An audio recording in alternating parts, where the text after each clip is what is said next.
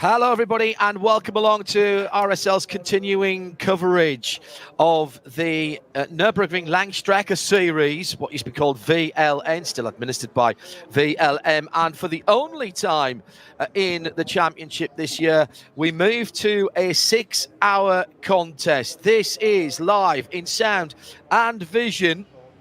The wonderfully named ROWE 6-hour ADAC Ruhr-Pokal-Rennen.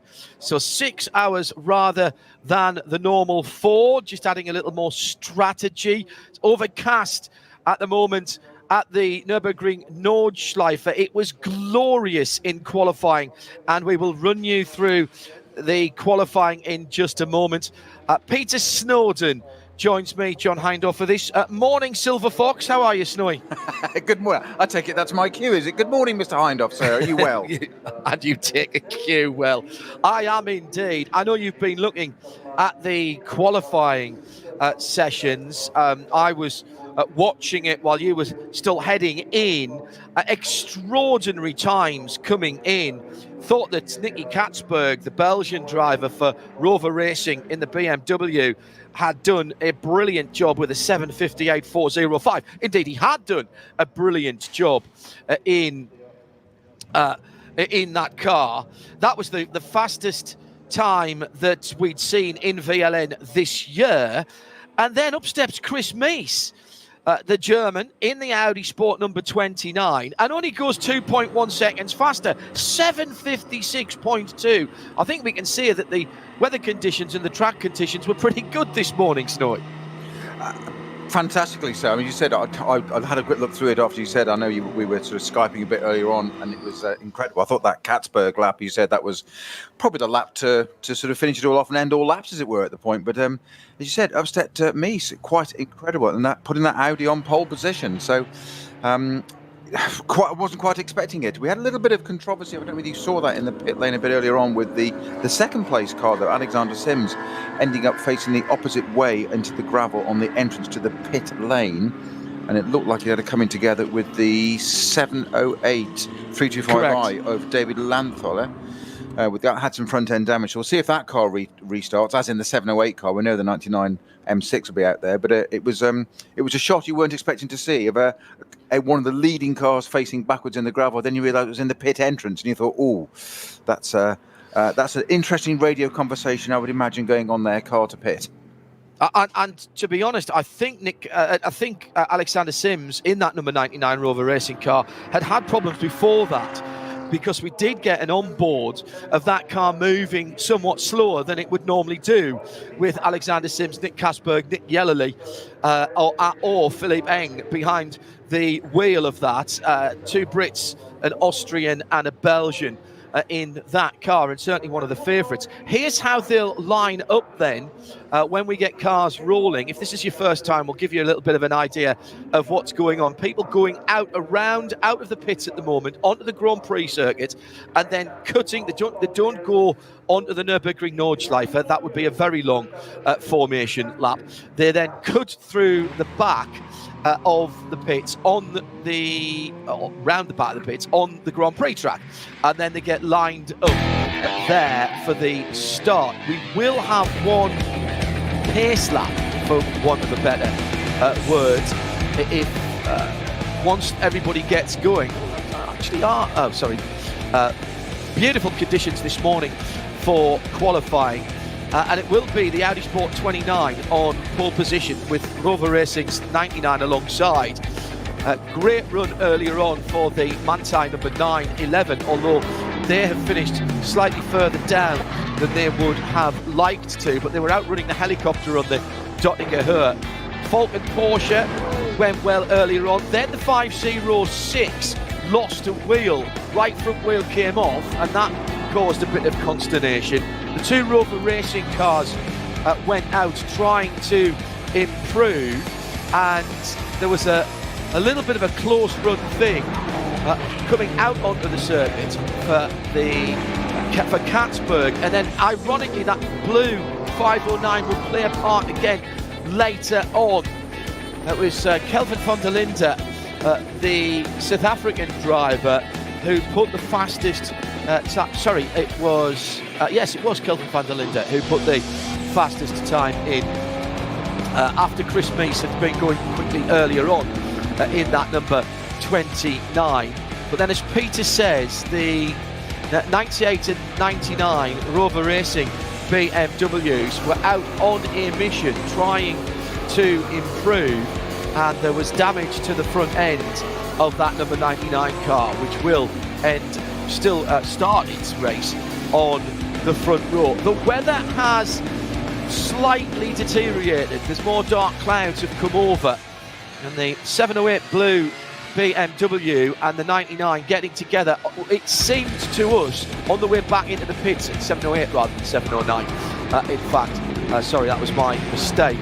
On the way back into the pits using that cutout, the clouds came over a little bit towards the last 10 minutes or so of qualifying, and one or two people did improve, including, importantly, the Glickenhaus 004C that got out. Now, they yesterday had a very nasty incident. They were too loud. They had miscalculated rather badly, I think, on the sound that was coming out of the exhaust, and they were over decibeled. So they tried some fixes to cut the sound levels down, and it caused a little bit too much back pressure from the exhaust, which caused a fire. Now, they managed to get it put out from the driver, actually, some quick thinking, but the car then had to be stripped down. It was a long, long night for the Glickenhaus team. Other teams pitched in with some parts as well to help them get that car back on the grid and to help them attenuate the sound coming out of the exhaust from that V8 supercharged motor. That car did turn one lap this morning. Thomas Much took it out for an installation lap round the Grand Prix circuit. This is the bright red number 54 we're talking about. And then it did one lap, which it ended up the last time, and I didn't look right at the end of qualifying, but the last time I looked, it's the only car in the SP X class, but it was sitting 41st, which I know will not be where the Scuderia Cameron Glickenhaus guys would like to be. And they must have been bumped down a little bit more. 44th with the 8:41.259. It was Thomas Much who took that car out, local driver from Bitburg. Frank Moyer is in that car, along with the Spanish-sounding German from Leipzig, Felipe Fernandez-Laser in that car as well. But the good news is the race debut of the SC004C is going to happen today, and we'll have to keep our eye out for that as it comes through the field. As ever, big field, just under 160 cars, and I've got on my list, Snowy, and you can tell me if you think this is right. I had 156 cars.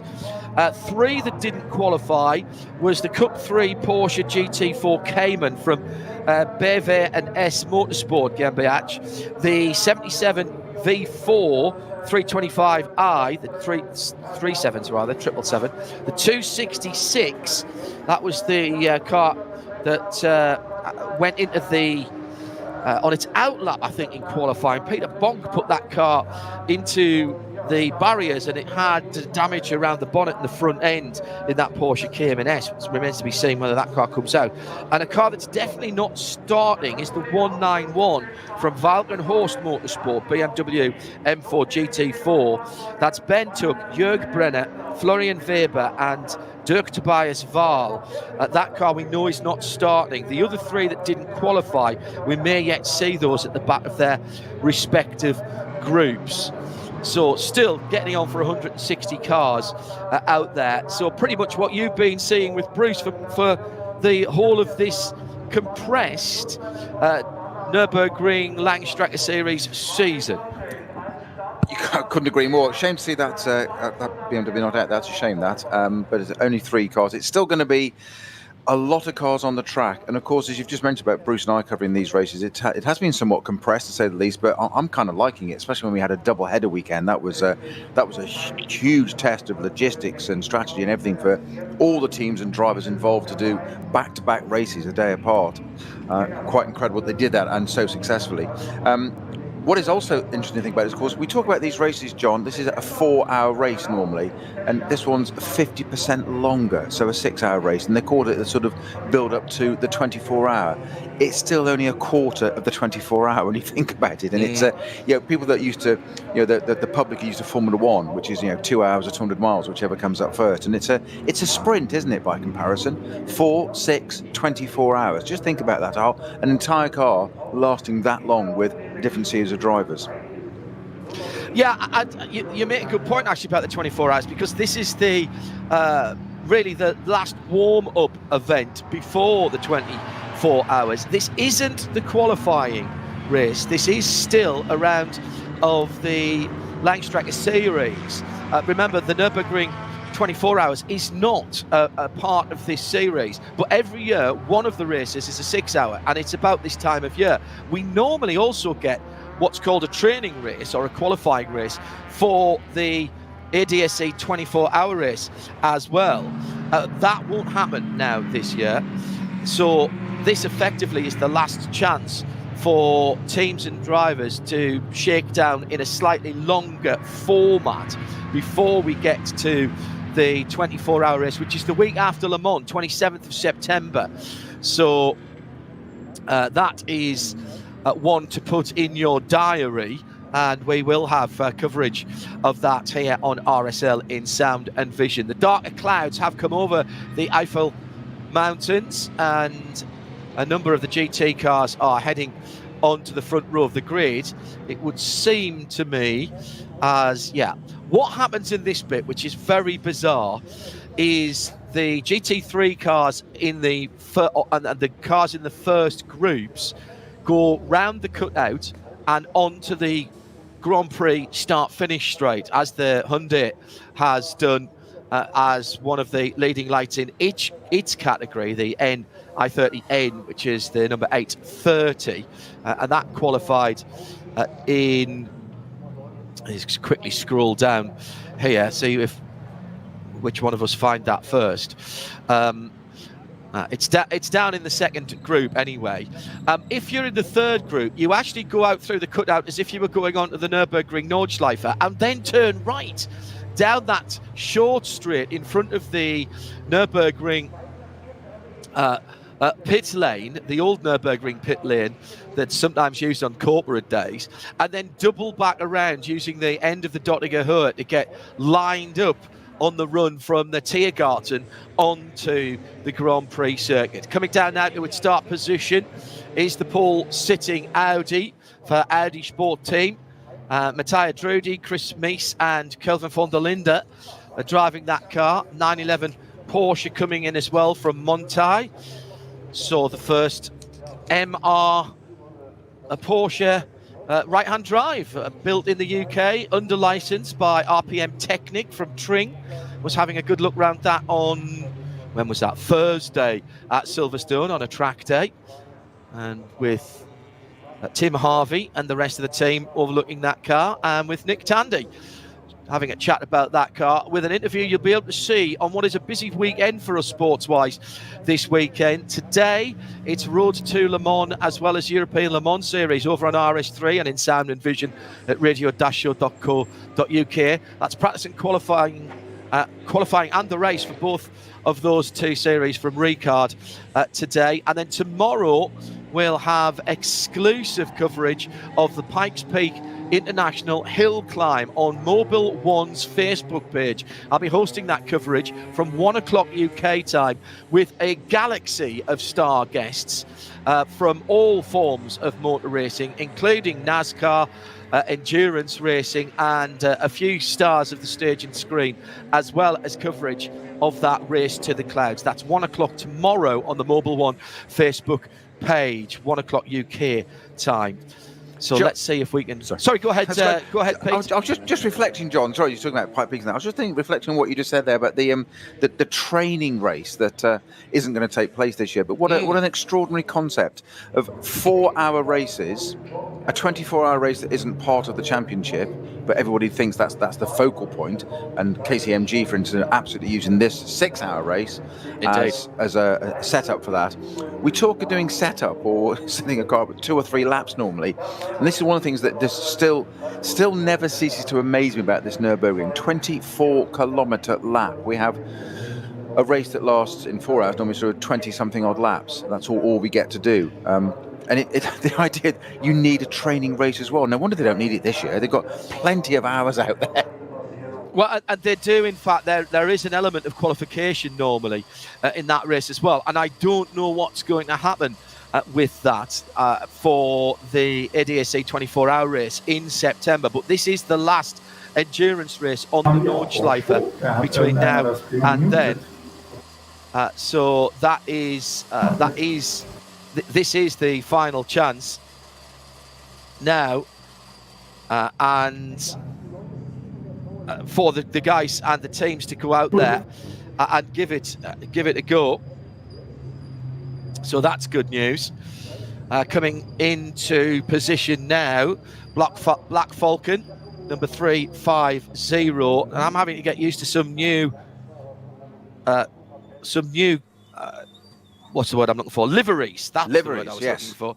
I haven't had enough coffee this morning. That's the 350, the Black Falcon Team Identica car, the 350, and that car well up the order, sitting as it is in the SP3.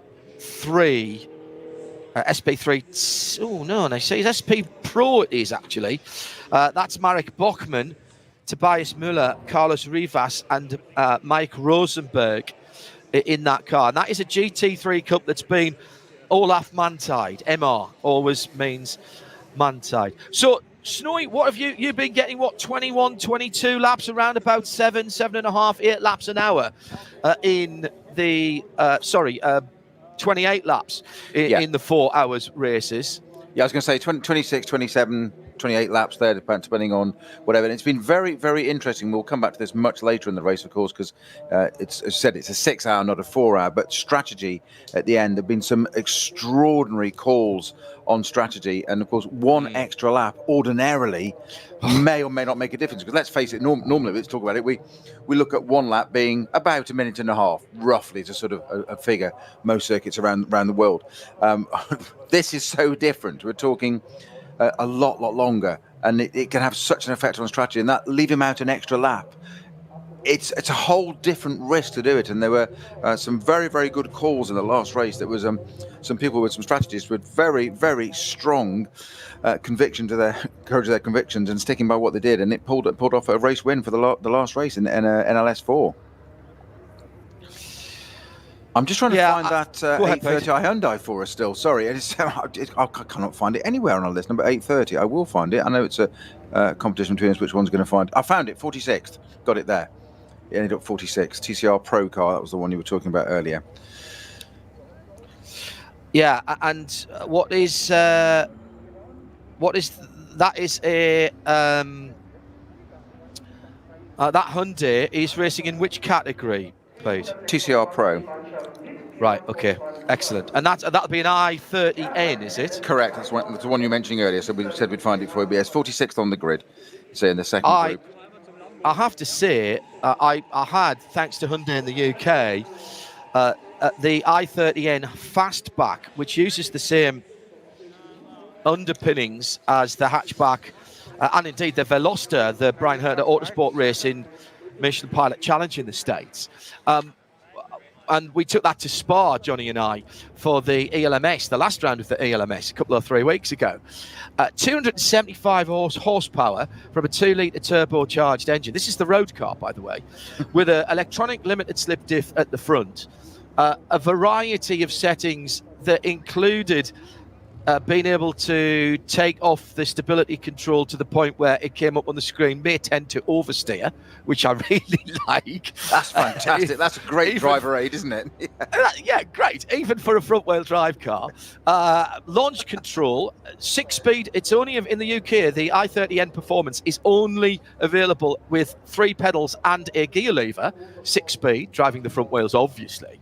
And in full Rice Krispies mode, by which I mean snap, crackle and pop, it sounded like a Group A rally car. It was absolutely unbelievable. And yeah, it was super comfy all the way to Spa and back. Plenty of room, even in the fastback shape, to get my Carrefour shopping in, and an element of the wine production of the northern Loire region of France was in there on the way back as well. And how about 40 miles to the gallon as well? That's the sign of the times, John. That's how technology's come on. I've had exactly the same. Only last week I was looking at somebody's road-going new van of a Ford make, and I looked inside it, and seriously, I just thought it was a car. It was. It wasn't a van. It was just a car. It was quite incredible. And you think, and the amount of performance and whatever. And you look at some of these new Fords, some of the Focus stuff, 3-cylinder engines with 150 brake. Yeah, 1.5 litre, 3-cylinder engine, 150 brake. And you're just like, that's motorbike stuff in a car, and it's powering an estate car. And the point being that you're making is that technology's come on so much. That Hyundai, which is a factory engine car, that Velociter 830 there, it's an extraordinary piece of kit. And we focus so much on the SP9 cars, the GT3 cars, because they're the stellar ones. They're the sort of celebrity category of this series naturally. But it's not where the championships won. It's further down. And some of the other cars are extraordinary. You mentioned the Cayman earlier. There's been some great battles that Bruce and I have been talking about over these previous 4 rounds. Some of the Caymans and the 325i's, and that will focus on that. I'm sure the Pinkham Racing car number 650, that will be focused. The gold one that's nearly always on screen a great deal during this, and we get to talk about that. And it's not just all the GT3 cars up at the front, whilst that naturally draws the attention. There's something to keep us busy all the way down there. Die gefährlichste Rennstrecke der Welt. Der kleinste Fehler wird sofort bestraft. Denn nur wer auf Qualität setzt, kann das Rennen gewinnen. Spezialfedern. Das Fahrwerk.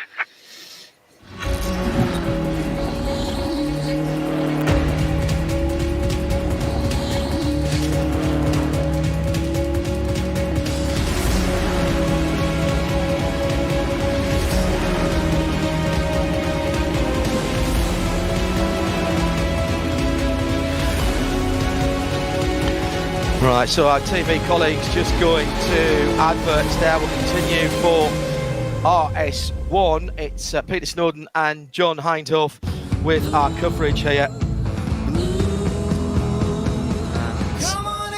The 8 hours, the 6 hours, sorry, just added another 2 hours to it. Everybody panicked there for a moment. The 6 hours of the ROWE Racing Ruhr-Pokal-Rennen. And one of the beautiful things about the VLN, and it's still the VLN who are the organising body, although the championship now called the Nürburgring Long Distance Series, NLS, Nürburgring Length Striking Series, or Nürburgring Endurance Series in English, and I'm not necessarily sure why they felt the need to make 2, and we always just called it VLN in the past. But the VLN still are the overarching club, organising body, if you will, who look after the series. And the individual clubs from Germany are then organising each of the races. So this is where the names come from through the season. And you'll see a number of different auto clubs, motor clubs. So it's a bit like, here in the UK, it would be a bit like the BRDC organising one round, BARC, BRSCC, 750 Motor Club. They all get a chance to organise and take advantage of the entry fees from 150 plus, spreading the financial love on a shared resource that is the Nürburgring Nordschleife. And I think actually that is a really, really good way of doing that to ensure that some of the smaller clubs still get their due desserts, if you will, from what is effectively a very, very lucrative set of races in Germany. So it's not all just held together by one set of organisers. It really works very, very well indeed. All right, so the cars will be rolling off in a moment under slightly overcast skies at the Nürburgring, which means always that we'll be keeping an eye on all the various onboards, outside shots that we get. And thanks to our colleagues at Nürburgring TV and Vega for making sure that we get to see much more than just the circuit itself. We've got helicopter pictures as well this weekend, which you'll be able to join if you are in sound and vision. We understand it's a busy Saturday and you may be moving around. RS1 with all of the audio for you going right through the day. And if you want to get in touch with us, of course, it is at RSL_studio. At RSL_studio. Snowy and I will be watching that.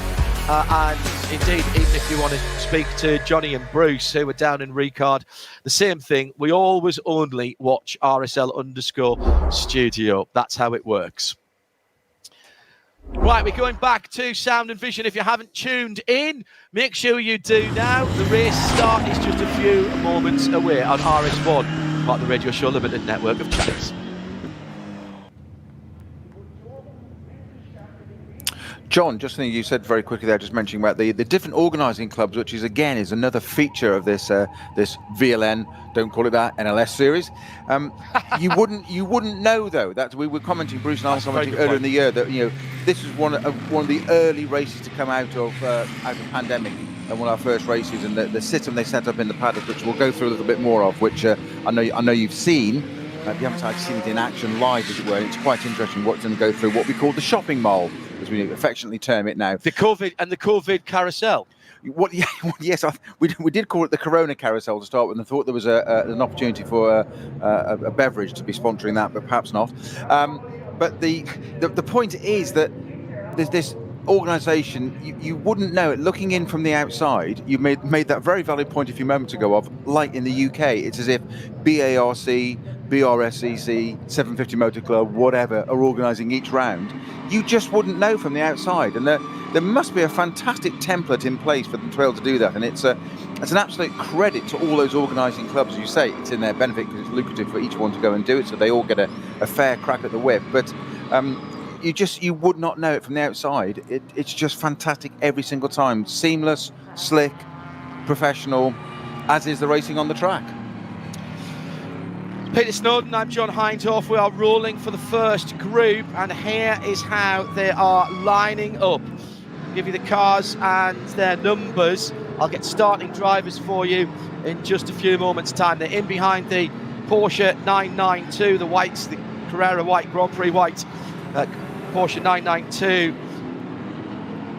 safety car. It will be Audi Sport Team, the 29 Audi R8 in an extraordinary time of 7:56.253. Just unbelievable. 2.1 seconds ahead of Rover Racing's 99 BMW. Then on the second row, it will be Audi Sport with the 32 car with a 7:58.8. Very close after this, just that 2.1 seconds between the pole sitters and the rest of the field. Mercedes have their first car, the AMG GT3 from Team HRT is the 16 on the outside of row 2. Inside of row 3, Audi Sport again, it's the 20 car. That's the Nico Muller, Dries Van Teur, Fred Vervisch and Frank Stippler car, 7:59.2. So still under 8 minutes for the VLN version of the circuit, the NLS now, of course. That's sixth position, BMW team, Schnitzer, Augusta Farmers, Jens Klingman, Martin Tomczyk, Sheldon von der Linde, and position 7 inside of row 4 is the first car on 8 minutes. David Pittard and Jordan Pepper. Jordan did have a go to improve that 34 car. That is the Total sponsored BMW towards the end of the qualifying session. And let me see, I don't think he did, so I think that was David Pittard's time. 8th position is the Team Get Speed number 2 car. That's in its traditional red and white colours. Conrad have the Lamborghini Huracan for Axel Jeffries and Michele Di Martino. That is running in proper, if you're of a certain age like Snowy and I, Franz Conrad in that sort of teal blue colour. That is the Conrad blue colour, and that is absolutely the colour of that Huracan GT3 Evo. Team HRT have the number 6 car in 10th position. That is the Patrick Assenheimer, Dominic Baumann, Dirk Müller, Mauro Engel car. Then it's the Triple F Racing Crew GmbH for Marco Mappelli, Andrea Caldarelli, and Giacomo Alto. That's another Lamborghini Huracan, the number 37 and 11th place. 12th for Rover Racing, Marco Wittmann, Lucas R, Steph Duppeldorp. The 98 car, 126 Octane, number 26 is the first Ferrari in 13th position. Falken have their Porsche for Klaus Bachler, Matteo Cairoli, Peter Dumbreck and Martin Raginger. If it rains here, Raginger is outstanding, 802.8, so already 6 seconds away from the top time, although round here 6 seconds. Matty Campbell, the Australian, Matty Jaminet, Jam, and Lars Kern, the man who is the fastest road car driver around the Nürburgring Nordschleife, broke the record for Porsche in the back and forth that's been going on recently. Nick Tandy also doing some quick times with Lars when last they were here. That is the number 911 Manthey Racing. That's the Grello car, and that is in 15th position. Hubert Haupt, Phil Ellis and Gabriele Piana for Mercedes AMG Team HRT has the number 17 car in 16th position. Phoenix have their Audi for Kim Louis Schramm, Jules Gunon, and Jamie Green, it is, of course, in the 15 Audi. Ferrari have the Hella Pagid Racing One 39 car for Christian Kohlhaas, Nikolai Rogoviu and Mike Jaeger in 18th position. And we'll go down to the top 20 for you. Iron Force Racing car collection by TECE for Eile Earhart, Pierre Kaffer, Simon Reicher and Jan-Erik Sluten, and in 20th position Janine Hill and Jules Simchovek, the Swiss rated driver, in 20th position. KCMG just outside, by the way, in 21st position for the 911 GTR. If I go down and give you some of the other pole positions, the mix of SP9 Pro and AM there. The SP Pro 350 car, which is the Black Falcon team Identica car, sits in 30 seconds. That is Marek Bockmann's car we were talking about earlier on, that grey coloured car. SP7 Paul, looks like that is the Porsche GT3 Cup car in 33rd position, the 62 H&R sponsored car. SP8T, and that's the category that Aston Martin and also Darren Turner back in that car this weekend, isn't he? That looks to me like the 181 car is on pole for that. That is, sorry, the 148 car on pole position for that. It's a Mercedes. And the Cup X is Teichmann Racing for the KTM Crossbow GT4, the 930. 120 Cup 2, which is the GT3 Porsche Cup classes. That'll be 9 und 11 racing team, 9 and 11 racing team. Tim Shearbath's team, the number 120 in 41st position. SP10 Hoffer Racing by Bonk, Michael Schrei, Michael Fisher and Gabriel Piana also listed in that car as well. BMW M4 GT4, that's the 192 in 42nd position. The Cameron Glickenhaus 004C, Thomas Mudge, Frank Mayer and Philippe Fernandez Laser, 44th position, the only car in SPX. TCR Pro is that Hyundai Motorsport Veloster for Mark Alexander Bessing, Manuel Lauch and Luca Engsler in the 830 and 46th position. Only 2 seconds away in a TCR Pro car from That's Adrenaline Motorsport BMW GT4. That just shows you how quick those TCR cars. Cup 3 is the 949. That's the first of the Cayman GT4s. Javier Zorg Rennsport, and that's in 47th position. Cup 3 is the 718 GT4 Club Sport. That is Team Ravenol 917. That's a good 917, I suppose we should say for that. A good Porsche number there as well. Just skimming down. ATG is the 4Motors Bio concept car, which has got the Popstar Schmudo in that. That's the 320 Porsche 11 GT Cup that is running on, I think, on gas power, that car, but alternative fuels anyway, down in 61st position. And I think Cup 5 I should find. That's a Team Adrenaline Pixum car.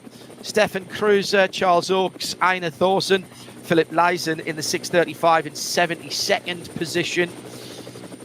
VT3, have we mentioned a VT3? I'm not sure. That's a Cayman S. Yes, I think we have. Cup X, another crossbow for Teichmann Racing down in 83rd position. Got a few of those actually, those crossbow GT4s. And V5, we've done a V5 for sure. VT2, no, we've done that. I think that's all your pole sitters. Oh, there's an H2. We haven't done an H2. That's a Renault Clio, the 614. That's Tobias and Daniel Overbeck, local drivers from Kempen, just down the road. Famous, of course, for the Schumacher karting. That's where you turn off left. So just up the road, not too far away. Anyway, turn off the motorway. They're in 113th position. We'll try and keep you up to date with all of the class leaders as we go through. At RSL_studio. Hello to Sarah Rigby, who'll be cheering on Aston Martins, particularly the number 160 Aston Martin GT8R with Chris Goodwood and Darren Turner in that car, as well as, now who's the third driver in that? I should know that, in the 160. This is the new version, of course, of the Aston Martin. That is it's Alex West, of course it is. Had to look for that. Sorry, Alex. That's the Garage 59 entered car. So, Snowy, what are we going to see? You and Bruce have been watching most of these this year. I've caught up with as many as I can when you've been commentating or when I've been in the studio doing other things.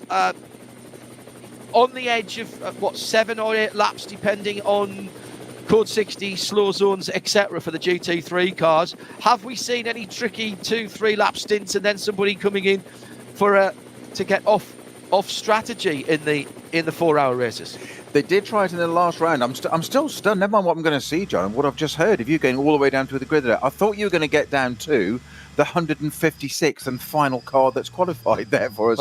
A stunning job. As you mentioned, only the 4 cars that are not starting. The 959 Porsche Cayman from the Cup 3 class, the 777 325i from the V4, the Bonk Porsche Cayman SP4T, and the SP8T BMW M4 GT. Talking of that class, the SP8T, a car after your own heart. I know I'm a bit of an Aston man. I'm amazed you haven't mentioned it so far. I'm sure we've got 6 hours of racing to go. I'm sure you will, but not that I'm going to be supporting Darren Turner and Chris Goodwin, of course. I would not be too impartial. But the 152 position qualified car 157 is the Alfa Romeo Giulia Quadrifoglio, which you will just love. Now, I'm amazed you haven't brought that up yet. Yeah, no, I did see that in qualifying. No, thank you for reminding me. Nick Damon, who has got some RC racing going on, the British Grand Prix from Ware later on this weekend, Sunday, and Bank Holiday Monday, as it is a holiday weekend here in the UK. Nick will be very disappointed that I didn't mention that, as will Paul Truswell, who's another alcoholic, as is Johnny Palmer, to be honest. And David Addison. I haven't seen that car yet. I saw it on the timing screen this morning. I haven't seen it. I've seen a couple of race prep Giulias, and of course there is now a Quadrifoglio Giulia Competizione for the street as well, which is over 100,000 euros, but is stripped out and carboned up. Looks fantastic.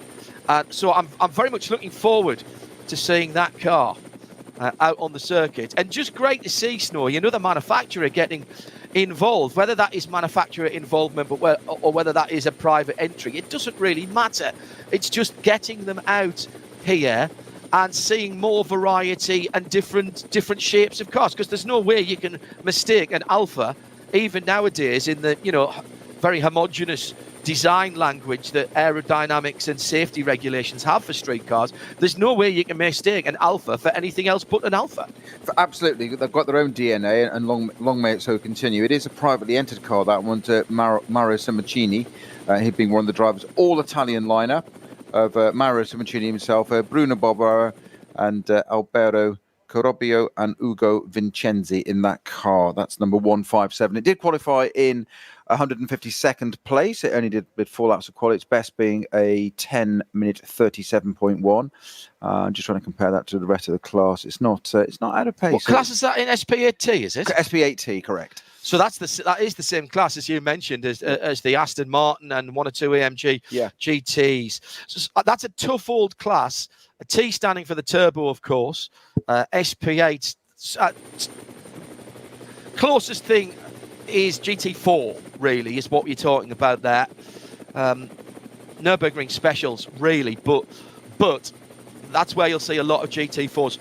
At RSL Studio, hello, Johannes, our favourite Austrian, has already tweeted in. We were talking about that Veloster earlier on. He says it's a shame to see that the full TCR class is not getting as well supported as it used to at the NLS, but plenty of TCRs in other categories. SP3T seems to have a few refugees, and the reason for that, as Johannes rightly points out, is there's a free tyre choice there. So if you have an association and a financial assistance from a tyre manufacturer, then SP3T is where to go. There are a number of categories in this race series where there is a sole tyre supplier, and TCR is one of them. What we haven't mentioned, but we should do, is that there are limited spectators allowed in the arena area of the Grand Prix circuit. The organisers being very clear to say that they didn't want people out in the forests. Quite how they're going to police that, I'm not entirely certain. But from the overhead helicopter pictures that we are seeing, and I do feel like Chopper John at the moment. I feel like I should be doing the morning traffic news at the moment. Coming onto the Dottinger Hall, quite a lot of traffic at the moment, but it is moving. It does seem as though people have heeded that advice from the organisers. The leaders are coming down the long run to home, the Dottinger Hall, just passing the area where you come on to do the tourist laps in a moment or two. Down past, on their left-hand side, the public road, a couple of horse boxes being actually about the same speed as the safety car at the moment.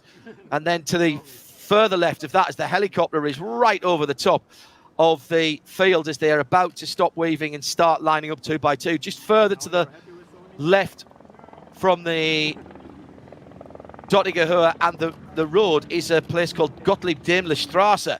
And that is where all of the technical centres for the major manufacturers, tyre manufacturers, etc., that's where they are all based, so that they can take advantage of what was originally, remember, built as a test circuit, not necessarily as a race circuit, back in 1920s, to get the racing and the testing off the local Eifel roads, and a massive infrastructure project to build the Nordschleife that retained the character and the atmosphere of the local roads at the time, the old Eifel Rennen, the Eifel races. And my goodness, didn't they do a cracking job?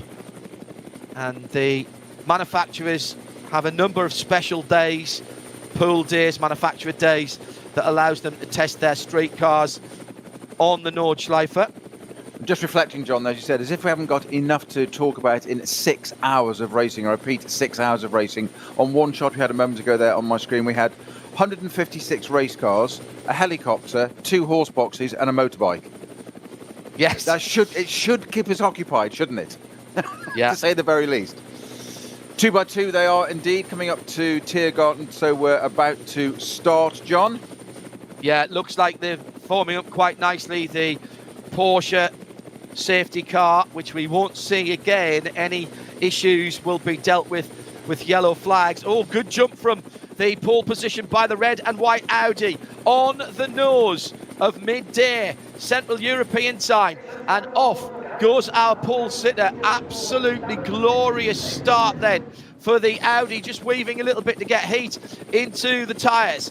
Down into the first corner with the BMW, the Rover racing car trying to hold on. Here comes the Mercedes around the outside, or should I say the AMG around the outside. What a lovely run that was, and it's still side by side for second and third in the complex, and the Mercedes has gone through, takes second place. The second Audi trying to come through as well at the front of the field.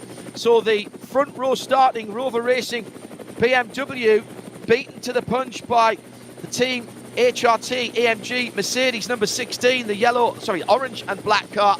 Behind there, I can see the Falcon Porsche coming through. Also the Lamborghini Huracan, distinctive light blue, teal colour there for Conrad Racing. And further back as well, the bright yellow AMG sitting in about 6th or 7th position at the moment.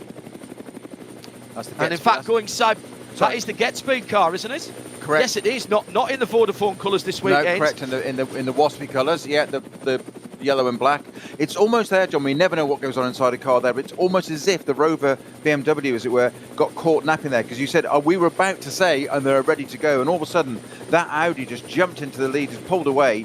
I think that caught him out a little bit, which allowed that Mercedes to get a run down the outside. And if you can do it into turn one round the outside there, Bruce and I were talking about this on the last round, in round 4, of what's the favoured side, inside or outside. It's still, despite being a 6-hour race, that first lap, those first few corners are still your best opportunity. We're about to go to our second group starting in a minute, but do you favour the inside and risk it because you get to a natural pinch point and everybody's behind you, or do you go around the outside? Obviously it's a greater distance to cover, but the Mercedes AMG, as you say, got way there, and the number 16 got all the way around the outside from 4th to 6th in one corner, but 2, let's say. So great start for the number 16 Mercedes there, and those cars have looked so strong in rounds 1, 2, 3 and 4. Can they carry that through into round 5? And it is the Hyundai that will lead them to the line for the second group of cars. That's the TCR that we were talking about earlier on, and down the inside gets a cracking start. Actually, that is the 930 car, the 830 car, sorry. Mark Bessing, Manuel Lauk and Luca Engsler. I would think that it'll be Luca or Mark that would have started that car. Haven't got that transponder information in front of me just at the moment. So that was 46th. The Zorg Rennsport Porsche was sitting alongside, and then I don't know what the collective noun for Cayman Club Sports 718s are, but there was a whole bunch of them there. BMW M4 in there is the 169 of FK Performance Motorsport, but that really is one BMW in a horde of Caymans. Audi TCR in there further back down, the bright green coloured car. Also the VW Golf GTI TCR of Max Kruse Racing. And not so far away, there should be an Aston Martin in there, the 176. That's the Guido Dumouriez. Michael Hess and Nico Verdonker. Sorry? Did I hear Aston Martin? Did you say an Aston Martin? should be one in there somewhere. I'll go get me Aston Martin Works Vantage overalls and slip them on if you want. I'm amazed you hadn't got them on already. I assumed it was de rigueur already. It's not cold enough, mate. And I'm not likely, even though I'm expecting excitement, I don't think I'm going to burst into flames today. Hopefully not. Anyway. Oh, I don't know about that. There's always time. Leaders well out. In fact, going through over the bridge at Adenauer and heading up towards the area of the track that is still inextricably linked with Nicky Lauda after that awful accident that really should have ended Nicky's career, but nobody told Nicky that. They're heading now, climbing up the hill from Bergwerk through that long series of left-handers where you're trying to put as little steering into the car as possible as the third set of cars comes to the line. This is the BMW Cup class, which is always tremendously impressive, and they are 4 abreast coming down to the first corner. Nearly 5 abreast, actually, as they head in. It's pretty clean, though, and the BMW, now called 240s, of course, which were built as 235 and specifically for the Cup class here, and then all the smaller engine front-wheel drive cars in behind them. That's nice and clean. The leading Audi has managed to just stretch away a little bit as they're at the Caracciola carousel for the first time. So about halfway around the circuit under slightly grey skies, not as nice weather as we had, not as pleasant looking weather as we had for qualifying, but the lead Audi is still the pole sitting car. Do I see a little bit of dampness on the circuit on the far side of the track as they go up towards Ruhr-Pokal? Now, come on, John. That's the kind of thing I expect from Bruce. He always does that when it's sort of a first lap. Shall we throw a little bit of extra into it, shall we? Ruhr-Pokal and then on to Wipperman. And down to one of my favourite places on the far side is Brunchen. Tricky entry towards Brunchen where you don't want to drift out too wide to the right-hand side, then cut the car back to the right for the apex, and you can run out onto the block paving and then start to climb through the ice curve. Always tricky under the trees there if there has been a bit of water, and then you're picking up speed towards the end of the lap through the insanely quick Flansgarden. That's where the leaders are at the moment, and we've got a Golf off on the Grand Prix track from the third group of cars. Looks a pretty stock machine, actually. Too busy watching the leaders, I'm afraid, to see what number that was. My apologies. But that looks like a Golf GTI with a very nice set of BBS alloys on, and we wish the best for everybody at BBS. That company in a bit of financial issues, we heard recently. I think that was the 155 MSC Zinzeg EVM ADAC Golf Mark 3 16 valve that went off. It was, sorry, the 616 from position 155. Always a bit of detective work goes on in these early laps before we get all the timing information coming through to us. 8 minutes coming up on the clock from a slow standing start. The leaders, slow rolling start. The leaders are on the dot to get her now and spread pretty equidistantly, and the AMG has held on to its second position. Still the BMW that was on the front row, the Rover car in third, then the second of the Audis as they stream back towards us, headlights ablaze now. So, John, you just mentioned very quickly, just going back to Cup 5 before those leading cars come into the end of that first lap. Very quickly, the Cup 5 cars. I mentioned the Pixum Adrenaline car, number 650, the distinctive gold one. That was right up at the front, but then ran wide on turn 1.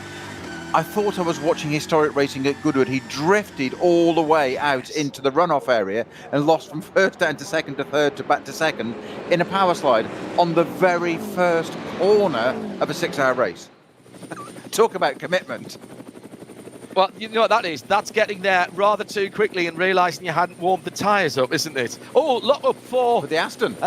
That's the Aston. Yeah, now that's right in front of the leaders, so that must have already had a problem and probably been into the pits and back out again, I reckon, Snowy. I think you're absolutely right. I think he's come out, seen that pack come through and tried to do his best to get out of the way.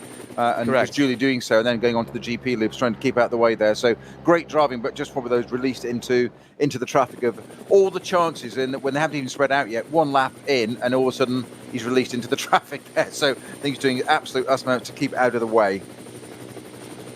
And was that the 157 car then? In that case, I'm just looking.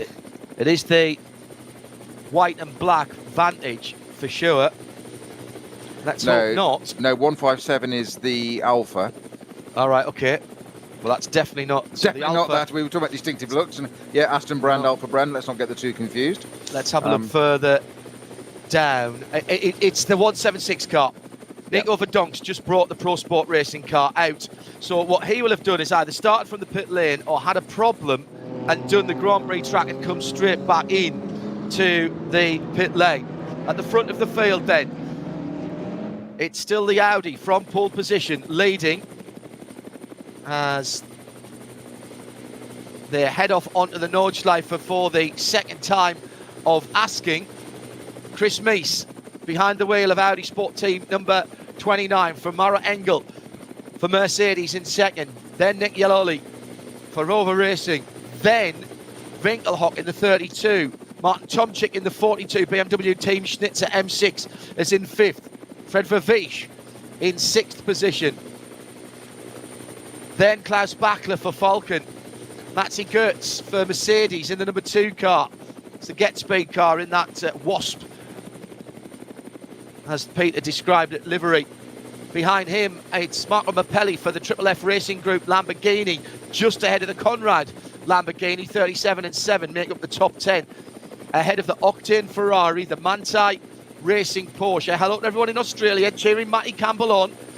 And he has started that race. He's sitting at the moment right in behind the Octane Ferrari, and ahead of David Pittard in the Valkenhorst BMW, who has a look round the outside on the Grand Prix circuit in the Total BMW. Check that. That was at the top of the foxhole. My apologies. Now, that's been something he's been doing all these races, John. We've commented on this every time. He nearly always starts that BMW, that Valkenhorst BMW. And he is, if I say aggressive, I mean cleanly and professionally, but he is like a terrier, like a little pit bull dog. We've said that on each of these races so far. He can deliver some extraordinary opening stints in now, to the point that a couple of times when it was damp in the last round, we did question whether he'd even keep the thing on the island, but he did very successfully and got a few places. And he seems to be able to do the same at the end of a race. But of course, that's a 4-hour race. We've got another 2 hours, 50% added on this time, just to make it different. But David Pittard in that Valkenhorst M6 has been an absolute star of these opening stints of the NLS so far this season. David Pittard, probably a name that a lot of international viewers and listeners won't have heard of too much, but he's made a real reputation for himself very quickly, Peter, on the Nürburgring, and enhanced his reputation as an endurance driver, which we've known David for a wee while, but he's become a bit of a Nürburgring specialist. Well, he certainly has, and I was talking only last week to Jody Fannin, who was in that car last year, and he was just saying just how hard David Pittard has worked and just at his craft to develop it. And as you said, you're absolutely spot on. He has become a real Nürburgring specialist. He's grown to like it enormously and taken to it and kind of gelled with it. And it's the results are there. It's showing when he starts those opening stints. Say not denigrating him at all, but Bruce and I a couple of times sort of held our breath, or a couple of times when he was monstering the curbs in the damp. That was the point of the opening laps of the round 4. And we just thought, blimey, he's working without a safety net, basically, but he's pulling it off. And the hours of dedication and studying to that craft, and apparently he spends hours and hours and hours going over data. And when somebody like Jody Fannin says of another driver that he spends an awful lot of time on data, it's quite revealing, isn't it? Well, Jody is known to be a bit of a stat geek, so yes, absolutely agree. I'd have just said geek. I think he put his hand for that. He's our geek, though. He's our geek. Absolutely. The noise you were hearing in the background there was the sound of rotors, helicopter assistance. We've got air support for this round of the NLS this weekend, which means we're seeing fantastic views around the full Nürburgring Nordschleife. Just means we don't quite hear quite as much of the car noise when we're hearing that. But if you are watching on radio-show.co.uk or any of the syndications, and don't forget, if you are tuned in at the moment on maybe on RS1, just on the audio, if you want to have a second screen, if you go to radio-show.co.uk and go to the race page, which has got the video, our enhanced timing is available there. It's what we use in the studio, including the strategy software as well. It will give you a real insight later on in the race into what's going on, and you can see what I can see at the moment. Let me run down some of the class leaders as we start to settle into the first stint here, with 15 minutes already gone. But of course, Audley still about to finish the second lap of the race. Chris Meese leads, we know that, in the 29 Audi for Audi Sport Team. The Hella Pagid Racing 1 Ferrari is the SP9 AM leader in 14th position. That's the 39. The Pro-Am SP9, these are all still GT3 cars, of course, is in 21st. Pierre Caffer, the obvious pro in that. That's the number 11 Iron Force Racing Audi. In SP Pro, it's the Black Falcon Team Identica car. That's the 350 Porsche. That's the GT3 Cup MR Manthey Racing breathed on car. That's in 30th. In 32nd, SP8T is Janine Hill, who is leading in the Mercedes AMG GT4 number 148. The SPX up to 34th position after starting 43rd or 44th is the Scuderia Cameron Glickenhaus 004C. It's the only car in SPX. Not worried about that. What Jim Cameron and the rest of the team will be interested in is how far up that car can get. Is we've got a battle then for third position. And through goes the Audi on the Dottinger Höhe, using the hole in the air that was made by the Rover Racing number 99 as they were coming up to Tiergarten. So that's a change. So now it's Audi, AMG, Audi, BMW, as we're already lapping cars coming to the end of lap 2.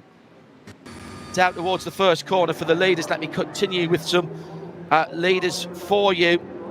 The gas-powered AT320 leads its class in 35th position. Cup 3, Team Avia Zorg Rennsports Porsche 949 is leading that.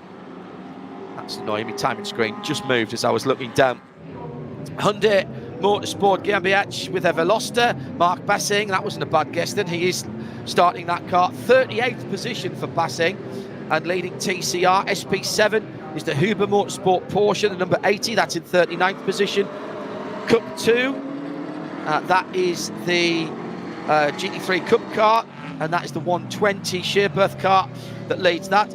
The Cup X, which is the crossbow category, the GT4s, 930 leads that for Teichmann Racing, and that's in 45th position.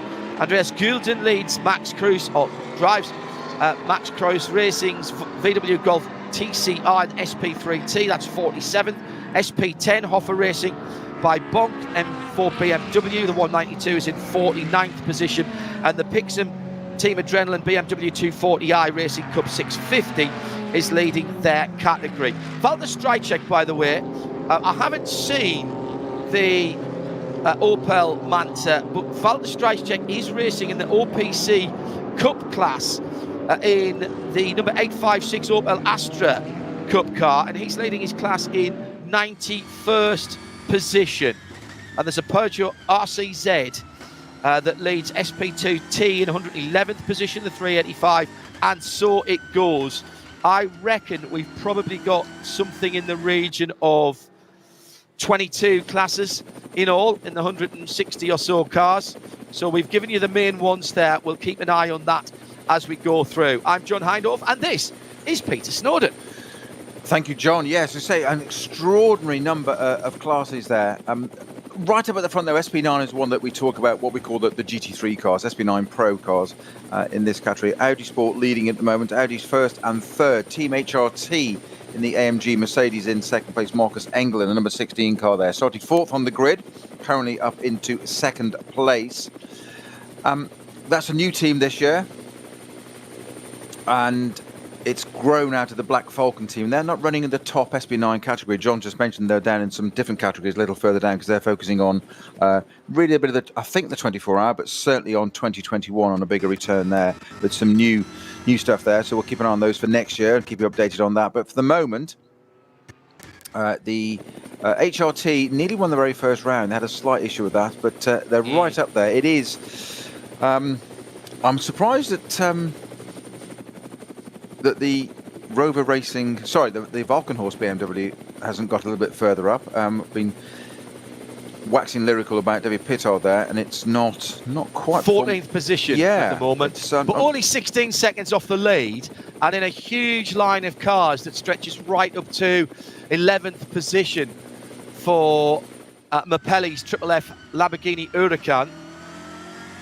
And two of the Get Speed Performance Mercedes side by side, the numbers 8 and 23, Maxi Vaxvier and So I checked right side by side there. So they're 20 seconds apart, but they're running 18th and 19th.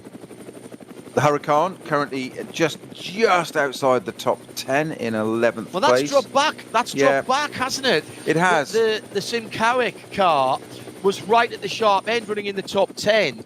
That's the yellow and black car, and that's dropped back behind. Now, that is an SP9 AM, so my presumption there, and it is just a presumption, because I can't remember, because I'm getting old and senile, even though I watched qualifying, that was Maxi Book or Maxi Guts. I think it was Maxi Book. Yes. You were going to say the opposite, weren't you? No, I don't know. But interestingly, the driver lineup that I've got there doesn't include Simcowick in that. It was entered originally as a pro car, and I'm now seeing it on the timing screen as... No, forget that. I'm looking at the wrong car. Now, John, that is still up there. It's Maxi Goetz who's in that car. Sorry. That's okay. Something that it's way too early in a 6-hour race to predict anything, and also not our place to predict. But there's a car that I would suggest we keep an eye on. It had a stellar performance a few rounds ago, and that's the number 26 Octane 126 Ferrari 488 GT3 car, obviously in the SB9 class.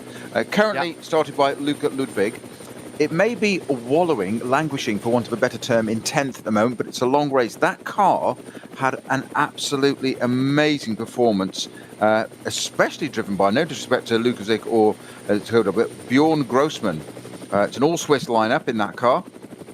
And they had a fantastic performance in round 3 to the point of actually winning it outright. Unfortunately, disqualified afterwards for an incorrect compound left rear tyre, which wasn't on an approved list. And my understanding of it was that the team were totally unaware of it, and the tyre manufacturer, Goodyear in this case, hadn't communicated to the authorities that there was a tyre that was permitted, i.e. quite simply an admin error, just one of those things of an administrative oversight. So they went and won the race, and it was a last lap job as well, which I know is slightly longer around the Nürburgring, but it was a last lap lunge to get the lead. And Bruce says I predicted it. I said it might well happen. I'm no soothsayer. If I was, I'd write down the first 6 numbers that came into my head and share it with you. But it did come through, and then Bruce was very happy to say that, so unfortunately it's now been disqualified, so the Ferrari didn't really win it. That's how it goes. I will just keep an eye on that car. You just never know. I know it's early days to say that, but I'm just putting a little marker down there to say it's just something that may well just reappear. As I'm also convinced that Falcon Horse Motorsport BMW with Pittard at the wheel currently, that will get further up. 14th, you're right, it's not very far in terms of time. I'm just surprised so early, given his reputation of an amazing opening stint. It's still only 14th, which sounds a really odd thing to say in a 6-hour race, I know. Yeah, Luca Ludwig, I was going to say young Luca Ludwig, but he's 31 now. That's young compared to us, John. Well, yes, it's a slip of a lad. Son of Klaus Ludwig, who has a superb reputation and history with the Nürburgring Nordschleife, of course.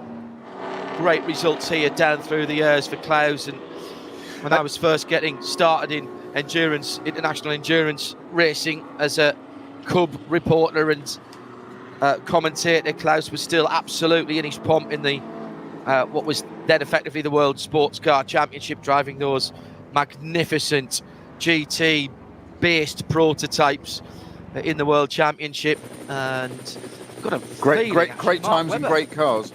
Well, I think Mark Webber started with Klaus. Actually, I think he did. Yeah, well. absolutely did. You're right. He most certainly did. John, just very quickly, just going back to Cup 5 for a second. We've mentioned the 650 Pixum Adrenaline Motorsport car. That said, is always up at the front. Can somebody tell the Pixum team and the Schnitzershelm Racing number 666 BMW? Oh, we've got somebody off on the Dottinger. Oh, that's a big one on the Dottinger. Yeah, on the right hand side. That's one of the front-running cars as they were coming through traffic there. The leaders are over the start-finish line, first, second and third together at the end of the lap, and they are now less than a second apart. Mies, Engel and Winkelhock for Audi, Mercedes and Audi in that order down through turn 1. But that looked to me like an AMG GT that was spinning itself into its component parts. Now that's what it's supposed to do. It's supposed to shed the bodywork and various other pieces of the car to help dissipate energy. But that was a hard right turn into the arm core, which is barely a car's width, maybe a car and a half width away from the side of that, and you are flat out there, 170, 180 miles an hour in these GT cars. Driver's out. The driver is out of the car. It's a green helmet. But it's front to back end. Very strange place to go off there, and a very strange engine. So he's been off further down the track, Peter. There's a big kink in the arm core and some dirt. And he's either been tipped into a spin there, or a tyre failure. It's a tyre failure. Yeah. Is that one of the Rover racing cars? I'm not sure. I was trying to look at it myself, John, but we've obviously got a slow zone through. Well, the 99 came through. Where is the 98? I'm sure it's a front-engined car. Yeah, I would agree. I think it is. I'm just not sure. Code 60. Yeah. Code 60 on the Dottinger Höhe. The green helmet. If it is the 99 car. Let's have a quick look. Well, there was Nick Yellowy in that car, wasn't he, to start from? He started that car. If it is the 99 car. Yeah, not sure. I'm speculating at the moment, but I can't see that. And he was in that early big group. But that's a very, very big accident and very high speed accident. And great to see the driver of that car, whichever one it is, that has got out. Now, I'm not seeing a car. So there doesn't appear to be anybody else involved, which is, okay, as you say, John, quite right. It's going to be one of two things. Basically, you're flat out there, so unless something's broken, which is unlikely, potentially a tyre failure. But as you say, looking at this, there's no tyre marks, and there's just a big it deformation might be the of the number barrier. 17. It might be the number 17, because that is an EMG, which I thought in the first place. That's what you said. That yeah. was, and that car has gone missing from the timing screen. It's showing in the pit, but I don't think it got. And that would be the Jelmer Berman, Nico Bastian, Gabriele Piana car. Well, Nico Bastian at the wheel. Yeah. With Nico, and Nico does, I think, have a green helmet, but that car is showing in the pits at the moment. No, that's a VW that's in the pits. That's the 49, which is now. I wonder if he's run into some of the debris, because the very lovely twin pipe exhaust on that Golf GTI, the GT tyre sponsored car, has come. Yeah, but it's got right rear damage, that car, with the rear PU there, the rear bumper. Bit of lappery going on. Yep. So I was wondering if it's just been involved in that incident or not at all.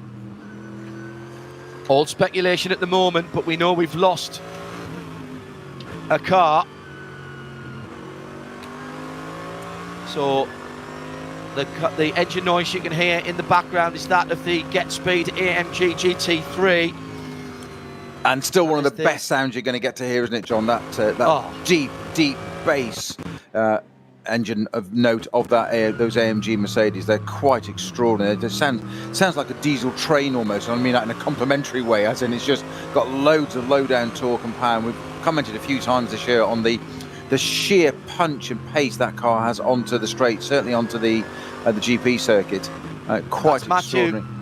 Sorry, Peter. That's Mathieu Vaxivière behind the wheel of that car in 17th position, the number 8 car, and just going by one of the OPC Astra Cup cars, complete really with an AMG right on its boot. Yeah, look at well, that's his teammate. Yes. I think that's Sim Koviak in the other Get Speed car, the sort of yellow and orange and black car, as they were pushing through traffic, 189, 190, 200 kilometers an hour as he goes up the hill from Brunchen, still climbing the last of the three. The third of the three corners tightens on you a little bit as you're coming up the hill, and you do not want to be scrubbing any kind of speed up. 230 kilometres an hour as they head up through Kesselchen towards Klostertal, which is just a little lift in probably 6th gear, then down 1 gear. Something going on at the carousel as well, John. We've got a yellow flag and a slow zone at the carousel now as well, so something from there. So we'll see when we get around to that what's just going on there. Somebody spat it out potentially on the way out, but again, speculation. We'll wait until we see. But there's certainly a slow zone and yellow flag situation overtaking at the carousel. Still trying to work out which of the cars is missing. It might be the 6 car. Reading the German now on the website. Let me see how far that's dropped down. That would be the Patrick Assenheimer car. That car has not completed its next lap, and it's gone a lap down. But that again is a Mercedes AMG. So my first instinct at looking at the remains of that car in the background by a long shot was that was a Mercedes. And the Assenheimer car is dropping back. Well, get something to you. 7:57 is the new fastest lap from the 3rd place Audi, the number 32. That the car that was started by Marcus Winkelhock. A lot of sons of in this race, which makes Pete and I feel very young indeed, very old indeed. I mean, so I'll take the first comment. Make us feel very young. We'll go for that, John. Well, so many. I mean, sometimes now 3rd and 4th generation drivers as well. I think particularly of Jade Edwards, who I've commentated on. Yeah. I've commentated on a dad and a granddad. We've got young Sebastian Priault, and whilst I didn't commentate on his grandfather, I certainly commentated on his dad, and in fact his great-grandfather, Andy Priault's grandfather, raced as well. BMW battle at turn 1 as the 480 and the 510 swap around. The 510 taking the position. They're a bit further back down the field. The 510 is the Manheller racing car. Carsten Nechtis, Marcel Manheller and Janis Waldau. And they are battling away in a class of 17. Just looking at that damaged wreckage on the Dottinger Hoa, it's even less clear what it is now because they've turned the car around, so we've got a head-on shot. We can't actually see what it is, John. I was hoping to be able to identify that for you, but obviously slow zone. It's definitely an AMG. For my money, that's definitely an AMG. I have to say, I completely agree with you. I think that was my first thing. So I can only concur with you. That's what I thought it was as well. But so big slow zone at the moment with the leading cars, the R8 Audi at the front with the fantastic orange Mercedes just there as well. The 2 Audis, 1 and 2 on our camera at the moment. I'm just looking at our timing sheet. I think we're slightly out of order. I think we're just...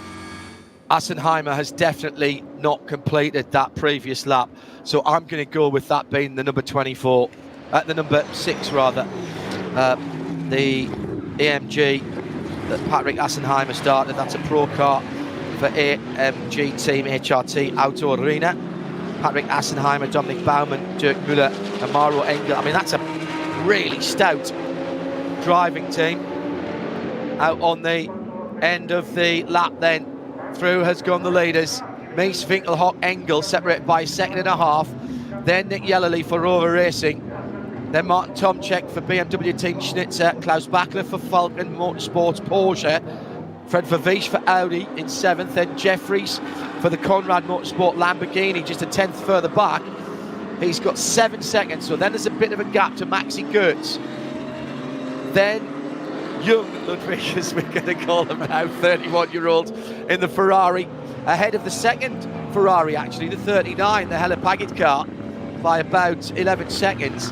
Then Mapelli, Campbell in 13th, Pittard in 14th. Then Michael Christensen for Fricadelli Racing, first time we've mentioned the 31 car. That's in 14th position. And then into the pits. Now, this is interesting. Into the pits for the number 15 Pro car with Kim Louis Schramm in the Phoenix number 15 car, Phoenix based basically in Gottlieb Daimlerstrasse that I was mentioning earlier on at Moospath, which is literally a stone's throw from the Dottinger Hohe. But I think you'd probably get locked up if you were throwing stones onto the Dottinger Hohe. Falcon having a good battle at the moment as they go on to the Nordschleife and the Hatzenbach. They're battling with the Total Valkenhorst car. I was just going to comment on that, John. I'm just trying to go around the outside there. That's the number 4 car with Klaus Bachler there, trying to go around the outside onto the Nordschleife, which is very brave to get it done. There is 2 distinct parts of this circuit. You've got the Grand Prix loop, and there is a different rhythm to the two. I mean, that may sound a slightly odd thing to say, but there really is quite a bit of different rhythm. You can get a lot of overtaking done on that GP circuit, and then it's a lot more difficult on the Nordschleife. It's narrower, a lot of traffic, but there's a great battle just behind that. So that's between the Tomczyk and Bachler, the Schnitzer M6 and the Porsche 911 of Falcon. But right behind it, you mentioned Vavish and Jeffries.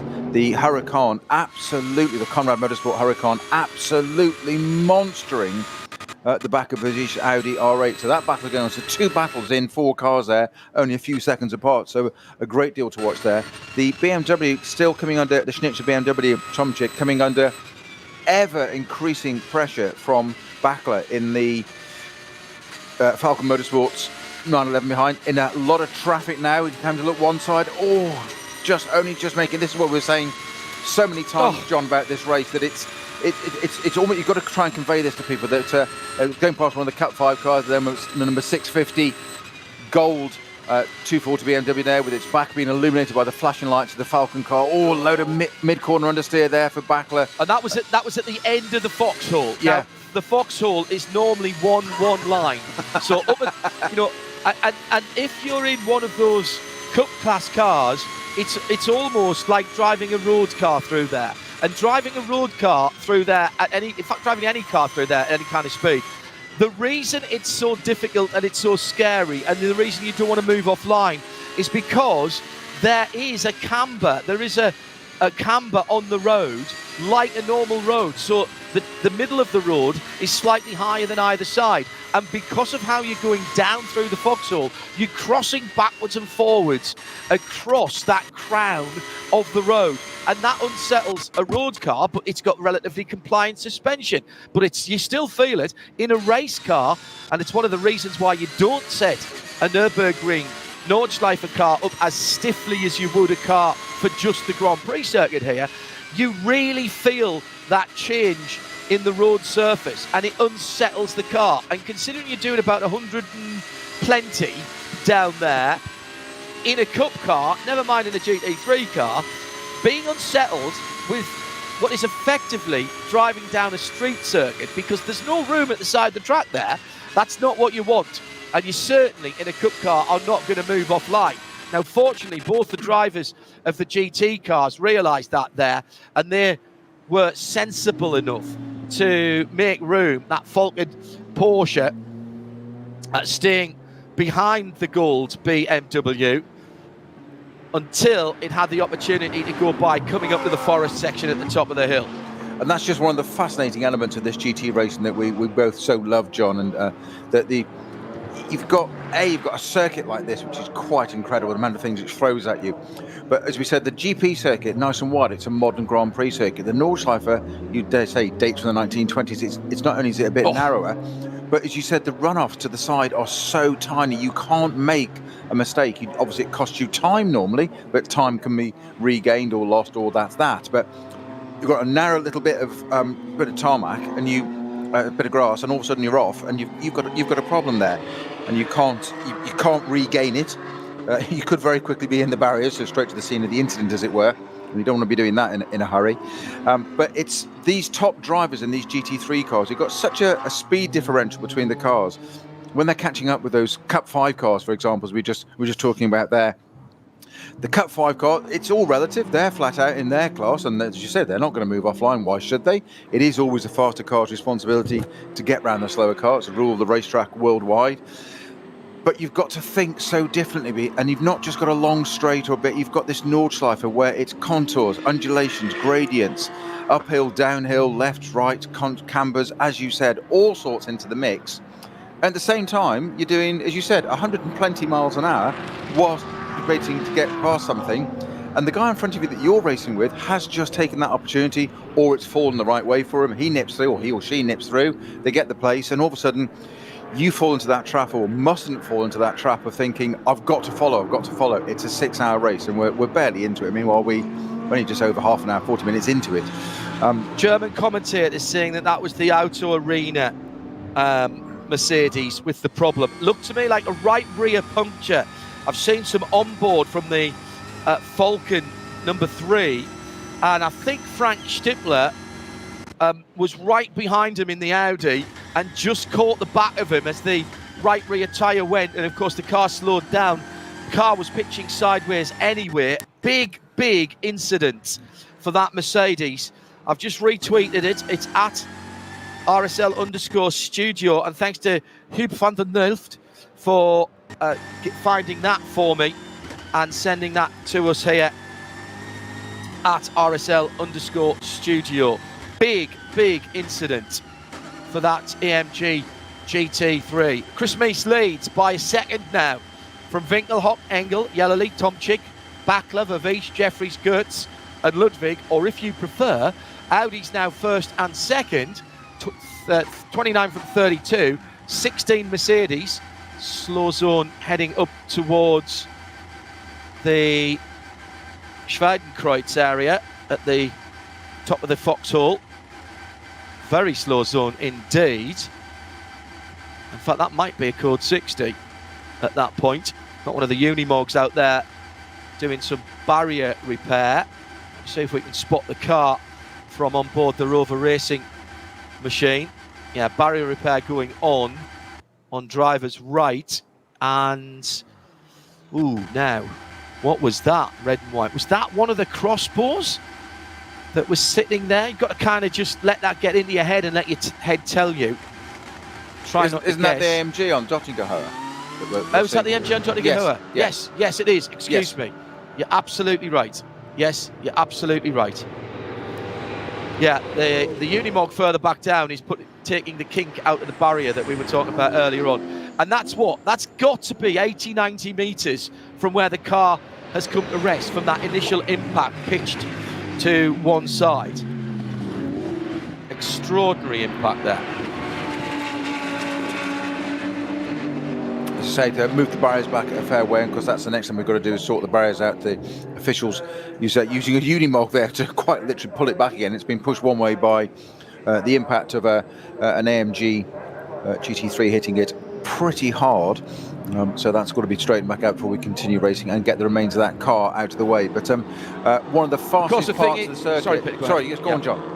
No, of course, the thing is, there will be people coming to us for the first time thinking, well, that's got to be a red flag to stop the racing if you're doing barrier repairs. You can't have people on the track.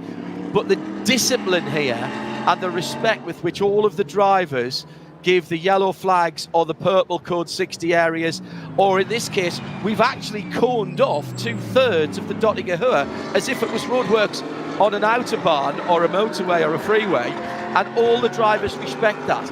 And the reason for that is that could be you. They understand the implications of not respecting that. Now, okay, that's on a flat, straight part of the racetrack, but normally it would be very, very quick indeed. But out in the forest, you cannot take liberties with yellow flags or slow zones or marshals or cones, because there could be somebody across the track. Remember, it's 9 minutes for the best part. Since you were last at that part of the circuit, anything could have happened. The other thing is, all of these drivers, although very, very experienced at the sharp end of the field, many of them international drivers, FIA A-class drivers, you have to have your ring permit to race here now, and ring permits can be taken away for discretion, at the discretion rather of the organisers, and they can be taken away permanently. They can be taken away and make you go back through the schools, or you can just be told you're not welcome here anymore. And along with that respect, Snowy, I think it's really, really important to make that point that we don't get people taking liberties here. We don't get people trying to make up those odd few seconds like you used to do in karting when the yellow flags came out. You practice driving with one hand above your head and driving with one hand to make it look like it's slowed down. They don't do that here. The speed limits are absolutely adhered to when there's something going on the track. It has to be for safety's sake. It's RSL and Nürburgring TV together from the Nürburgring.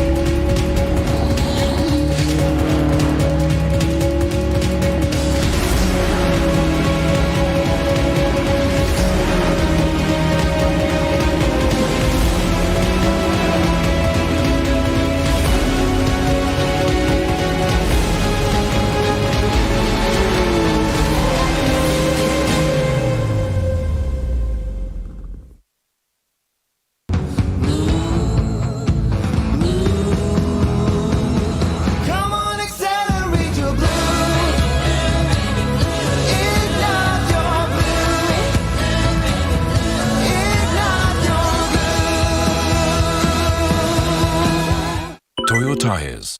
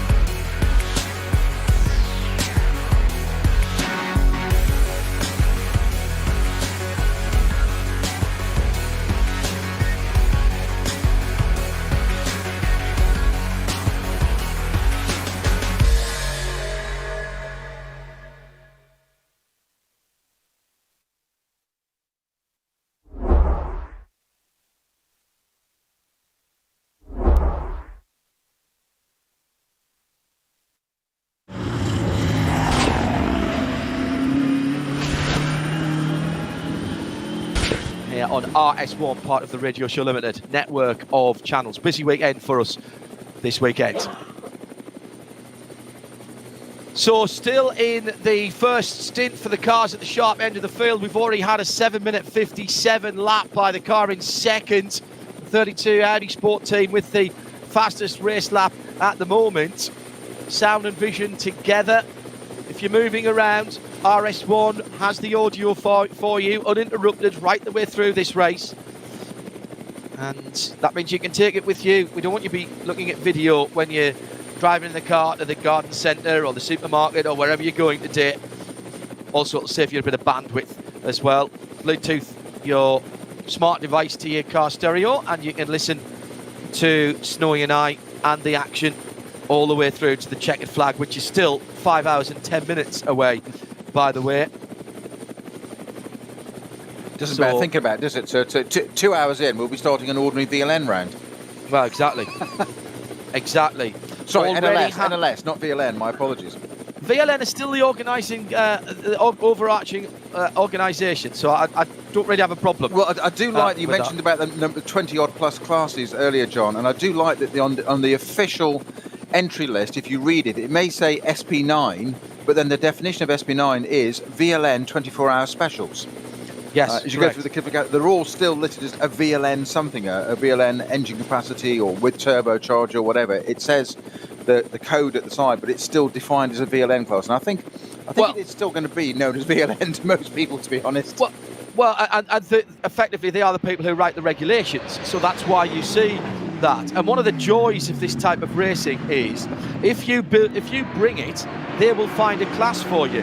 If there's not a class for you, they'll make a class for you. This is Klinkenhaus at the moment, are running effectively outside any of the classes, as we've started to see some pit stops. I was going to say lead cars in, at the moment. So the two Audis have gone through, but third and fourth and fifth, so HRT number 16, Rover Racing number 99, and Falcon Motorsports number 4 come in. Tom Chick is in as well. Axel Jeffrey's gone through in the Conrad. So this is at the end of their 7th lap. Now, they do not fuel in the pit lane. They go through it. Sorry, they do fuel in the pit lane. They do not take service in the pit lane. It's been split up now. So you will see the cars dive into the pit lane and then turn right and disappear and not run down the pit lane, which is really spooky if you've watched this racing for a while. They head off into the back of the paddock where every team has its awning set up. And there's a one-way system with a roundabout at the pit out end. So if you are on the way back up towards garage 1 and 2, you have to go all the way down, round the roundabout, and then find your service area, effectively.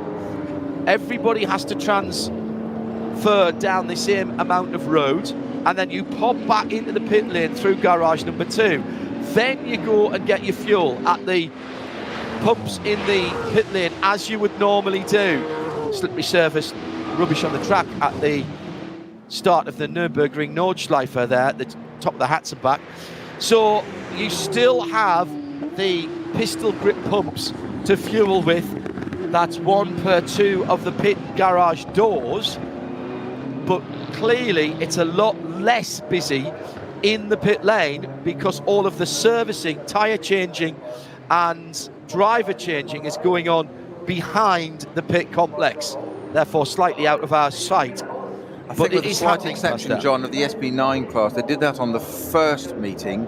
I think the SP9 class is then moved to all their pit stop, servicing, driver change and fueling is done in the pit lane. Copy that. I think the 44 car there has got an issue. He hasn't made that right-hand lock into that garage. That's the Klinkenhaus. Yeah, it's the 54. It's the Klinkenhaus. Thomas Much didn't quite have the lock to get the Klinkenhaus around the corner. Fortunately, I don't think he banged into the concrete. He may have moved one of the cones. But that's garage 1 and 2, and that's the entrance and the exit into the pit lane. And then it rumbles down in the paddock, which is what the red and white car, which has so many different looks. Looks like a Honda NSX at the back. It's got the Ford GT flying buttresses behind the side windows. It looks like a Ferrari at the front. Glickenhaus using a variety of inspirations for that 004C. And obviously with a very small steering lock on that car, a very minimal amount, because as we said, he struggled to get into garage one, through the garage one, and then get to the carousel tyres. As we said, he's had to do a massive arc round to get that car round. I wonder if he's going to have to almost kick the back out and put a bit of power on to drift it round for a minute there. I thought we were going to see a bit of fun now in the pit lane. That would have been or very, in the paddock, very in the shopping brave. mall, as we call it. Yes. That would have been very, very brave indeed. It's going to go one or two brave. ways, isn't it? Yes. Yeah, I've seen drivers do that and get it right so many times, and yet I know if I was to try that, it could go very badly. The only time I've spun turn a car was an Aston Martin GT3. Where was I? I was on the test track in Spain on my last lap, and I managed to get it a little bit pointing the wrong direction, but I did get it pointing the right way around. But I was virtually the only thing on the track there, so I knew I couldn't do much wrong. But if you're going to spin a car, what a fabulous car to go and spin, an Aston Martin GT3. Come on, that was the old spec car. It doesn't matter. It was contemporary at the time. It's still an Aston, and it's an Aston. I love that car. Yes. That was the first time I'd driven a GT3 Well, it's entirely forgivable then. There's many a person that spun Peter, one of those. do you know what I was doing? Here's why I spun the car. I was out for 8 or 10 laps at the end of the day, and the car had been being used very hard through that day. It was an Aston Martin Racing customer and test day, and we were invited along to go and do some interviews, and I was told to bring my kit. And originally I was meant to get in a GT4 car, but the GT4 car went sick with some cracked brakes. So John Gore of Aston Martin Racing said, hey, we've got our test car here. It's nearly finished doing its customer runs for people who are evaluating the car. I haven't got a new set of tyres for you, but we'll put a bit of fuel in, go out and have a go. Okay, are you sure? Yes. So that's what I did. And the reason I spun the car was I got a fuel warning light on the dashboard, and it was annoying me. And I knew where the clear button was because I'd been told. And as I thumbed the clear button, I lost concentration for a nanosecond and spun the car on the second to last corner at, I can't remember the name of the track now, it's the one that's just up from Bilbao in the hillside. That was the purpose-built test track that you could flood as well. It's a great place. And I'd never been there before, never sat in the car there. That car was just the most consumer-friendly car I have ever sat in, to the point where on 50-lap-old tyres, and never having sat in the car, never driven the track before, within about 4 laps, I was within a second of Johnny Adams' time. And that was the car. That wasn't me. That was absolutely the car. First time I'd driven a car with proper race ABS on it. The only other time I'd driven an ABS car was at Brands Hatch in the 1 year that Porsche Carrera Cup cars had ABS, when the 996s came out, and it was nowhere near as sophisticated in those days. In fact, Kelvin Burt said, if you get into the ABS, you're going off, so try not to. Whereas in the GT3s, of course, as you well know, you hammer the ABS all the way up to the apex, and if the little blue light isn't flashing, you're not pushing the pedal hard enough.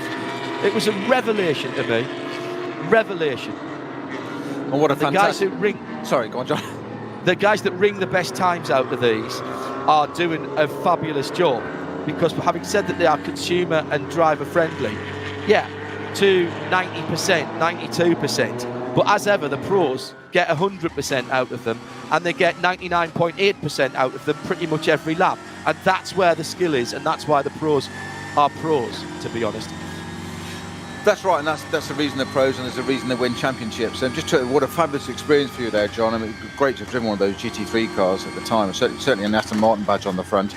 Just talking of British race cars there, the Kramer Racing Ginetta G55 from the SB10 category there. Just had we saw this a bit early on, almost caught out coming out of the pits, as if he came out of the pits almost too quickly or tried to avoid some traffic, running a little bit wide there and down the grass a bit and rejoining. But that's the 188 Kramer Racing G55. Don't think it's going to be a major problem, but it was certainly a little bit of rallycross going on there. Meanwhile, back at the front, we've got a yellow flag, a new slow zone at Exmühle now. Oh, look what that is, but it's the Audi at the front, Audi Sport Teams 1 and 2 at the moment. Mies and Winkelhock at the front. Engel it is in the AMG in 3rd place. Rover Racing, Eng at the wheel of that M6. And then Lamborghini Huracan back up to, and then Jeffries now back up to the 7th. We've got the first two. We've got the Audis in the pits as we speak. Those two Audis just right on cue. Numbers 29 and 32. One lap longer than those cars behind. So the two Audis, now they also head behind the wall. So there's a split here between the top category cars, or do they still have to drive all the way around before they come back to the pit lane, Snowy? You've Correct, seen this they before. do all the way around still, yes. Okay, so that extends the pit lane time. They are in the lane, literally, stay to the left-hand side of the yellow line, and again, that's the Ginetta. The 188 I've been talking about. Yes. Yeah. Absolutely. Now, very bizarrely, because we commented on how well organised this was, certainly from the very first round of this one-way system, and we've sort of rather amusingly and not rudely called it the shopping mall area, as in it's a whole concreted off area with a barrier between, so anything does happen. But not a driver yet in 4 rounds has had an issue getting their cars into the pit lane. Now we've seen 2 in quick succession struggling to get in. Nothing's changed that I'm aware of. In fact, I would say once you go through Garage 1, the left-hand turn into the mall area is even tighter. And in fact, there are tyres, white-painted tyres on the right there. The 2 Audi cars, a great helicopter shot here for us of the 2 Audis. It's like being at Le Mans here, John. You feel right at home on this one. The 2 Audi sport cars coming down to the pit lane and trying not to collect one another. It's the second place car that goes in front in terms of its pit garage it is. As you say, everything's serviced in the car now. Driver changes on. We have made a note of these 7 laps because we'll need to keep an eye on this for later on when we get onto the fuel strategy later in the race. But 7 laps of those cars, as you said quite rightly, gone a little bit longer than some of the other cars. So, and now we've got the first 8 cars all pitted, one way or another. Yeah. So the Audis, the Huracan, the Ferrari. Notice that the Hella Padgett Ferrari up into 4th at the moment. So Get Speed, Audi, Conrad, Iron Force Racing, in fact 9 cars, Huber, Fricadelli, everybody's pitting, so this is the lap to clearly do it. So this is going to shake the order up interesting. Now number 99 still staying out there, that's the Rover Racing BMW. That's currently in 12th place, that's the Eng in that car, number 99, in the M6 GT3 SB9 category car. So leading at the moment then is the 155 Black Falcon SP8T. That's the only car that's gone through out of the top 12 and not having pitted. So they're going on to an 8th lap for that car, that number 155. What I'm interested to see, Snowy, is what the performance payout is for going in a lap earlier. So does a new set of tyres give you enough?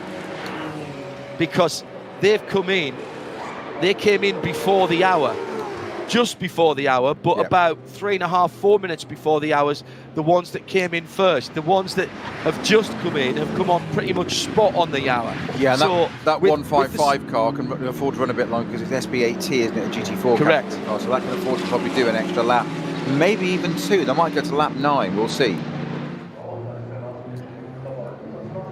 Yeah, very interesting. Cross the line then. Falkenhorst BMW goes through. That's I think that's Jordan Pepper in the 34 going down the inside at the first corner with a couple of Audis in close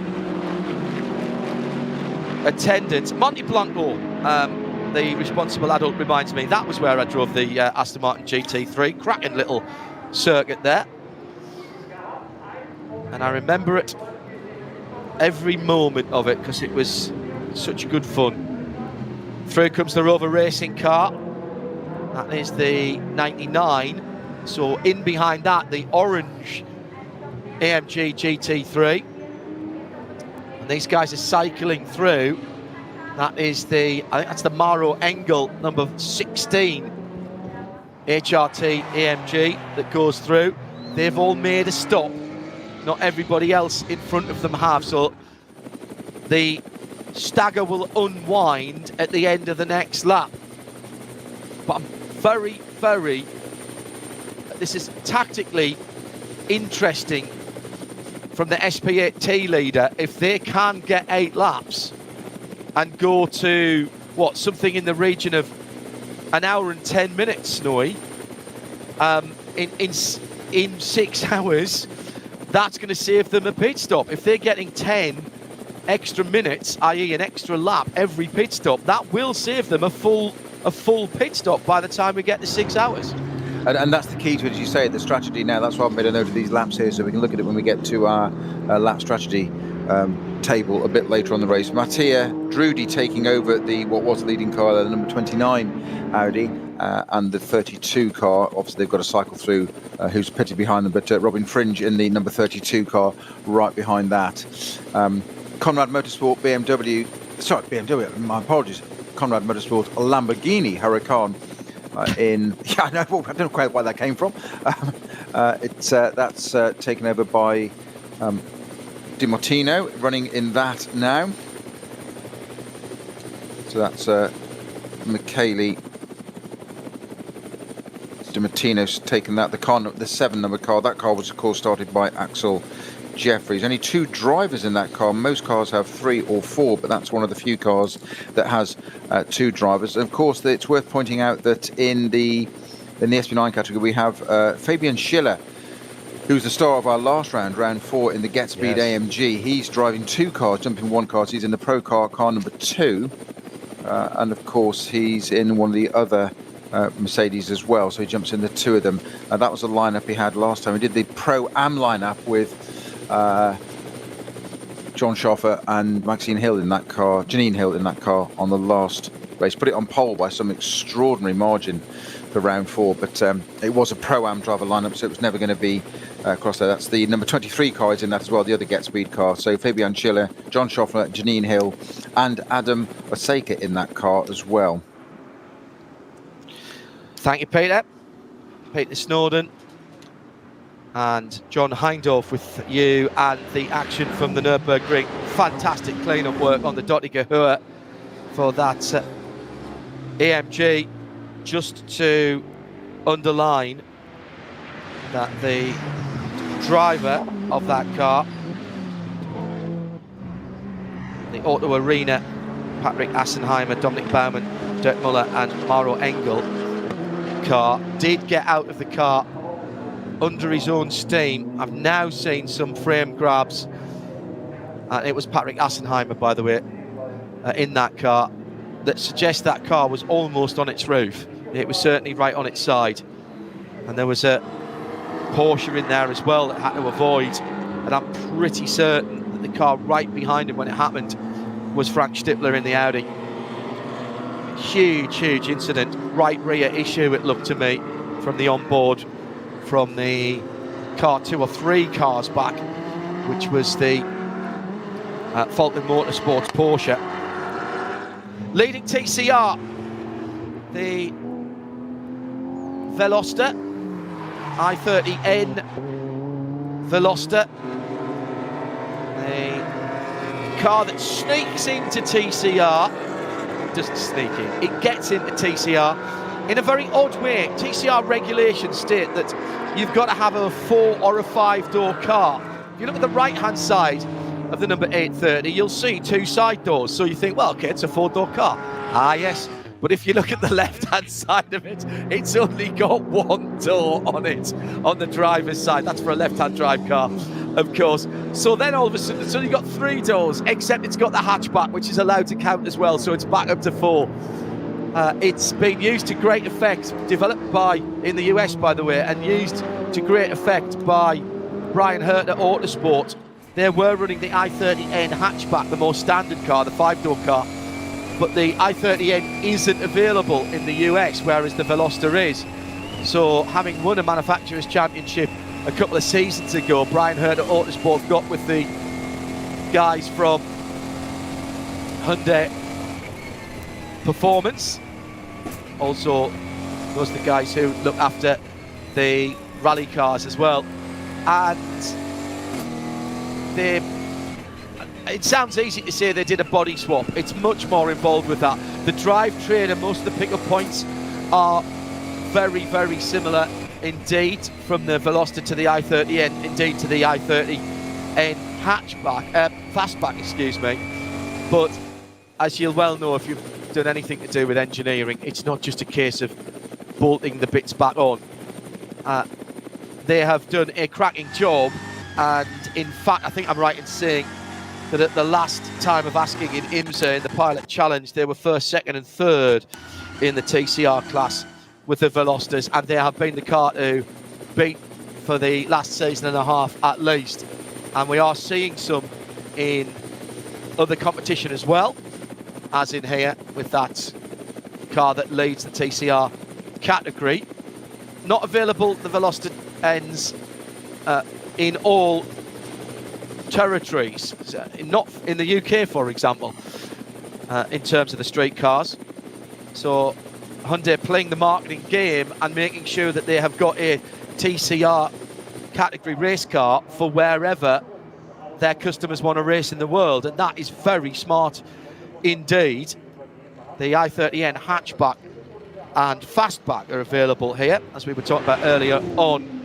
The 2021 car, just with a nip and a tuck here, still 275 or thereabouts horsepower going through the front wheels, makes it a very, very impressive road car. And if you listen to RS1 for any degree of time, or indeed RS2 through our IMSA coverage, you'll hear our real world road test of that, as I got behind the wheel of one of them recently and had a lot of fun. A lot of fun, just underlying how much technology goes into what might have been called pretty much a shopping car or a hot hatch a few years ago. Under £30,000 in the UK, that fastback version of the i30N from Hyundai. I think what you're highlighting, John, as well, is that the engineers will never cease to amaze me at what they'll do to these cars to get things moving forward from the regulations, etc. That clever use of thought of the doors there. Just very quickly while there, the fastest lap has been set by Robin Frins of a 7:57.777. Right. So it's a new fastest lap. So that's him with a new set of tyres, but correct. A full tank. Yeah, exactly. That's the point. Yeah. Now the number 11 car, the 11th place car 120, 911 is into the pits as well, as is our number 155 right. Black Falcon. Well, that was the SP8. That was correct. The SP8T car. Yeah. The Black Falcon has come into the pits at the end of its lap 8, so that's got a full lap or two longer than everybody else. That's left Nico Bastian in the number 17 Mercedes AMG Team HRT in the lead. Now, you might rightly say, well, I didn't hear you saying he got into the laps into the pits recently. Nico came in at the end of lap 3, and then he's done another 5 laps, and therefore he got his first pit stop out of the way very early on. And this is the kind of tactical, I suppose, equation that all these teams are working. So if they think they're going to be a bit short at the end, the likelihood is now that they've just done their short stint at the start of the race, Snowy. And now that number 17, a little bit off kilter, because he'll be coming in a couple of laps' time. So he's going to drop back down the order. But his team at Mercedes AMG Team HRT for the 17 car, they are already back timing to 4 hours and 47 minutes when the time expires. So they're thinking 6 hours down the road, and that's what you've got to do here. Well, this is down to the strategy. It may sound odd to this. We've got 4 hours 46 minutes of this race to go. Just to reiterate that, 4 3/4 hours still to go.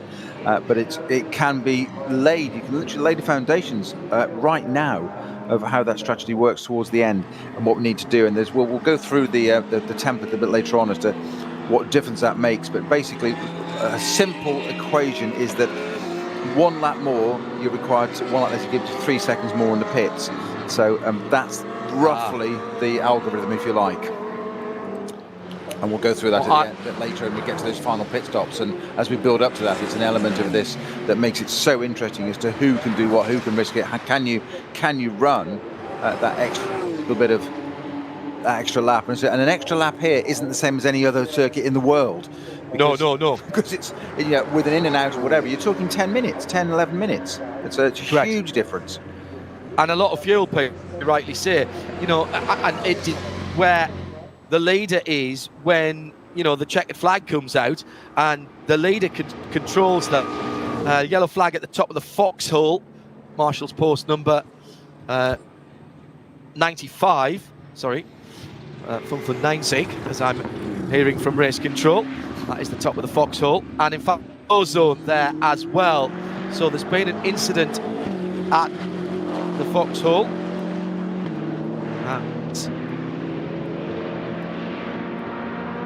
A little bit, and this is, of course, something else that affects how many laps we're going to do. Now, in our digital version of the NLS, no slow zones, no code 60s, so we roughly know that a 3-hour race is going to be 21 or 22 laps, 23 laps if the pace is really, really hot.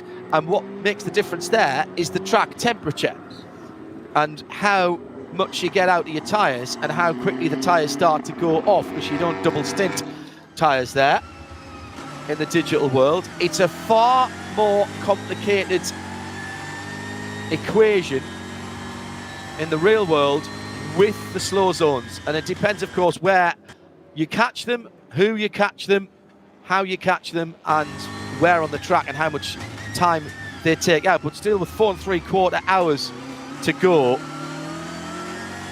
and there's plenty of calculations to be done. Everybody will be doing it in pence. You can rub it out later. It's because they're looking at the timing and strategy software, which you can do too. radio-show.co.uk. You click on the picture on the front page that has this race on it. That will take you to a page that has the sound, the vision, and our enhanced strategy, timing, and scoring. And then you can follow along as I am and see.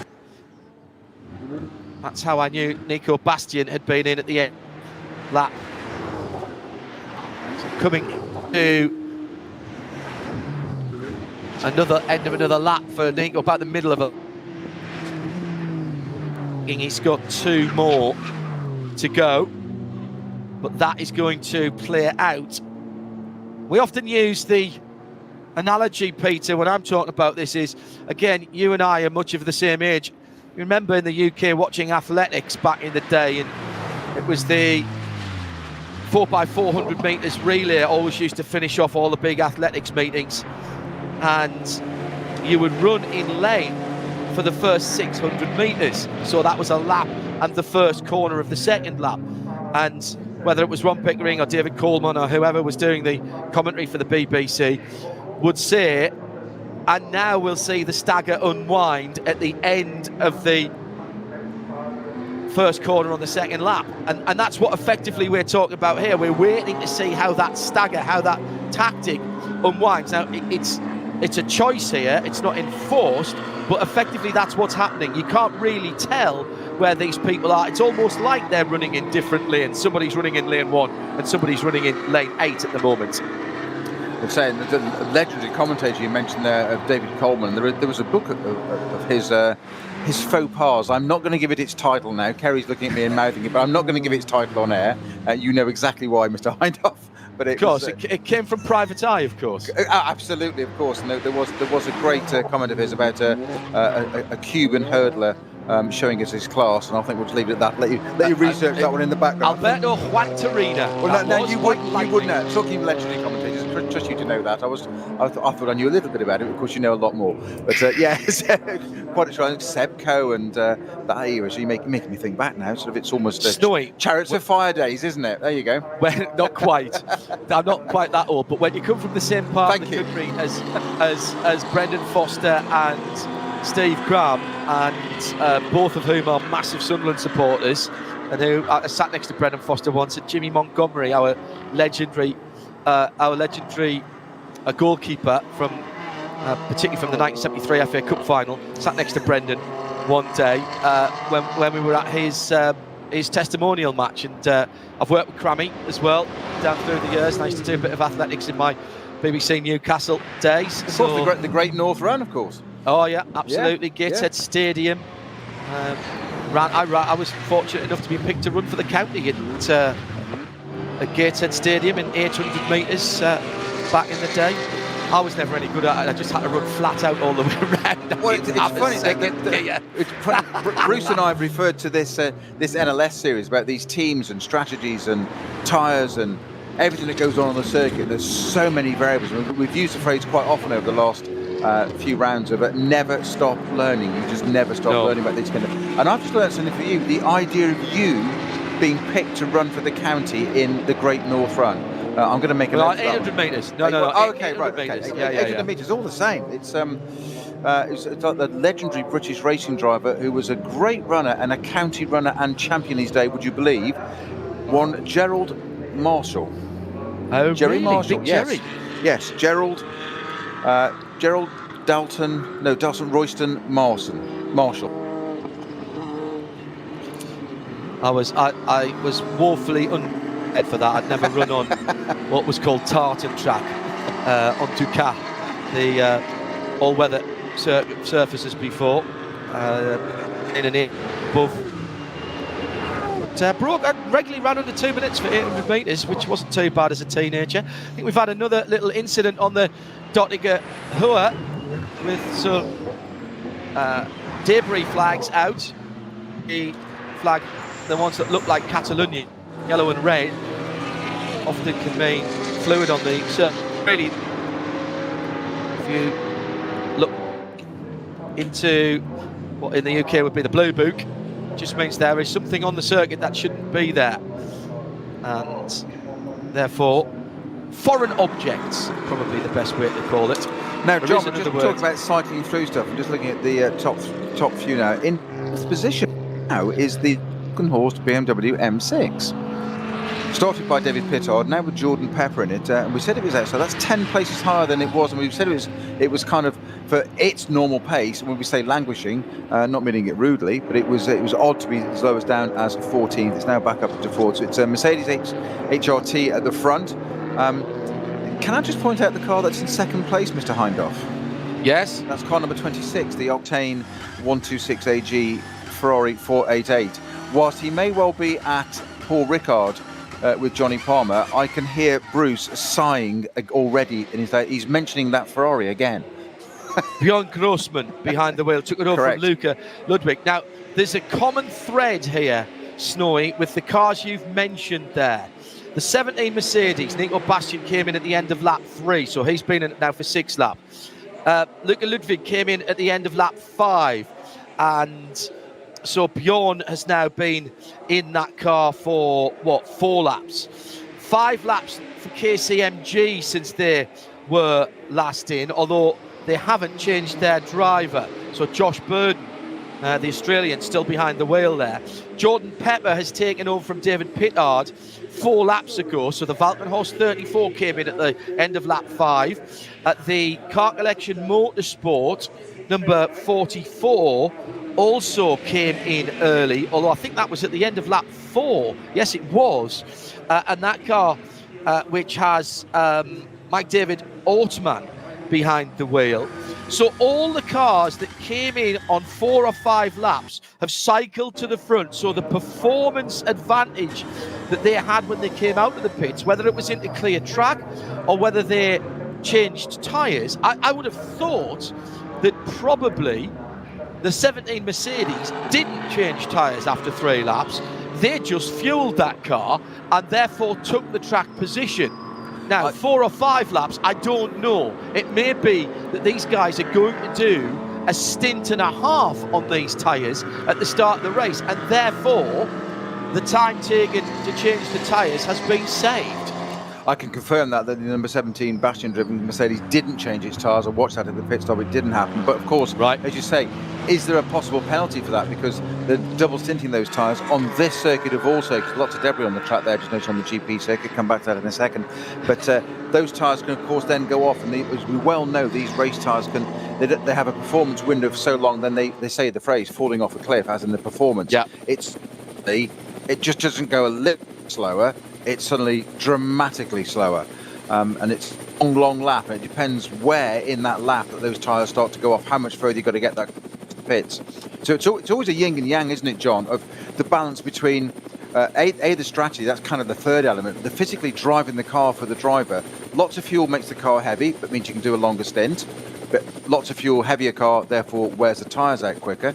And that's where you need a driver that can really look after those tyres whilst getting through the pace. And this is the thing, we hear about it in all sorts of levels of motorsport, but these cars, don't forget, they've got to do the entire race with a series of different drivers into it, which brings in yet another element into the equation, that some of these cars have 3-4 drivers in them, and you've got to set that car up, i.e. how stiff it is, how it handles, or whatever, so and so, for each of the drivers. You've got to find a compromise. There's naturally going to be a compromise. There's no point in having one driver getting a spectacular time out of it if the other three can't get anywhere near it. So again, it's a compromise, and this is one of the things I absolutely love about endurance racing, that there are so many elements and there's so many variables.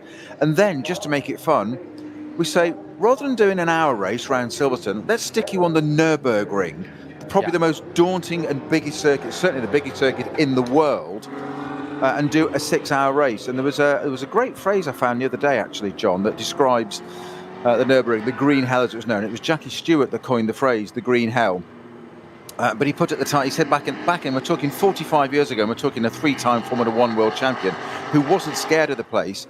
But he said that in one lap, you experienced more anxiety and tension than most people did in their entire lives. I'd agree. But endurance racing has been often described as a whole season of racing in one event, a 12 or a 24-hour race. And I agree with that. The Le Mans 24-hour, up until relatively recently, it was the Audi guys and always used to say, when they were asked about Formula 1, why don't you do Formula 1? And Dr. Wolfgang Ulrich always used to say, because we get more racing at a higher speed, average, including the pit stops, in one race than Formula 1 do in their whole season. And we do it on, one year I think they only did it on 11 sets of tyres, or maybe even 10, with one engine and one gearbox. And, that meant something to them.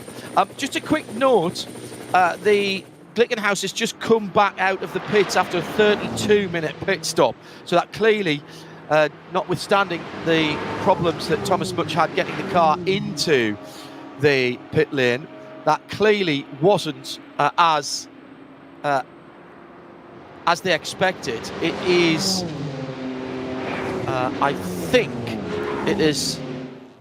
Yes, it is. It is Fernandez Lazer who has just jumped into that car to take that car back out onto the lane. If you didn't hear about the trials and tribulations of the first race for that car, they were mighty in legion. They were a bit noisy and didn't pass noise tests, so they had to make some adjustments to the exhaust on the SCG 004C. The exhaust arrangements that they made created too much back pressure, which ultimately, I won't go through the absolute details of it, but ultimately caused a fire in the car, which thankfully the driver noticed. The onboard systems and the driver with an extinguisher managed to put that car out. And then there was the task of the overnight rebuild. Go onto their Twitter feed. They have some time-lapse photography of them running round like ants at 1,000,000 miles an hour. And with the generous assistance with parts from some other teams up and down the pit lane, from other manufacturers, they did get that car for a single lap in qualifying. But it is still a learning process for the team and the manufacturer, based in the old Highcroft Racing area factory at Danbury in Connecticut, Dayton's old place. Wouldn't you which think... was originally a place, showing me norminess here because I have been there. First of all, it's right next to a private airfield, which is very handy for a bit of straight line testing. But it originally built turntables for the railway. So the workshop is a big circular building, extraordinary place. And Glickenhaus are building their street and their race and off-road cars there up in Connecticut. all-American effort there for the big V8 supercharged machine. Sorry, Peter, go ahead. No, not at all. Sorry, John, I cut across you. I was just reflecting there. You're just saying about we said about how much drivers have got to do, but having to put a fire out in your own car, that's it's really not quite part of the script. It's never a good day, is it? It's never a good day, is it? But have you not got enough to do as it is on somewhere like this circuit? Great battle. Daniel, we just saw a few moments ago there while you were just talking about that the American team there between Muller and Eng in the Falcon Motorsports Porsche and the Rover Racing BMW. Just 0.3 of a second apart across the line on the last lap, and absolutely duking it out there between the two of them. And two more different types of cars you couldn't get, a rear-engine Porsche and a front-engine BMW, but absolutely side by side. And that's becoming an even bigger battle now. So we've got some of the get-seed Mercedes in there with the other BMW as well. So it's he's joining into it as well. So we've got 42, 9, 11 and 2 now having a great battle a bit further down. That's Klingman in the Schnitzler car. Clearly, Peter's snacks have arrived as well. I can tell it's being looked after by Kerry. She hasn't moved a bit, don't worry. It's amazing to have her not under the desk. She was there under the desk for most of the qualifying. I think you want to move on from that immediately. We technical, I stress. Too late. 4.5 hours still to go. Peter Snowden digging a hole for himself nicely there. No, you were doing the dig. Out of the Dodge, if I hadn't said it, someone else would have. Out onto the Dodge Slifer for the 911 Manthey Grello car. And that car was started by Matt Campbell, who stayed at the wheel after its pit stop, running in 15th at the moment. He's in between Maxi Buch ahead of him for Mercedes AMG Team Get Speed, and the Conrad Motorsport number 7 Lamborghini Huracan in that classic shade of teal blue. And I think, if I remember rightly, Peter said we'd put Michele Di Martino in that car at the pit stop, as Axel Jeffrey started that machine. Team Identica back out on the circuit in the 350. That car not part of the lead class. That's an SP Pro class category car for the 350 for that 911 GT3 Cup MR car. Got a bit of clear space ahead as they head down the foxhole. Oh no, that's not the foxhole, Hindhoff, sorry. That serves you right for taking your eye off it. In Flansgarden, actually, coming towards the end of the lap, and the Kleiner Carousel not too far away. The road's snaking, and the track snaking its way around the mountainsides, and of course, using the aping the topography of the local landscape, backwards and forwards across rivers and public roads, so plenty of bridges there as well. Now onto the long Dottinger here for the 350. Currently leading that SP Pro category, and at the moment that car being driven by Tobias Müller, I think, that started it. Just noticing there, John, as it comes dotting her. Sorry, Mark Rosenberg. Go ahead. There's debris on the track there, but Marshalls Post 197 we saw there with the slippery surface flag. I think that's been there for a while. Yeah, coming up dotting her into the Tiergarten. There's also a little bit of debris on the track there, I noticed, just ahead of that. So I don't know, it's just to signify that, to keep people to the left-hand side of the track there. But we've noticed the flag for a while, but there's now some debris there. It looks like a little bit of bodywork off something, nothing too major, but there's a little bit of bodywork there. You don't want to run over that and pick up a cut in the tyre. But this battle continuing between these SP9 cars, and you talk about covering them with a blanket. It's quite incredible. So this is the yeah, I know you just said it exactly. It's Matty Campbell who's in traffic at the moment. He's got the Get Speed Performance AMG right behind him, and right in front of him is the BMW. There is a BMW. Is that one of the... Well, if that is the Schnitzer car... It is the Schnitzer car, yes. Right, well, he's dropped... Either they've gone forward or he's dropped back a little bit, because there should have been cars in between them, because it was Maxi Burke who was ahead of the 911 earlier on. And... Yes, it's the number 42 Klingman Schnitzer car. Yeah, got you. So there's been a bit of a change of position there, I reckon. And that's in the area of 13th, 14th, 15th and 16th. But in traffic, you might just lose and gain. 54's just gone now. But the concentration levels in that, John, we were talking about 2 drivers in a front-running category car, SB9, GT3 category car, having to go through traffic there, 1 and 2 side by side in line astern. There's 3 of them there, and you imagine the possibility for the slightest error just to trip yourself up and catch yourself out.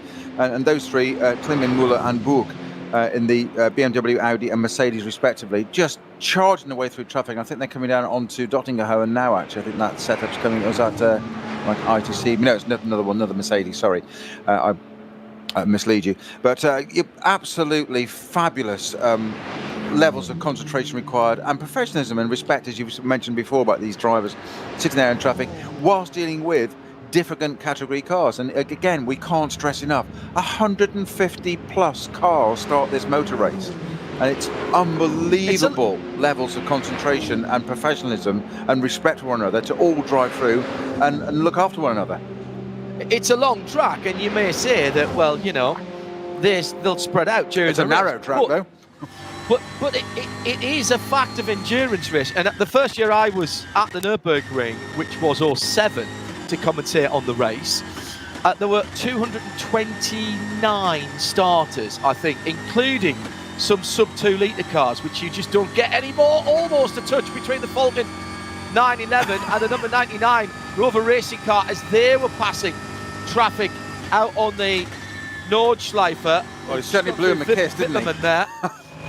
If they didn't touch, it was very, very close indeed. The Falcon car at the moment being driven by Dirk Muller, and it's Thomas Eng behind the wheel of the Rover Racing number 99. By the way, Thomas Much it was that took over the Glickenhaus car. It was Felipe Fernando Leza started the car. So I got that the wrong way around earlier on, my apologies. So it was Fernandez Leza who had the problem getting into the pit lane. Thomas Much has taken that car up, but remember, it has had a 32-minute stop in the pits, but that is basically undergoing its development at the moment, that car. Hubert Haupt is coming from second in the number 17 Mercedes AMG GT3, and that car then starts the second round of pit stops. That car, let me see what that was. That was a 7-lap stint for Nico Bastian, who started that car and has led the race. Although, of course, he's given that up now to Bjorn Grossman in the Octane 126 AG Ferrari. So the 26 goes through. I reckon he'll be in at the end of the next lap. It was Luca Ludwig who started that car and did 5 laps. So the 17 car is always going to be the car. The Mercedes AMG of HRT is always going to be the car, Snowy, that starts the round of pit stops. That means they should, all things being equal, and as Paul Trustwell says, all things are never equal, but all things being equal, they should do their last pit stop first, if that makes any sense. But the battle we're actually watching at the moment is Sven Muller and Drudy in the Falcon Motorsports and Audi Sport, Porsche and Audi respectively, coming onto the pit straight, swapping places 3 times, as you were just talking that last sentence, John. Back and forth, and there's obviously our cars right behind that, ready to join into that one. We've got Eng in the Rover Racing BMW, 0.1, 0.2, 0.1, and then there's a gap of, massive gap of 1.4 seconds to the next car, being the Muller in the number 20 car. These are cars that are running for just outside the top 10, but they are duking it out like it was for a world championship. Yeah, Sven Muller, sorry, not Dirk Muller. It's Dirk Werner who's in that car for Falcon, along with Christian Engelhardt and Thomas Preining. Thomas, former young driver for Porsche, as is, or was, Sven Muller. I can't remember if he was kept on in that. Dirk Werner has a huge amount of experience. Say the same for Christian Engelhardt. So that's a very strong Falcon Motorsports team.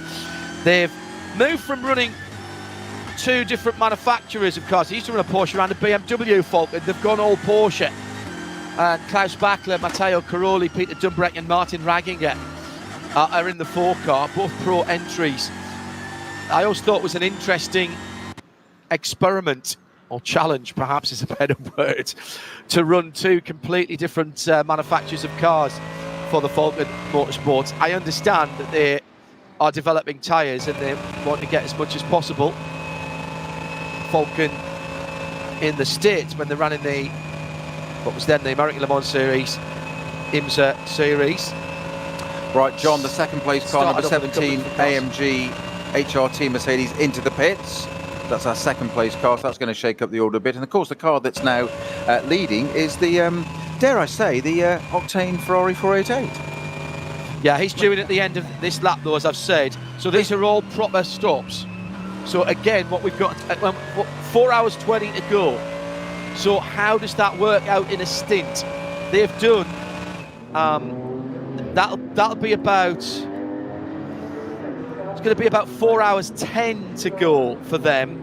But they are doing 7-lap stints. If they can get a 7-lap stint, Nico Bastian, did he squeeze out an 8 last time around? He might have. I think he did. That's very interesting. That's very interesting indeed. As Hubert Haupt has taken over that Mercedes and is now back out onto the pit lane. It's all going to come down to how many slow zones they are and how much fuel you use. Talk to Adam Christodoulou, who's in this race actually. He won the last digital NLS with a really interesting strategy over 3 hours in the digital world. But their fuel saved right from the start and managed to do the extra lap at the end to make it an 8-lap stint, which was very clever of them. And you know this, Snowy, if you're going to fuel save on an hour-long stint, even though it's only, 7 or 8 laps around here, but it's still an hour-long stint, there's no point in your pits telling you halfway through that you've got to save fuel, particularly around here. It's not going to make enough of a difference. You've got to go out and start doing the lifting and coasting and the short shifting and all the other fuel-saving devices. You've got to do that from the moment you roll out the pit there. Absolutely, it's got to apply across the whole stint. Halfway through, half the fuel's gone already. So it's just, as you say, quite naturally, it's half the job, isn't it? And if anything, you've got to over-save fuel then, which isn't really going to work. So you're going to compromise yourself too much on lap time. So absolutely right, and that's where teams work together. And it's something that we see it in all levels of it, but especially in this endurance racing. Working it all out together, working as a team, and the driver has, in some ways, I wouldn't say it's the easiest job to do, but the strategist, don't underestimate what the strategists and team managers have to do in the pit lane of advising the driver, and then the driver's got to go and put it in place. They're the headline bit. They're the bit we see, obviously, sitting in the cars out there on the track. But there is so much work going on behind that is absolutely key to what they're doing. And at the end of the day, a truly professional driver will do what the team tells him, not what the driver wants. And you were saying that a little bit earlier about those, and get that bit extra out of a car, whatever. Yes, they can do that. That is expected of them. But you've also got to be a team player. You've got to do what they tell you, and sometimes you might think against it, and we hear it most commonly in a bit of Formula One, because that's where we hear a lot of the radio footage of, are you sure they can do this? And drivers like Hamilton questioning the team, can we do this? And they're saying, stick with it, they know. And you've got to trust in your team, and it's a team effort, very much so at this level. And of course, that car's then going to be handed over to somebody else and then do another few hours out there. And that driver's got to do exactly the same. And it's an element of it, an aspect of it that I absolutely revel in, just watching how it unfolds. Right. It's like a whole new chapter of the book every time, isn't it? Oh, completely agree. Now, you remember earlier on, the SP8T leader was the Black Falcon, number 115. Now, that car was off kilter because it's an SP8T, so it just go longer into the race. And we wondered how far that car would drop down. Well, they did a full 8 laps at the start of the race. The car has now held on to its lead in class from the Hangar Zero machine, which was started by, in fact, still got Janine Hill. She did 7 and now is just completed another 4 laps on this stint. And they are sitting in 33rd and 34th position. So that's a Black Falcon Mercedes-AMG GT4 and the Hangar Zero by JVO GT4. I'll spin through and just have a quick look to see where the Aston Martin Garage 59 car is. Fourth in that class at the moment, behind the BMW M4 GT4. Darren Turner is behind the wheel for Garage 59. And they are red on my screen, if memory serves. And he's been in for 3 laps now. They're sitting overall in 48th position. For a GT4 car, remember, that is. And I'll quickly give you a couple of other of the lead cars. In fact, I managed to get the right screen up. Lead cars in class. Pro-Am is the number 25 Huber Motorsport Porsche.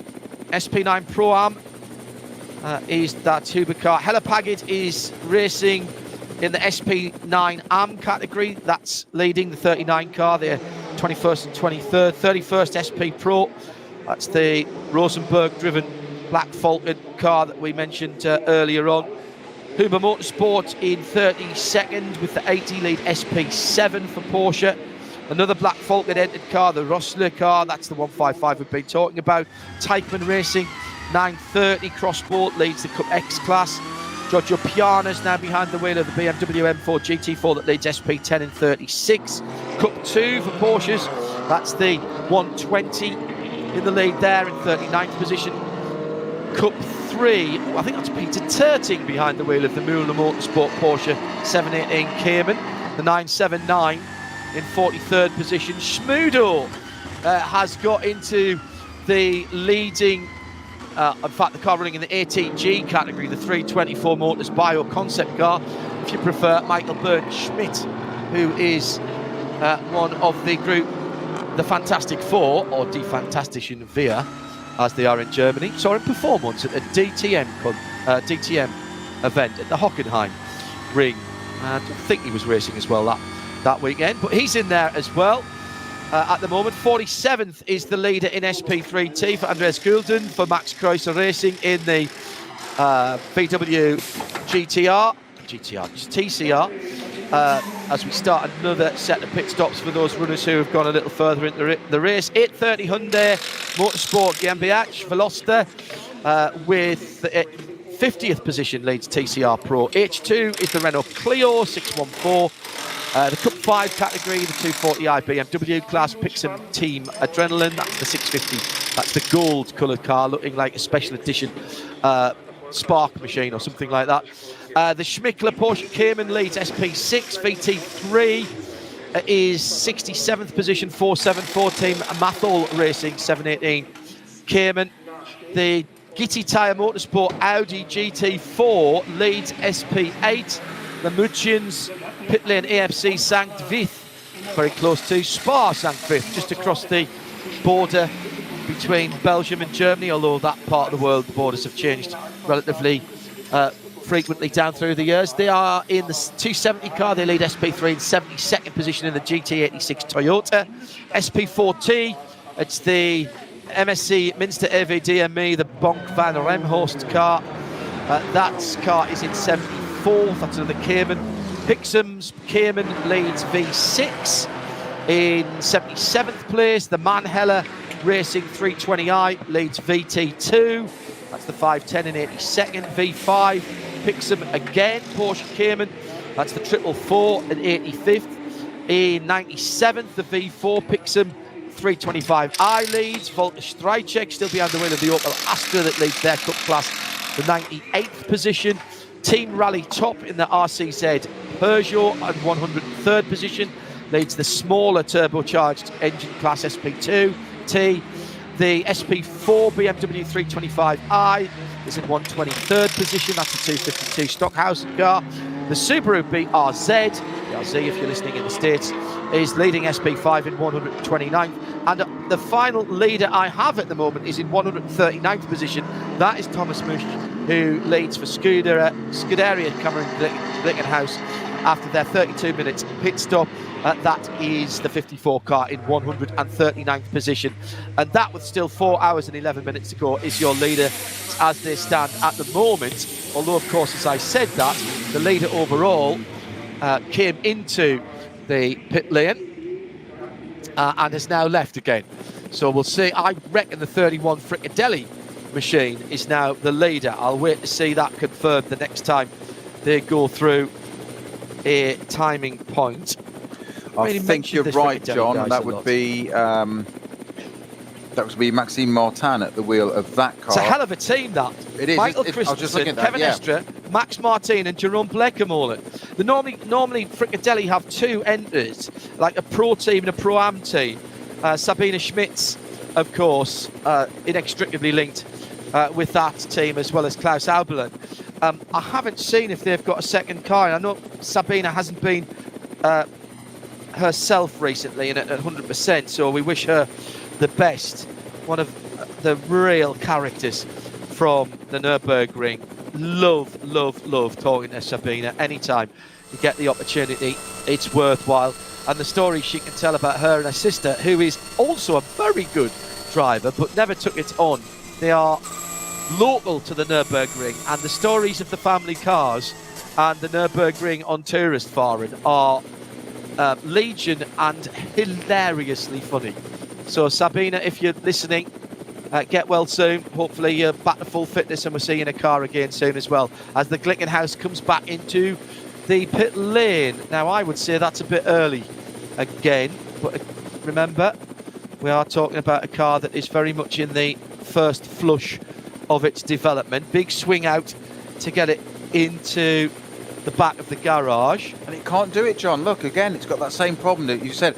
Exactly why you commented on it. It's swinging out left. It hasn't got the lock to get through there in one go. So he's got to stop that car, reverse it, literally engage reverse gear against the traffic, hence a yellow flag in the pit lane, and re-engage. It's almost a 2-point turn to get that car in to the garage one as we have to go into this centre at the moment. So that's really compromising it on a pit stop compared to a normal one where just straight line into a pit lane as normal. So that's the only car that's doing that. But so it's twice that's happened. So it's clearly an issue with its lack of steering lock there. And you were commenting earlier that the car was kind of almost designed by committee, as in looks at things different angles. So that aerial shot from the helicopter, it looked very much like a Ford GT to me there. Yeah, there's certainly the aero, particularly with the cockpit and the way the air is managed around and through the major elements of the car. That's very Ford GT, as are those 45-degree buttresses behind the windows of the car on the back, on the C pillar, the ABC pillar, yes,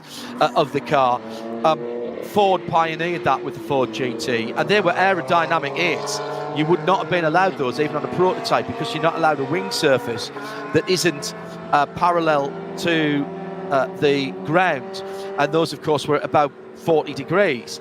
But in a street-based car like the GTE Ford was, in theory, they were allowed, and it looks like the house have gone down that route. I think that was only a 3-lap stint for Thomas Much, and therefore not a full stint.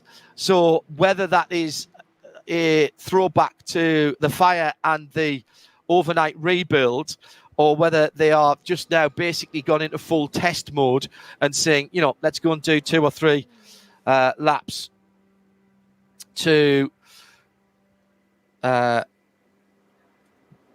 then do some changes. Then, they've got to get miles under the wheels of that car. This is a development program for Glickenhaus, the American manufacturer.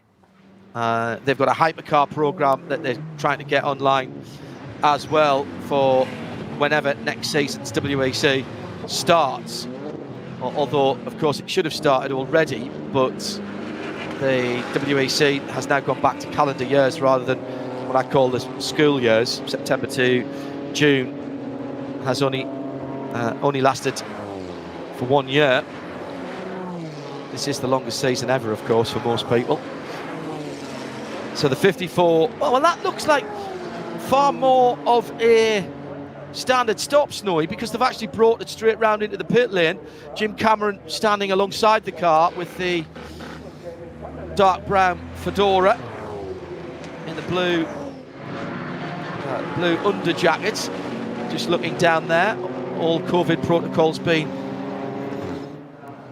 observed there with masks on. Want to see that car do well. Jim is bonkersly brilliant and such an enthusiast.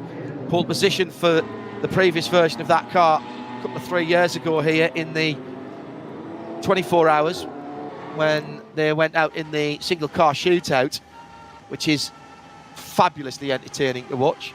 Whole bunch of other pit stoppers now, Peter. Just going to say, John, exactly that whole bunch of Fricadelli, Valkenhorst, Audi Sports, Falcon, Audi, Rover Racing, Manthey, and Team GetSpeed, just to mention a few that are into the pit. So basically, most of the front runners. The only car that's still out there at the moment is the 32 fringe-driven Audi Sport R8. And Peter Dumbreck, somebody we haven't mentioned this, there's a name, Falcon Motorsports in the 911 in the number 4 car. He's still out there, Peter Dumbreck.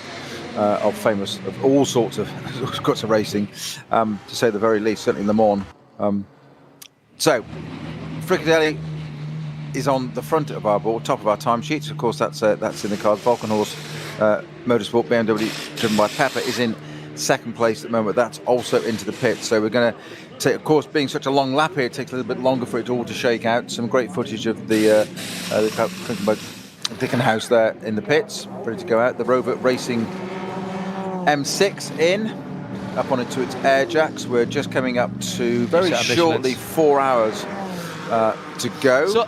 So again, Snowy, the key thing here is that they haven't got to the hour. So, you know, they're not getting in within an hour, and there's bad news for the Glickenhaus. That looks like it's going on the dollies and going back in.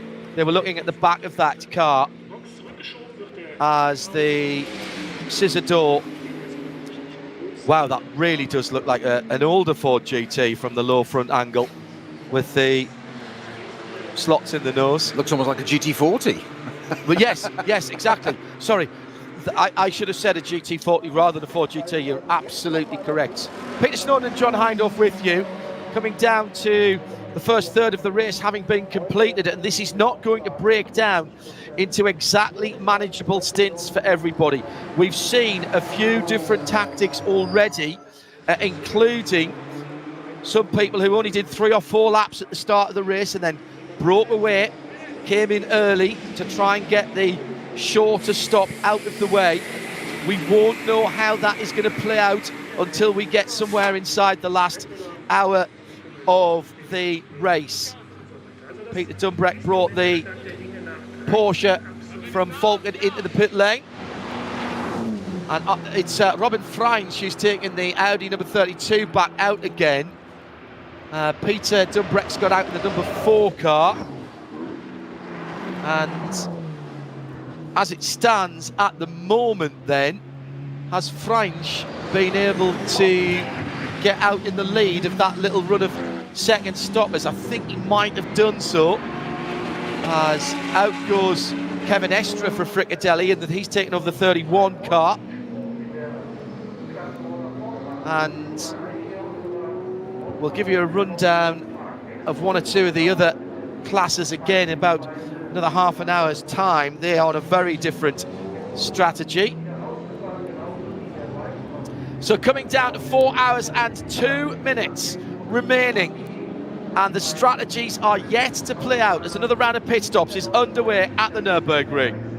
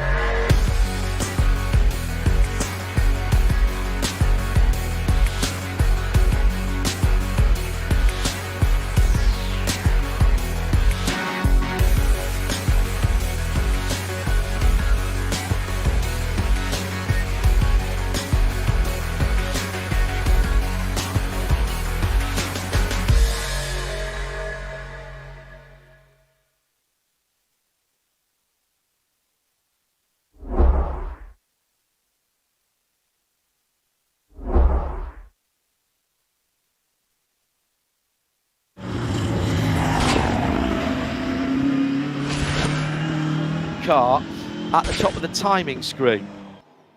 I would agree with that, John. Yeah, we've got and Confirm that in Dumbrek, a second.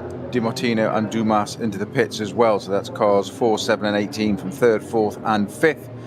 Also into 1, 3, 4 and 5th places into the pits, as you said, John. I think you're absolutely right. That leaves the Get Speed AMG at the front with John's at the wheel. Again, we'll wait for all that to sort of shake itself out. Still the fastest lap of the race, still going to that team leading car, the race leading car, number 32, Audi Sport R8 with a 757.777 being the fastest. Well, that's of course done 2 pit stops. The second place car still owes us a pit stop, of course. The number 8, the Get Speed car, that's only done 1 so far. So we'll keep an eye on that for the strategy a little bit later on. Valkenhorst number 34 car that was, we said a little bit further down the order with David Pittard at the wheel, originally down to 14th, came back up to 10th and is now 8th, and indeed is in 10th at the moment. That's with Jordan Pepper at the wheel of that car. So quite a bit of going on in the pits at the moment, whilst I think the Get Speed car will be coming past us. What's that coming past the pits for us now? We're taking the overall lead. Christy Jons. Yeah, as you said, yeah. Yeah, now that car has just gone through. My apologies. It's number 23 in Janine Hill car. I was watching. My apologies, John. I was wrong Mercedes. Sorry. That Jons car is due into the pits at the end of the lap that it's on now. That's only done 1 pit stop to everybody else's 2. So again, what we're seeing here is the difference in strategy and tactics playing out. The odd lap here and there will make a bit of a difference, but it's all, I mean, it will come down to that last hour and what happens there. The SP9 Pro-Am leader, Huber Motorsport in the GT3R, is in 6th position. That car is due in, I reckon, at the end of this lap as well. The Hella Paget Racing Ferrari due in at the end of this lap if it hasn't already come in. The R8 LMS GT3, the Klassen car, the number 50, which is sitting in 8th position at the moment, also due in. Iron Force have come in from the SP9 Pro-Am category, 2nd position. So that was at, no, that's early. I reckon that's only, maybe it depends whether they've tripped that yet. Pierre Caffer did 7 laps at the start. Earhart just completing 7 laps. All right, I'll give them that. So that's fine.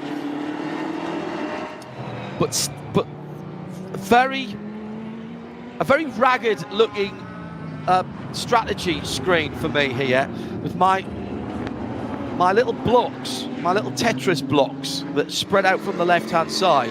And normally they look like a wall that wouldn't stand up, Peter. It looks like people have put bricks on top of bricks on top of bricks, and one push would knock them all over. But we are getting some interlock here. There's overlap, and that's because people are not doing the same things. Not at all. There's different trains of thought here with just under 4 hours to go. Well, as we said this last time, the strategist, people are going to try different things, and there's a long way to go. As you just quite rightly, John said, if this was an ordinary, if there had been such a thing as an ordinary NLS race, which are 4 hours long, we'd only be 8 minutes into it now.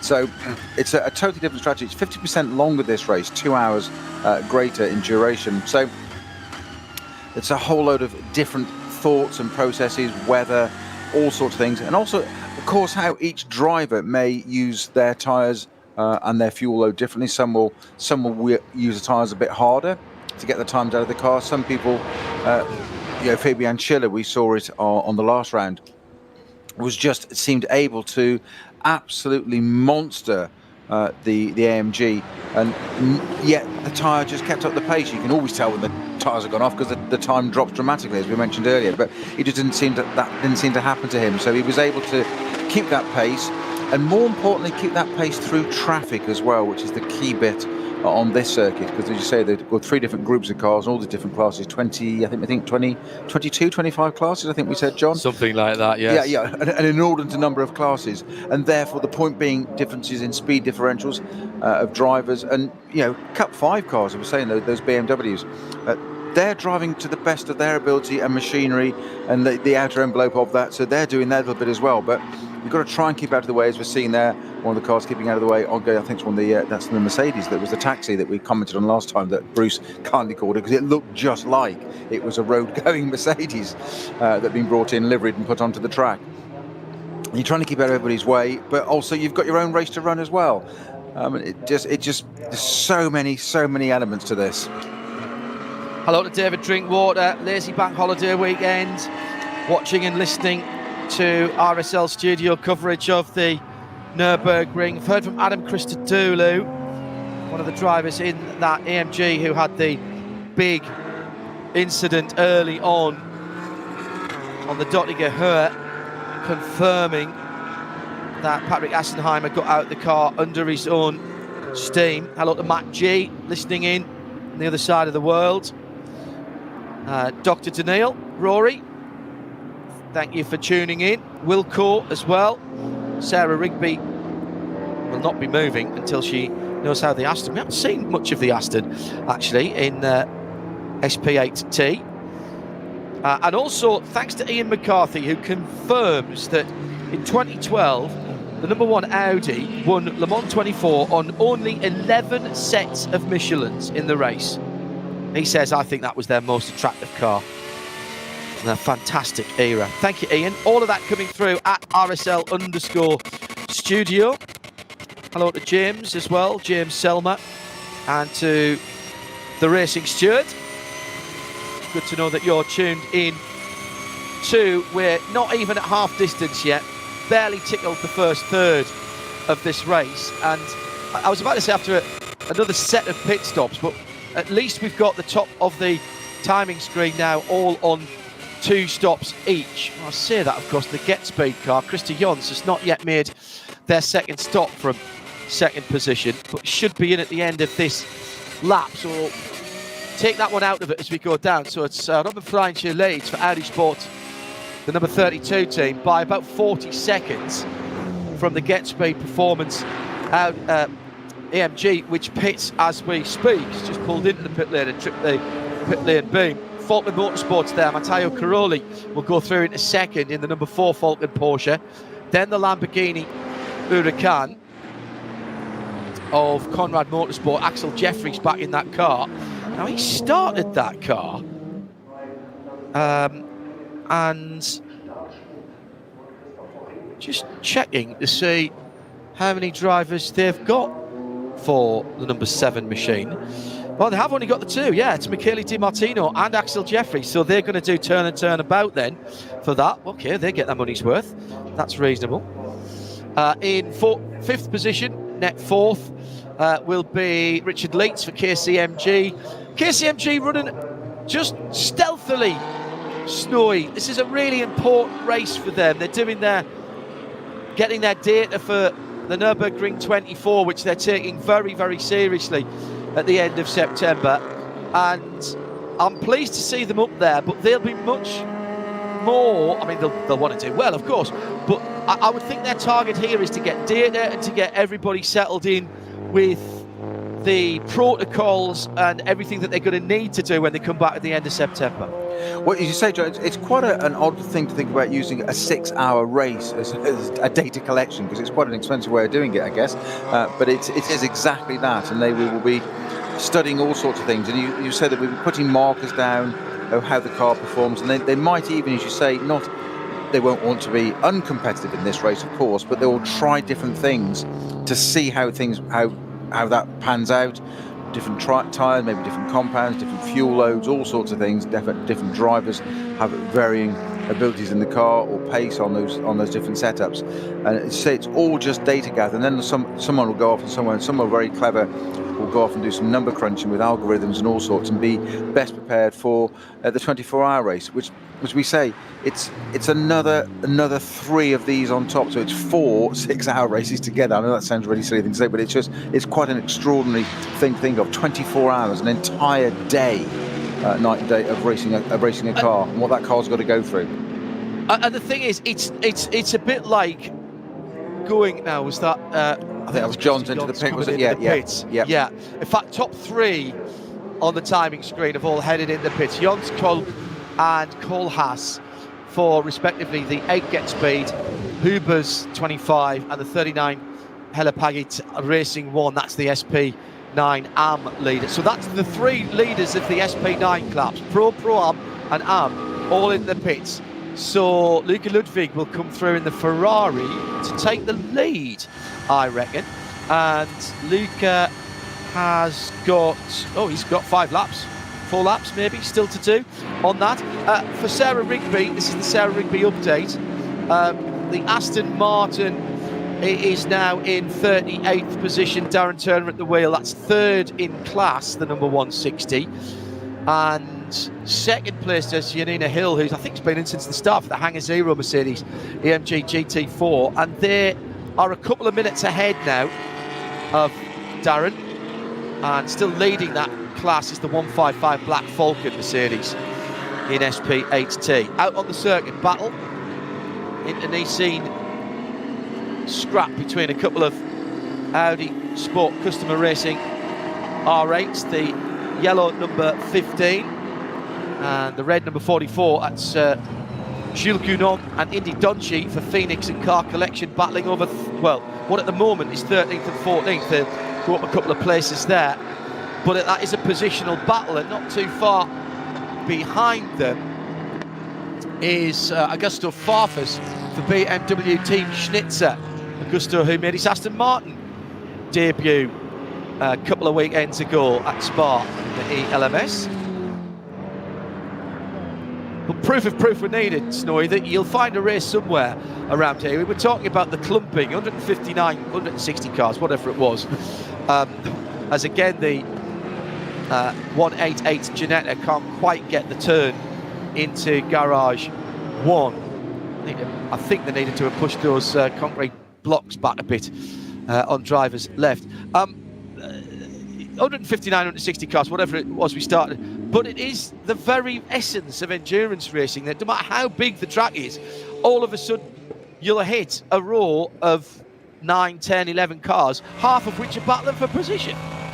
You think they'd get spaced out, wouldn't you? Because yes. it never falls that way, does it? And no. It must be in a driver's mentality. They come up on that and say, just my luck. We've got how many kilometres, miles, whatever you want to call it, of track, and I have to find you right at the point there. But of course, it's also the nature of this circuit, as you say, because it's so twisty, so many variations in there that there really is no time. I don't think a racing driver really relaxes anyway. But Dottingerhoe maybe coming up to Tiergarten's a bit of a moment, although that's very fast and down a dip. So you've only got a moment or two to glance down there and sort of check dials and instruments and stuff and whatever. Of course, it's all digital these days.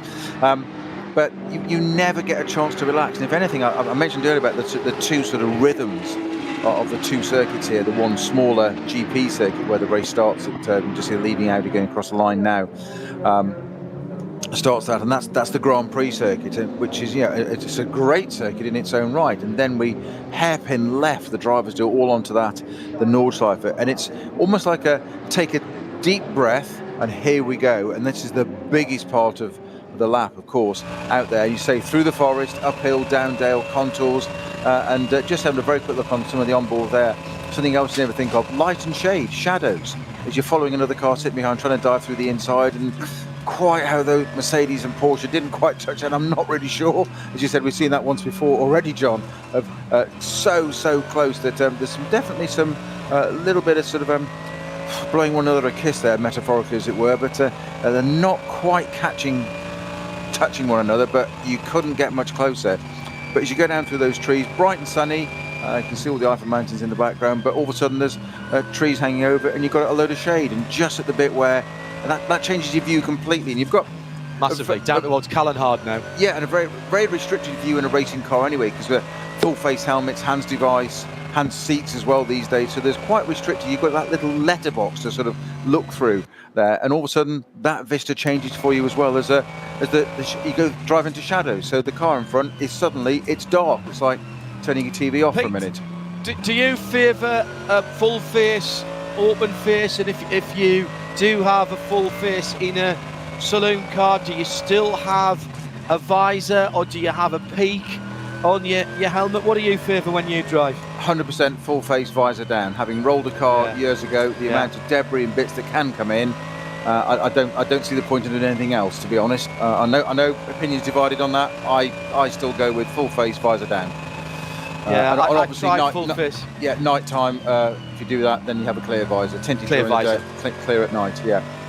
Yeah, I tried a full face with just a fixed sort of peak on it with a dark strip underneath, and that you could just sort of tilt your head down if the sun was in your eyes.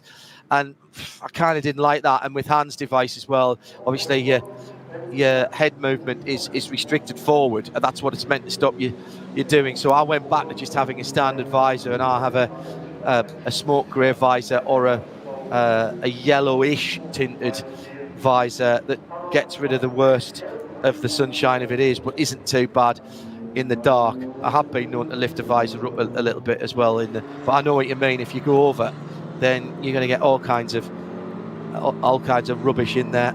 Well, I think the thing is, see people with open face helmets. Which I know, and some people do prefer that, and I get it. It's a personal preference, and if that's what people are comfortable with, you've got to be comfortable.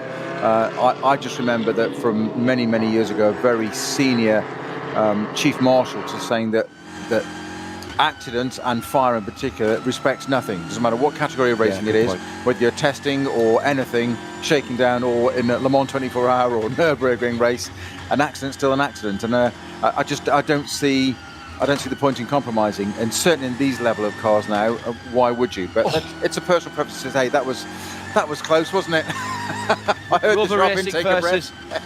Rover Racing versus Valkenhorst as they are heading down towards the final run back to the start-finish line. The two BMWs from different tracks, different teams in very close running indeed. And I think that was the 99 and the 34 that were battling for 16th and 17th position. As into the pit lane, one of the Caymans, the very nice light blue coloured Cayman, heads into the pit lane. I've noticed that car earlier on. That is the 440 machine. That is sitting in second place in V5. Just diving into the pits. 26 the Swiss flagged Hop Swiss. The number 26 Ferrari is still the car that Peter wants us to keep an eye on, and why not? It's leading for Luca Ludwig. Luca at the wheel of that car for the last 4 laps around, so at least another 3 laps I reckon for that. It's gone Luca, then Bjorn Grossman for 7. So Luca did 5, then 7 for Grossman, ending the 4th lap of this stint for Luca now. And that car, you've got to think, let me see what's he got left with 38 minutes to go.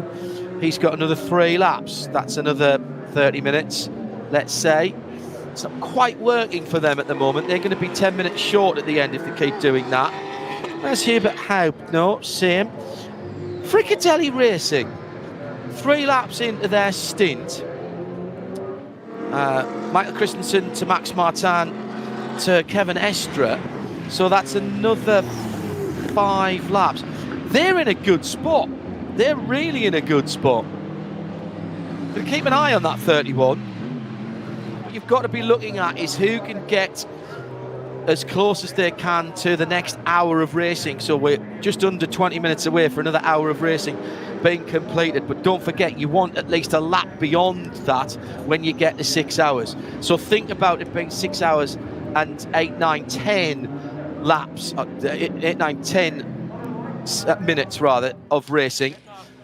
Not just the straight 6 hours, because it doesn't end wherever you are on the Nürburgring. 2 bright Grello coloured cars side by side.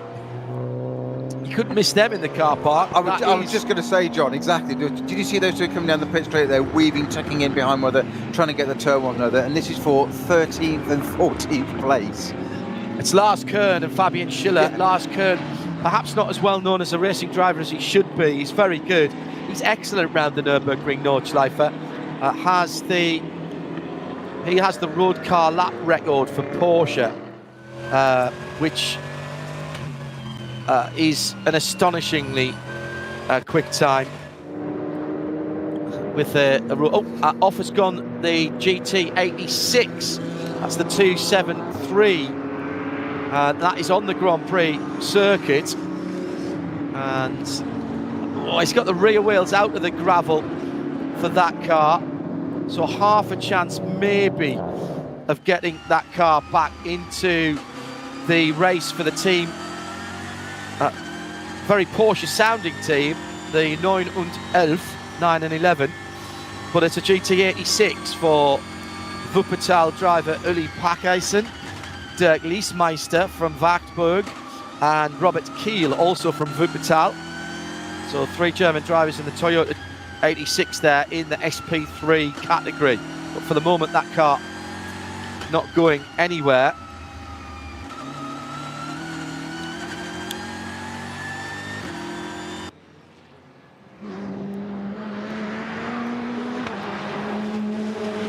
Another class leader coming through at the end of a lap is the Veloster.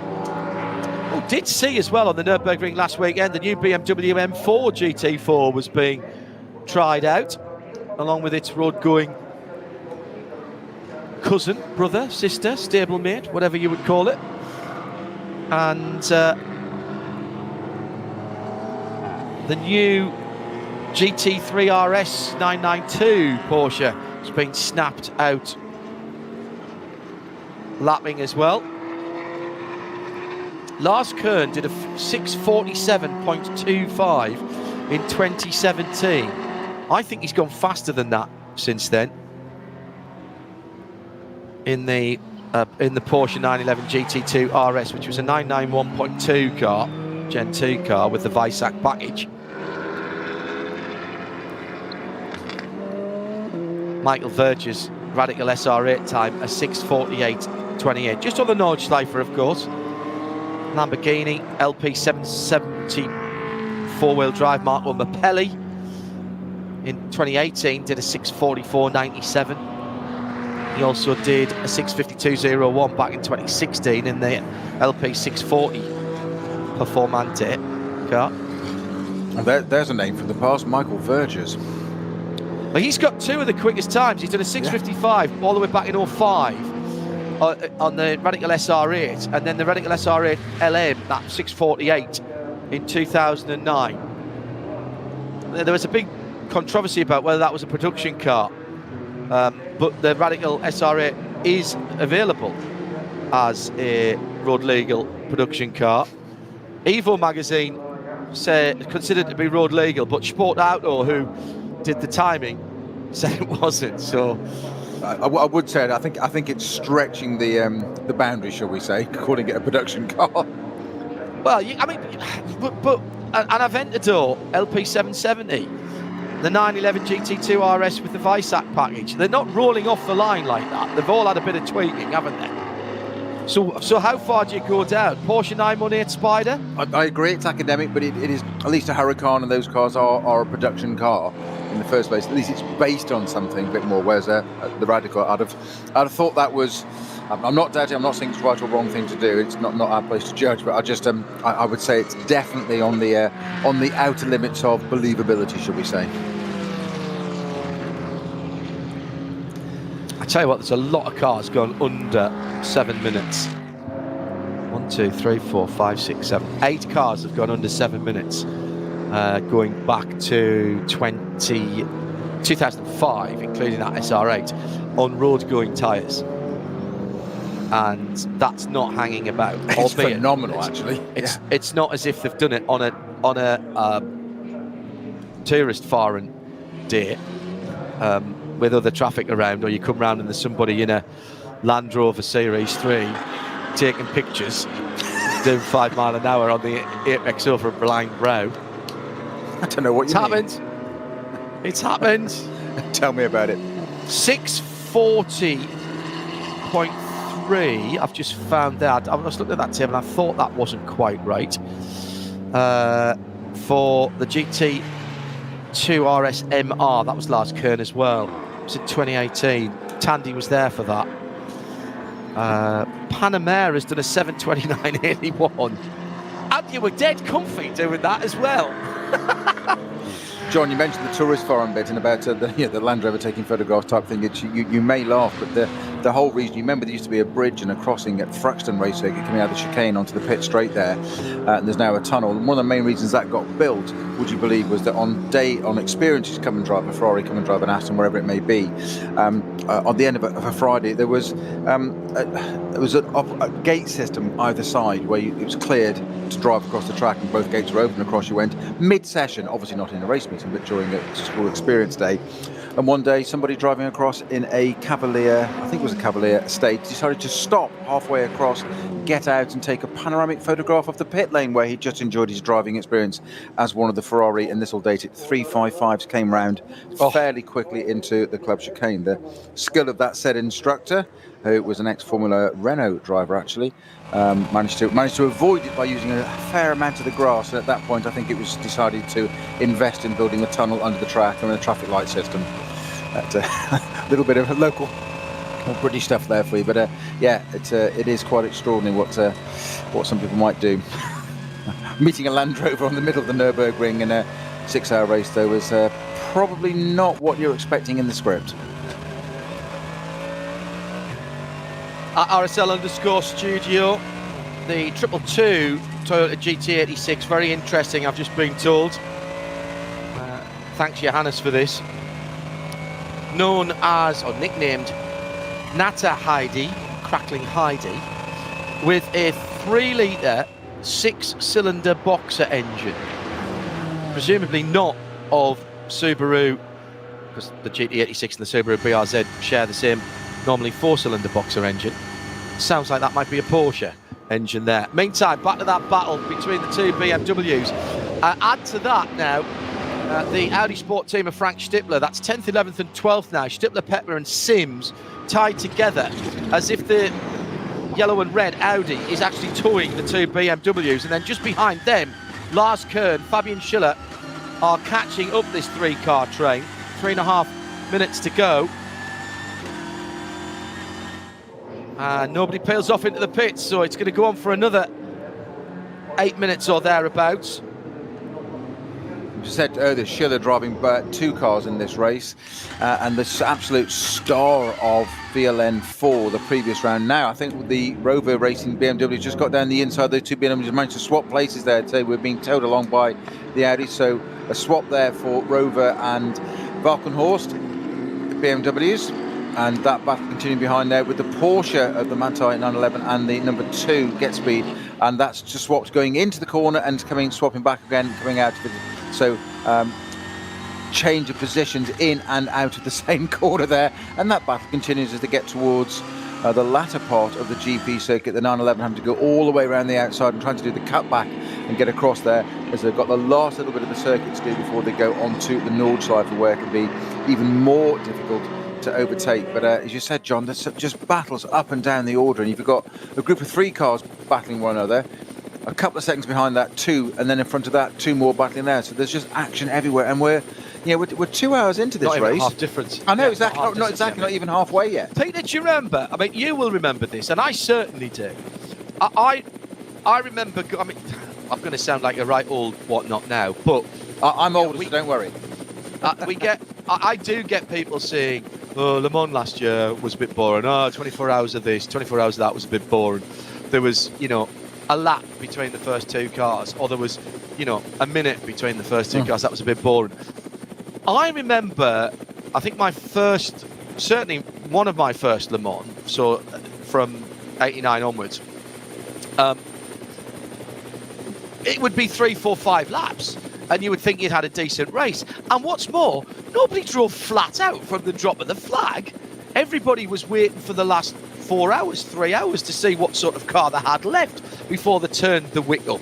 Sometimes you'd send someone off as a hare to try and break the other manufacturers. But what we see nowadays, and part of this is something that we were talking about earlier on, Pete, to be honest, the sophistication of the road cars on which these GT cars are now based, GT3s and GT4s in particular, is such, and the production tolerances as such, these cars are being raced as if it was, this is effectively six 1 hour sprint races, which are broken up by stops for fuel and tyres. And that's it.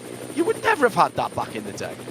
Absolutely not. It's a totally valid point you've made there of exactly how this genre of the sport has changed completely. You mentioned a while ago about the Nürburgring we built in the 1920s as a proving ground. Let's go back to the very beginnings of motorsport, 1907, first purpose-built racetrack in the world. Brooklands, built as a testing ground to allow the motor industry to grow and develop, and that's exactly what it was. It was embryonic in that. Now we're 100 years on from that, and even to say 20, 30 years ago, Le Mans it's an endurance race. It was still there for basically win on Sunday, sell on Monday. The manufacturers to develop their cars, showcase their technology, etc., and that all trickles down to the road cars. But I think in the last 20 years, 15, 10, and 5 in order, it's got so much more intense. You said the technology that's now coming down to the road cars, never just some of the electronics and suspension, a bit of, you were describing earlier the Hyundai, that the level of technology and engineering in that car, and it's quite incredible. But they now race, I've heard a driver describe Le Mans as being 12 back-to-back 2-hour races, which is exactly what Correct. you're saying of these one. And it's a sprint, as you said, about 30 years ago when it was Group C era, an era that you and I are very fond of. Yes, you would. Porsche would dominate it for a while, as various teams do in other categories. They dominate, they're just doing it better than anybody else. But you would go out and you might set that hair, as you say, to break somebody else. Aston Martin famously employed Stirling Moss to do that in 1959, to break the Ferraris and sucker them into doing it, to let the other cars win, which they did first and second, as we well know. But it doesn't happen now. And the level of attrition to get something this complicated running at these speeds, and you look back to those cars, they were much simpler. I'm not just talking the wire wheels and cross plies era, but even 20 years ago, 30 years ago, the Group C cars, they look so basic now compared to a modern day GT car. And even in our time, John, GT1 cars of 15 years ago, some of the famous cars, so let's take the Dodge Viper, for instance, a very successful car in its day, winning Spa 24 hours and that kind of various categories at Le Mans, whatever. Those cars now, the times they're doing are being eclipsed by these GT3 cars, and that's only about 15 years ago. That's the level of advancement. GT4s aren't far off, Snowy. No, you're right. GT4 cars aren't that far. But that Viper, you're talking about that Viper, that had a stick shift gearbox, which was imprecise to say the least. It came straight out of a pickup truck, that gearbox, and the only reason I spent the first 3 laps of driving one of those cars around Ricard, one of the Orica cars, the CISA cars, the white and blue cars, the first 3 laps I spent driving around thinking it's not very exciting, till I realised I was shifting from 3rd into 6th and not into 4th.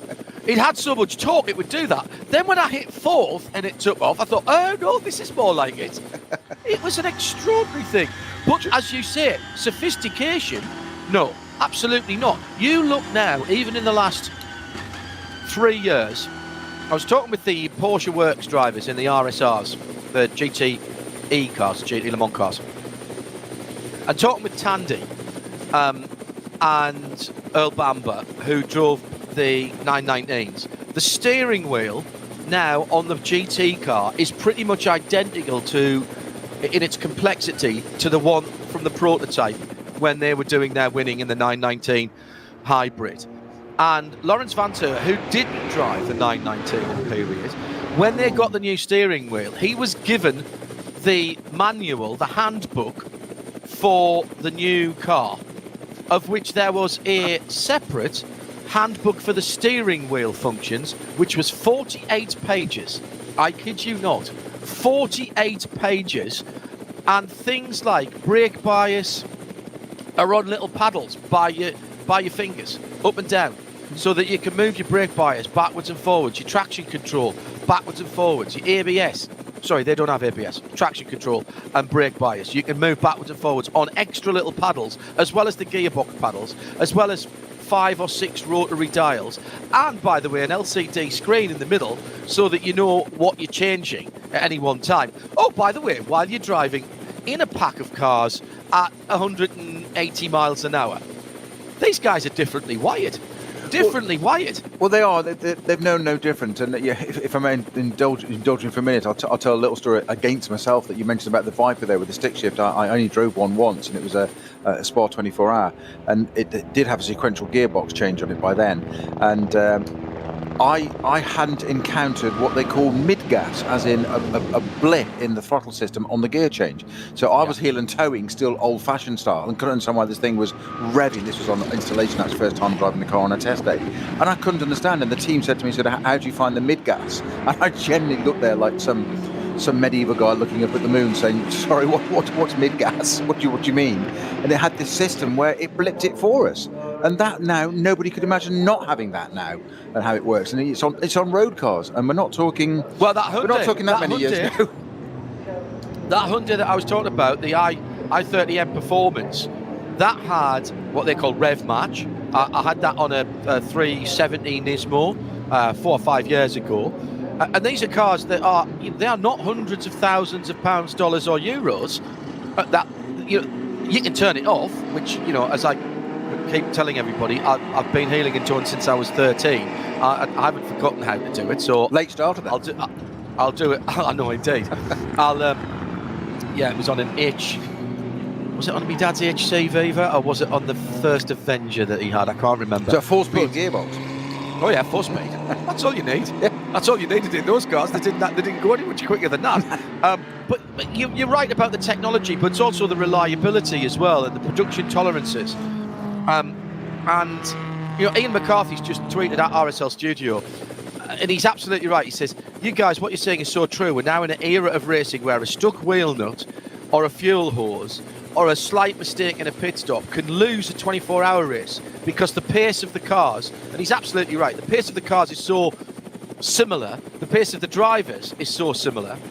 Tyre technology is brilliant, and that's the big thing here in particular at the Nürburgring that has changed even since I've been coming here in 2007 was the first year that we did our commentary from here.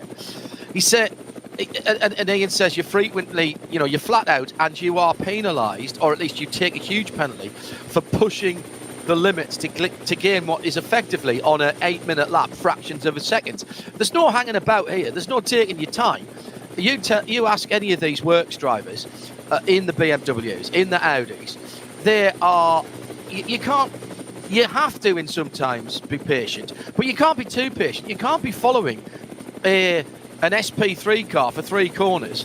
You have to let him know you're there. You have to put your car in a position whereby he basically can't turn into you, and you've got to claim that piece of road really early, because if you don't, you've just lost 3 seconds on that lap. 3 seconds on an 8-minute lap, it sounds like nothing. That would be like 0.2 of a second round Brands Hatch Ingy circuit, but you can't do that, because if you do that, you're not going to get it back, and that's the fine margins. And when people say to me, Hindhoff, what was your golden age of endurance racing? And we talk about, like you've just said, Pete, Group C.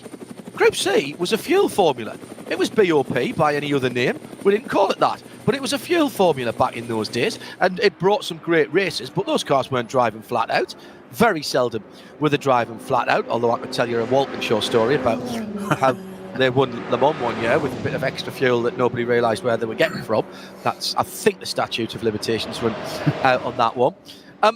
But, that we're in a golden era of endurance racing right now, even with being in a bit of a transition at the very top of the sport at Le Mans with the top class of racing. But GT racing now in regional and national guises with GT3s and GT4s, with TCRs being brought into being endurance cars in things like Creventic, Pilot Challenge, and indeed in this race as well. And TCR have done for touring car racing what GT3 and GT4 have done for GT racing, giving you a stable global platform where manufacturer built cars which have an intrinsic value at the end of 2 or 3 years because the regulations are staying reasonably similar. It means that you can go and buy a car and race it for 4 or 5 years. It's like all Porsche Cup cars always have a value because you can race them somewhere.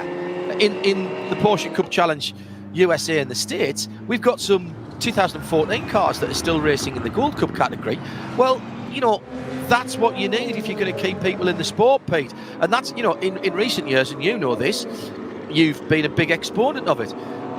What's been the biggest growth area of motor racing in the last 10, 15 years? Vintage and veteran racing cars, classic racing cars. Why? Because your 1965 Aston Martin, you could have raced it 10 years, 15 years ago, 20 years ago, or tomorrow, and it's still, roughly speaking, in the same class. It's probably worth a damn sight more now than it was 25 years ago. But if you've had that car for that amount of time, you've done, you know, you've serviced it. Hopefully you haven't bent it, but you can still race it. And that's what we've got to get into people's heads in contemporary motor racing. Keep the regulations pretty standard. Keep them running for a long time, keep them consistent. The latest homologation of LMP2 is a 10-year homologation. Now, you can argue as long as the date is about whether there should only be 4 manufacturers. My personal opinion would be no, but you can't argue on a 10-year homologation where somebody can go and buy an LMP2 car and race it at Le Mans or in the top class of the ELMS and know that that car is going to be current and competitive for 10 years. And that's what we need to be thinking about even more particularly now, I reckon, in motor racing, particularly with the current COVID crisis. Right, I'll put my soapbox over here and let you speak for a bit. No, I think you're absolutely right. I'm not really remotely sycophantic. I think you're absolutely spot on that stability is what you need in all sectors of the world at the moment. But exactly in this, because this is where people have to have made the money to go and do this racing, and it isn't exactly a poor man's sport. So to attract the sponsors, and it is the home, and it's in the DNA of endurance racing, the gentleman driver side of it, but they've got to have the right tools to go and do and make it worthwhile. So as you say, to have those manufacturers to build a car that's going to last for so many years. Nobody wants something that's going to be out of date in a couple of years' time and get a couple of seasons out of it, because there's no value for money in it. There's just no point in it whatsoever. And I think it's a very valid point. And I think what's interesting you said about the reliability that of those cars, just going back to your comment on that, John, observations on that, John, that it's almost unheard of, and I've never really sort of thought it this way or expressed it until now, but the era you were talking of when Group C was a fuel-saving thing, let's not pretend that we're being run flat out, it was a fuel-saving thing, a balanced performance in any other way, or whatever you want to term it, that's what it was. But we also had unreliability. You had fairly highly stressed cars, some of them with some of the spices in the C2, actually with a Formula 1 derived engine that's working very hard and stressing. And unreliability, it wasn't uncommon for a car to have some kind of mechanical failure, for want of a better description. Nowadays, it's the complete opposite, where they're almost metronomic across all these categories. Look at this race now. I don't want to go and risk it now, but what retires? We've had one retirement really so far due to a tyre failure, unheard of. It surprised us. So it's almost as if the car is a constant, which means that brings into play, that's then reflected in even greater in this endurance racing that takes for hours to complete a race, the strategy, the team, all that side of it. So in actual fact, the driver needs to go out there and just do his job, because the tool he's using, the car, is pretty well reliable and bulletproof. There are exceptions.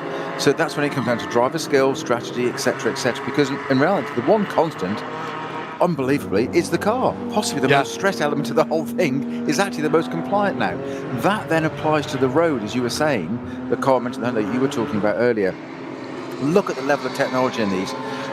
My second point is, I'm going to throw this to you, John, for some point now or another time. I've got 3 and a bit hours to go yet, so we may get a chance to come back to it. If that's what we've seen in the last, let's say, 10, 15, let's be generous and call it 20 years, what's it going to be like in another 10, 15, 20 years' time? Or is that one for the sofa sometime? Well, that's me and you with an adult beverage.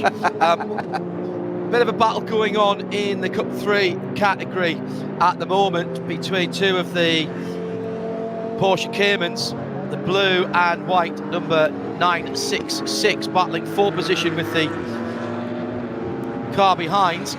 It's the yellow and grey car as they head out on the Nordschleife.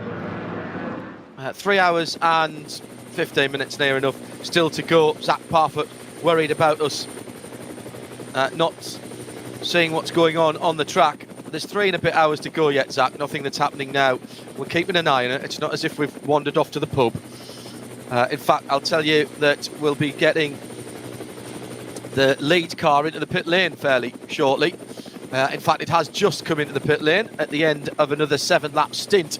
So 5 laps at the start for the Octane Ferrari from Luca Ludwig, then Bjorn Grossman, then Ludwig's taken it back over. So that's spot on time.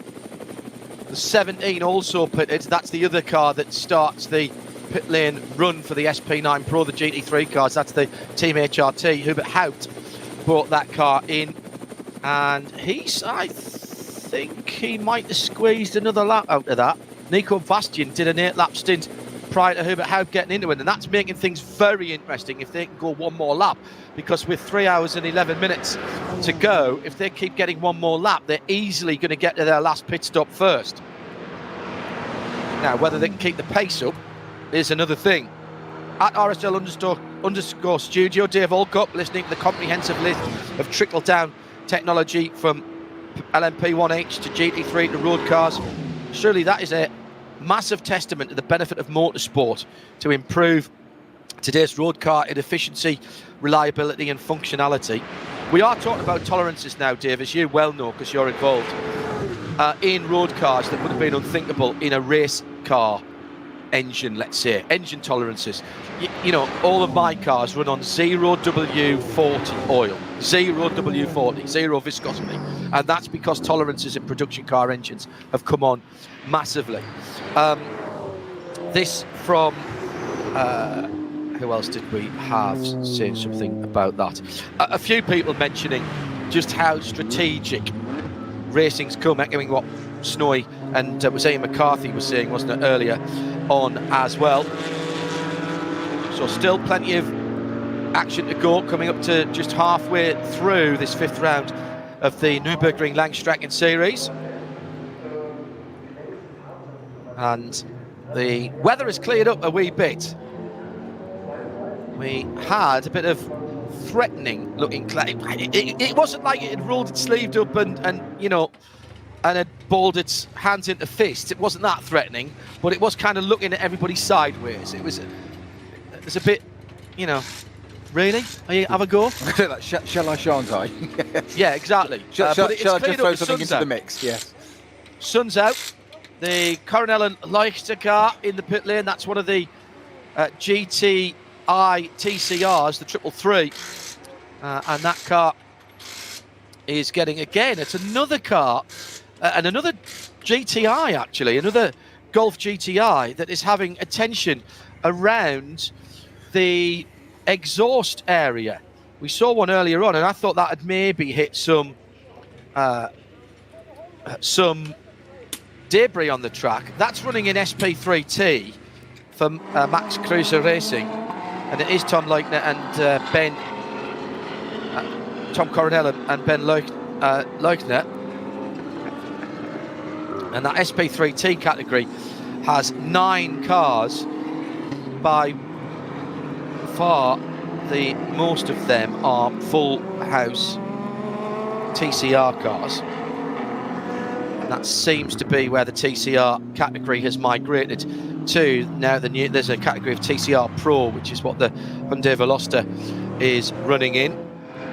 So let's see who else stopped that time around. Well, the 17 car is back out again, and that was, I reckon, on time. And we're going to have to very much going to have to keep an eye on those guys, because their pit lane strategy is very different from everybody else. And it's got Phil Ellis behind the wheel of that car now, although he wasn't on my list to drive that car originally. I think there's been a bit of swapping around between the team HRT guys.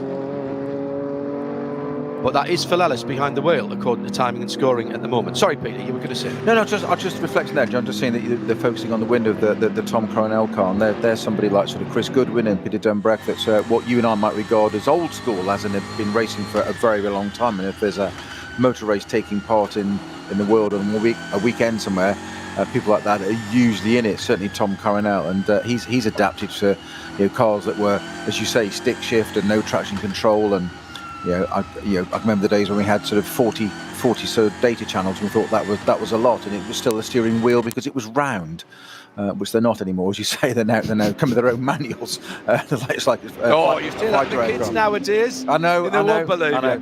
And I can't tell you this story, but I'll text you later or speak to you later. But I can tell you a Tommy Coronel story of sharing a car with him and a GT1 car, and you don't want to get in the car after him. That's all I'm going to say. Well, bring your own plastic bag to sit up. Is that what we're saying? Exactly. Yes, along those lines. Yes. Yes. Well, spot on actually. I was going to be discreet.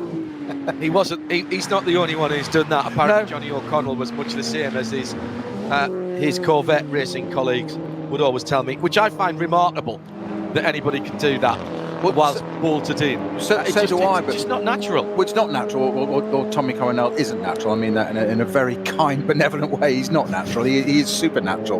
But I wouldn't mind. But his reasoning was, because obviously you're plugging you in and you have a quick chat on the radio, and it was his quote was, "I've returned the favour," which was a little bit unfair because he'd actually got the wrong driver. So it was my previous incumbent that had done that to him, and he said, "Oh yeah, sorry to that, but you're still English, so it counts." And that was his reasoning. So there you go. The pleasure, the glamour of I should have listened at school to my careers teacher clearly, and got off and worked at Smith's or something instead. We'd not swap it. No, true. We wouldn't swap it. Not in a million years, actually. One of the TCR cars just showing its pace at the moment, going past some of the other cup categories, including the number 226. A lot of people often ask us, what does it take to get into motor racing? Well, money for a start off, but lots of money. It doesn't have to cost you a fortune. That 266 is the MSC Münster EV DMV Porsche Cayman S. That's the car that bumped its bonnet earlier on. Peter Bonk and Marco van Ramshorst driving those cars, and sitting in behind it is the 272. Which is in a different category, actually. That little GT86. And that car, I mean, these cars are relatively reasonable to run in motor racing terms. And what you've got to do is, I always think, Peter, in a race like this, you've got many races, one of which is between the pro teams who are out there, drivers making money, some pro-am teams, drivers being paid by gentlemen drivers who want to get as far up the field as they can in the GT3 cars. But the gloriousness of endurance racing and mixed category endurance racing, like here at the Nürburgring, particular Le Mans, still to a certain extent, IMSA racing, British GT, ELMS even, at that level, as we get another tranche of cars coming in on time, is that the amateur racer can be out there on the same track as the McNishers, the Christensens, or nowadays, the whoever you would put right at the top of the field. You race against Fabian Schiller on the same track. Yes, all of those guys. Now I'm just checking all of those cars as they're coming in. That is second down to 11th, except for Jordan Pepper, who stayed out for Valkenhurst. And once again, Friccadelli go to the top. Kevin Estre, remember we said watch that 31 car. Estre should be in at the end of this lap, but they're stretching. They're getting 8 laps now. So Estre has gone another lap longer on his stint. Mark went 1 lap longer. Max Martin went 1 lap. Remember, they did a short 5-lap stint at the beginning. So now they've basically leveled that up to 3 7-lap stints, and everybody else is coming in. So this is interesting. There's more than one way to skin a rabbit, as the old saying goes. And everybody is looking at what works best for them. So who now has still got laps in hand? Well, the 32 car come in. We did. I'm surprised at that. Thought they might have stayed out. They would have had a bit more fuel. What we don't know, of course, and we don't get that information, is Robert French came in at the end of his 6th lap on this stint, but I'm guessing then that he double stinted those tyres, and that stint then was not fuel determined, but grip determined, and he was starting to feel the difference. Jordan Pepper in the 34 Valkenhorst car, he'll be in at the end of this lap, and that will be his second 8-lap stint after David Pittard opened with a 5-lap run. Axel Jeffries is back in the Lamborghini for Franz Conrad, and that number 7 car, well, he's got one more lap to go if he goes another 7-lap stint. Lars Kern is, I think, due in at the end of this one. Yes, he is. He's coming. So it's not yet reaching any kind of status quo. We're still seeing these teams and drivers playing out their own strategies. They're not so much worried of covering off everybody else, Snowy. What they're doing here is trying to project forward to the end of the race. And we are just approaching halfway distance, so that's good point. We've got half of this to go still. So, as you say, just seeing what it brings up, and some of that as well. You mentioned earlier about one of the teams collecting data basically for the 24-hour as well, and using this as a test session, if you like. Perhaps a little bit harsh, but certainly a lot of data collection from it. Some of these teams will be using the first half of this race to see what their cars do, because it's that significant difference between 4 and 6 hours. Let's see what the cars do. We're literally just over a minute off reaching half distance of this race, and they will be finding out what the cars do. Weather staying. We've got one constant here. We've got the weather seems to have been obviously nice and consistent. We've had no drizzle. We had the last round 4 had a drizzly start, and then it dried out, so that alters things again. It's yet another variable. The weather stayed constant. We mentioned about the reliability of the cars. Yeah. They've stayed constant. The tyres are pretty constant. They know what they've said. They can really experiment with fuel loads and amount of times into the pits. And as you say, it's so different in this race because one lap isn't like anywhere else. You've got to have a whole different mindset and way of thinking for the teams in the pits, strategy. Yes, John? Yeah, and on our point of how much do you have to spend to go racing, the 743 dark blue BMW, take off the race numbers and their Dixel Advanced Brake Technology sponsorship on the side, that's a road car. You would not know that was a race car. And that BMW, look what's behind it. Yeah, and coming up is a state-of-the-art Audi customer racing car and going through. Now, they're in the same race, but they're not racing together. But what you've got is you've got to go at it with the thought that BMW number 743, which is going around very happily, and their drivers are on the ragged edge in that 325i, they're in a class of cars that's pretty much all BMW 325i's. Eine Legende. And die gefährlichste Rennstrecke der Welt. There's 21 cars in that track. Der kleinste Fehler wird sofort bestraft. Denn nur wer auf Qualität setzt, kann das Rennen gewinnen. Yeah. 21 cars in V4. Production between 2 litres and 2.5 litres. Effectively, they might as well just say that's the BMW 325i class. And being able to take a car, and how many of those are sitting around out there?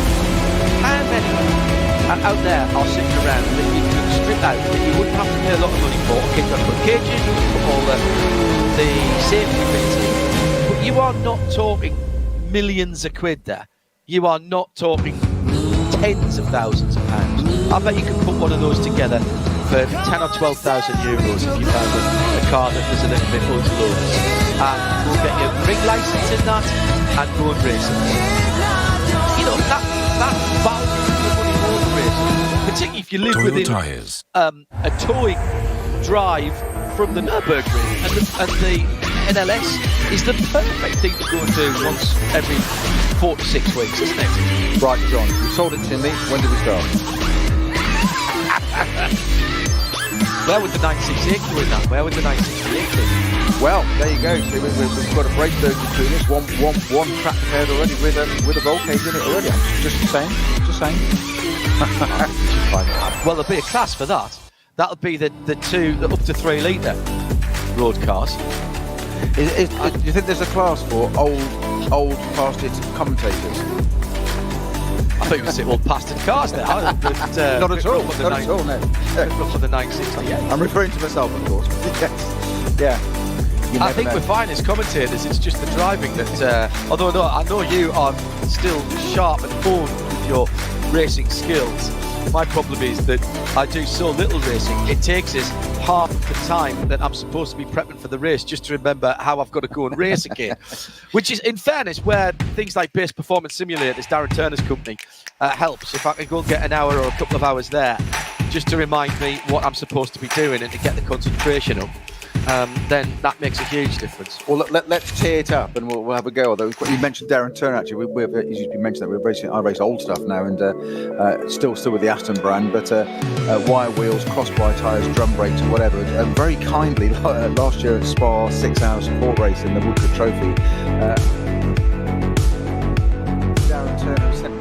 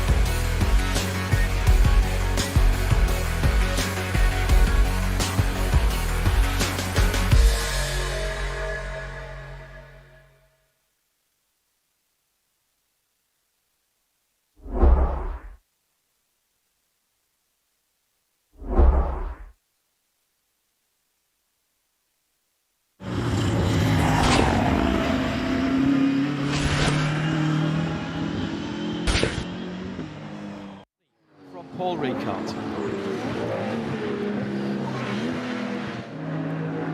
So under 3 hours to go now. Peter Snowden and me, John Hindhoff.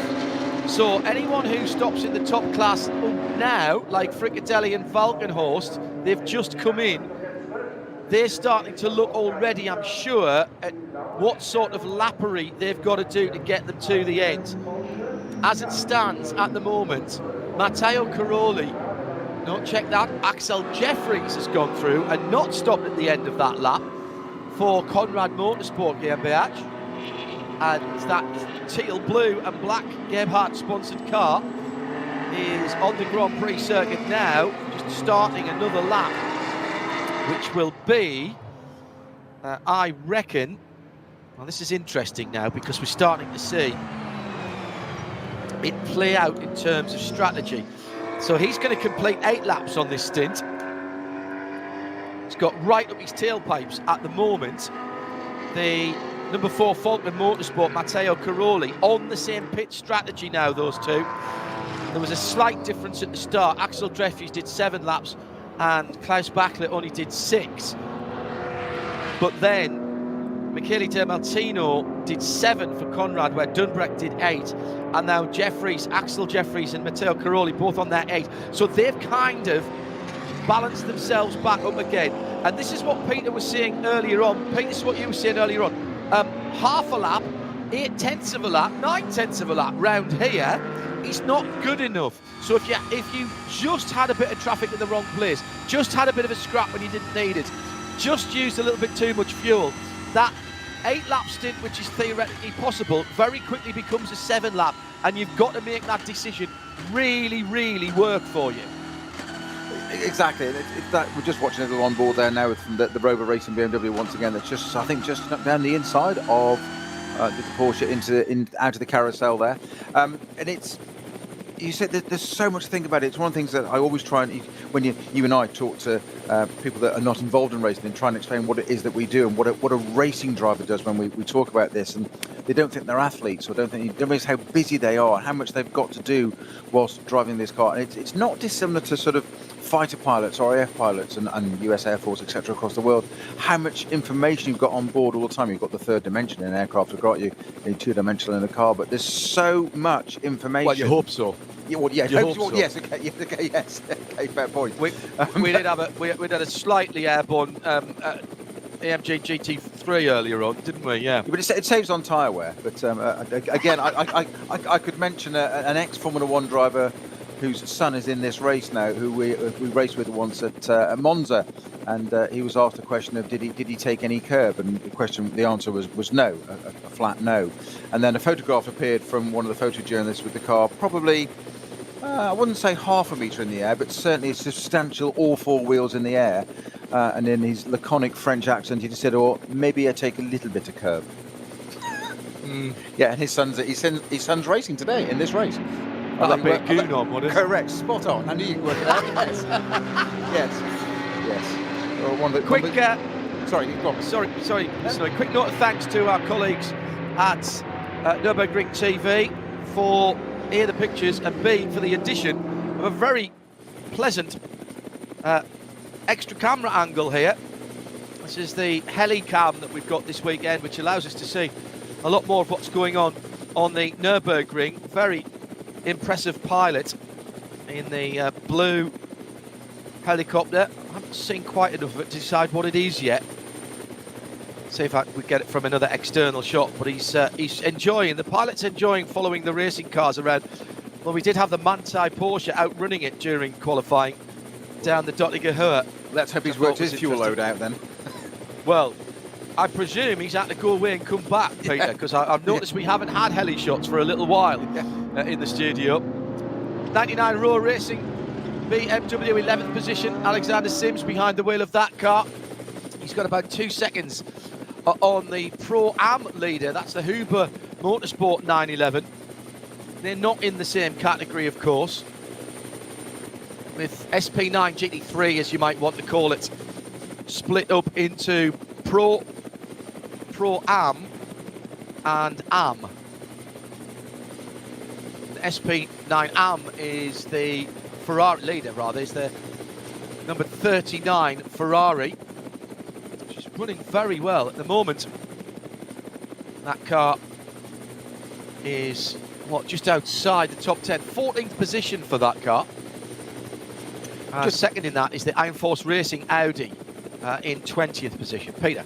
Just watching for that helicam, as you're saying, John, the 99 ROWE BMW, just the way it's great aerial shots, not only of sitting behind the car normally, we've got this aerial shot illustrating to us perfectly how you can side the way through the traffic there. And just one perfect example there, came up behind a Porsche, went to go one way, the Porsche decided to get out of his way, and in an instant he had to brake, check up, as they'd say in America, hold position, go back in again, no lock up, no anything, but that thinking on your feet all the time, that could so easily just be not only cost you time, but it could be a race-ending incident there. And that's the level and the pace at which these drivers at the front category, the GT3 as you just called them, the SP9 category, are having to think all the time. You expect the car to stay where it is in front of you, and he didn't. And he didn't jump out of the way or whatever. He just saw the BMW coming up behind, and I think he was trying to be considerate and courteous and keep out of his way, which actually the thing he didn't want him to do, stay where he was. He'd already looked like he'd committed from, let's say, 2 car lengths away, and within that distance of just 2 car lengths at that closing speed, had to change direction, check up, and go the other side of the car without any incidents. And it all just looked so seamless. But in reality, I'd have loved to see the in-car footage of that, because I bet there was some... it was busy. I bet there was busy, yes. It was a little bit of work going on there, to say the very least. Coming up to a slow section now, they've all just backed up, just watching that. That looks like coming out of Brunchen. Yeah, it does, still getting used to the helicopter shots as they climb up the hill. I'm pretty certain... we've got a car stopped on the track there, on the apex there, yeah. Is that a car? Is that an intervention vehicle? Can't tell. No, it's got a wing on the back of it, so it's... Oh, yeah, okay, good point. And quite a lot of oil dry down as well, further up the track. So somebody's had an incident. They've got one of the pickup trucks out that lays down the sand, etc. Michael will know this. Michael Werner, who looks after us from the TV, and a couple of slow-moving vehicles. Oh my goodness! A very badly damaged Cayman, I think I'm going to say there. Or was it the Ginetta? Oh, could have been the Ginetta. That's a great call, Snowy. The 118 Ginetta. Yeah, I only just saw it the last minute. It just looked like a G55. Red and white. To me. Yeah, sorry. Yeah, I think you might be. I think you might be right. We'll get a chance to. Not quite, as the wrong camera angle. Yeah. Number 2. It's going rather too quickly. That was. Oh, actually, that wasn't where I thought it was. Then that was coming down from Callanhard. Yeah, it was coming. So that right-hander. See, when you can't see the rise and fall, and you're just looking at it from above, I find it more. So that was Callanhard that just after Callanhard that all of that had happened. Michael Werner might know this, and I know he's listening to us in the TV suite. I don't think we've had a helicopter before for one of the NLS races. We normally get one for part of the 24 hours. I don't think we've had it before. This is a great addition to the coverage, so thank you. However that's come about. And it leads me on to remind everybody that the 27th of September, that weekend, is the Nürburgring 24 this weekend. One weekend after Le Mans. That's the easiest way to place it in your mind. So, as it was last year, just the weekend after Le Mans. And the start of the 24 hours, particularly when we start getting in double yellows at the carousel as well. So maybe that's 2 incidents, Snowy, there, because this would be coming up towards Brunchen. Yeah, I think you're absolutely right, John. Yeah, I think it's two separate. Yeah, because they're slowing right down again. So there's 2 separate incidents. Yeah, good call. So the start of the 24-hour race, when the leading cars get into the back of the field, so basically at the start of their second lap, the helicopter shots look like a police chase. It is absolutely extraordinary when you see them charging through the traffic. It is something that is difficult to behold. Not sure what that was for there. Through Brunchen now and starting to climb the hill. Okay, maybe not. So get that in your diary. Tim Barnes says, I'm watching the race. Are the cars allowed to go flat out past the recovery vehicle? I understand yellow flags are waved. Are they supposed to reduce their speed? They do, and they are monitored, Tim, on that, because all the cars have got GPS on them nowadays. Every car in the field has got GPS. And the race director can spot that, and if you haven't slowed down, or there's a marshal's report, and the marshal's report, by the way, is low, doesn't have to be supported by video here, which seems to be a slightly worrying trend at any other motor racing circuit. If you haven't got it on video, then you can't prove it. It used to be in my day, and Snowy's, that every marshal, whatever their job was, whether they were waving a flag or as an observer or whatever, was a judge of fact. So at the end of the race, when they collected the incident reports, which were written down, if they had said number 73 Hindhoff overtook under a yellow, and I said, oh no, I didn't. Well, no video in those days. If Marshall's word was law, absolutely right. You're referring to the days when it was pen and paper, John. Yeah, but top 3 cars. Top 3 cars into the pits now: the Conrad Falcon and KCMG Lamborghini and perfectly 2 on Porsches. time. I'm happy with that. Yep. They're following your strategy. That's good then.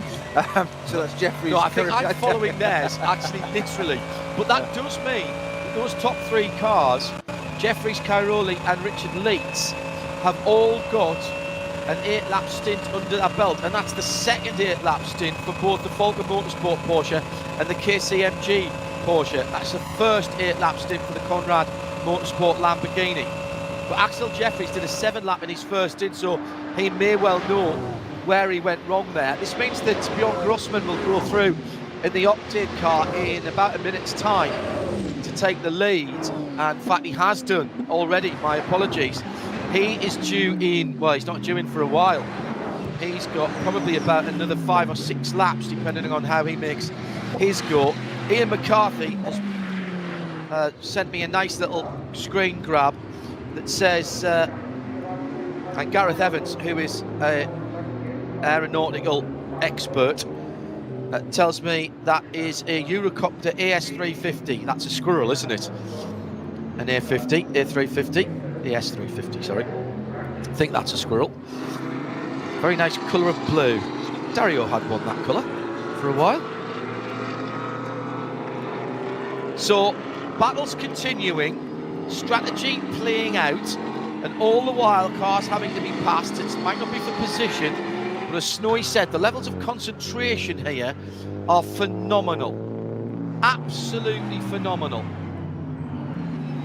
17 bright red AMG is Phil Ellis in the HRT Mercedes. He's running in 10th on the Grand Prix circuit at the moment. And what I'm just looking for, big slide by the, now I think that was the Audi squeal of tyres. You don't normally hear with slick racing tyres. No, it wasn't, it was the 25. It was the 25 Porsche on the Grand Prix circuit. Sometimes you hear incidents happening before you see them, and that was certainly the case there. That's for the dark. So Bruce's favourite driver, Rocco Tarapadula, in the Huber Motorsport car, and we've got the 930 spun as well. That's one of the crossbows. Yeah, crossbows. That's the leader. Yeah, that's the Cup X leader. The Cup X leader. Yes, the white and pinstripe 930. Yeah, 90 degrees across the track at Tiergarten. Not a place to be sitting there, but at least it's literally visual. Everybody can see it. Well, at least everybody can see it. They've got it going again. And that's Georg Griezmann, who has got that car pointing in the right direction. And note that the yellow flags came out, and the next car along, one of the BMW 325s in their own class here, of which there are 21, as we were mentioning earlier, immediately slowed down. Yellow flags are still out. There may be something on the track there. It looks like some dirt was dragged onto the road. So that looked to me as though Georg Griezmann had a bit of a moment off on the left, just beside the edge of that Armcore, which is actually what you aim for. It's bright orange painted because it is an exit point from the circuit. And you aim for the edge of that with the left-hand side of the car, and hopefully you're going fast enough that the car drifts away from it. That's what the guys in the GT3 tell me, which I find completely mind-boggling. It's quite normal. What I was surprised at there was that he was facing out. If he'd lost it on the way up the hill and lost the back end of the car, it would snap right and face.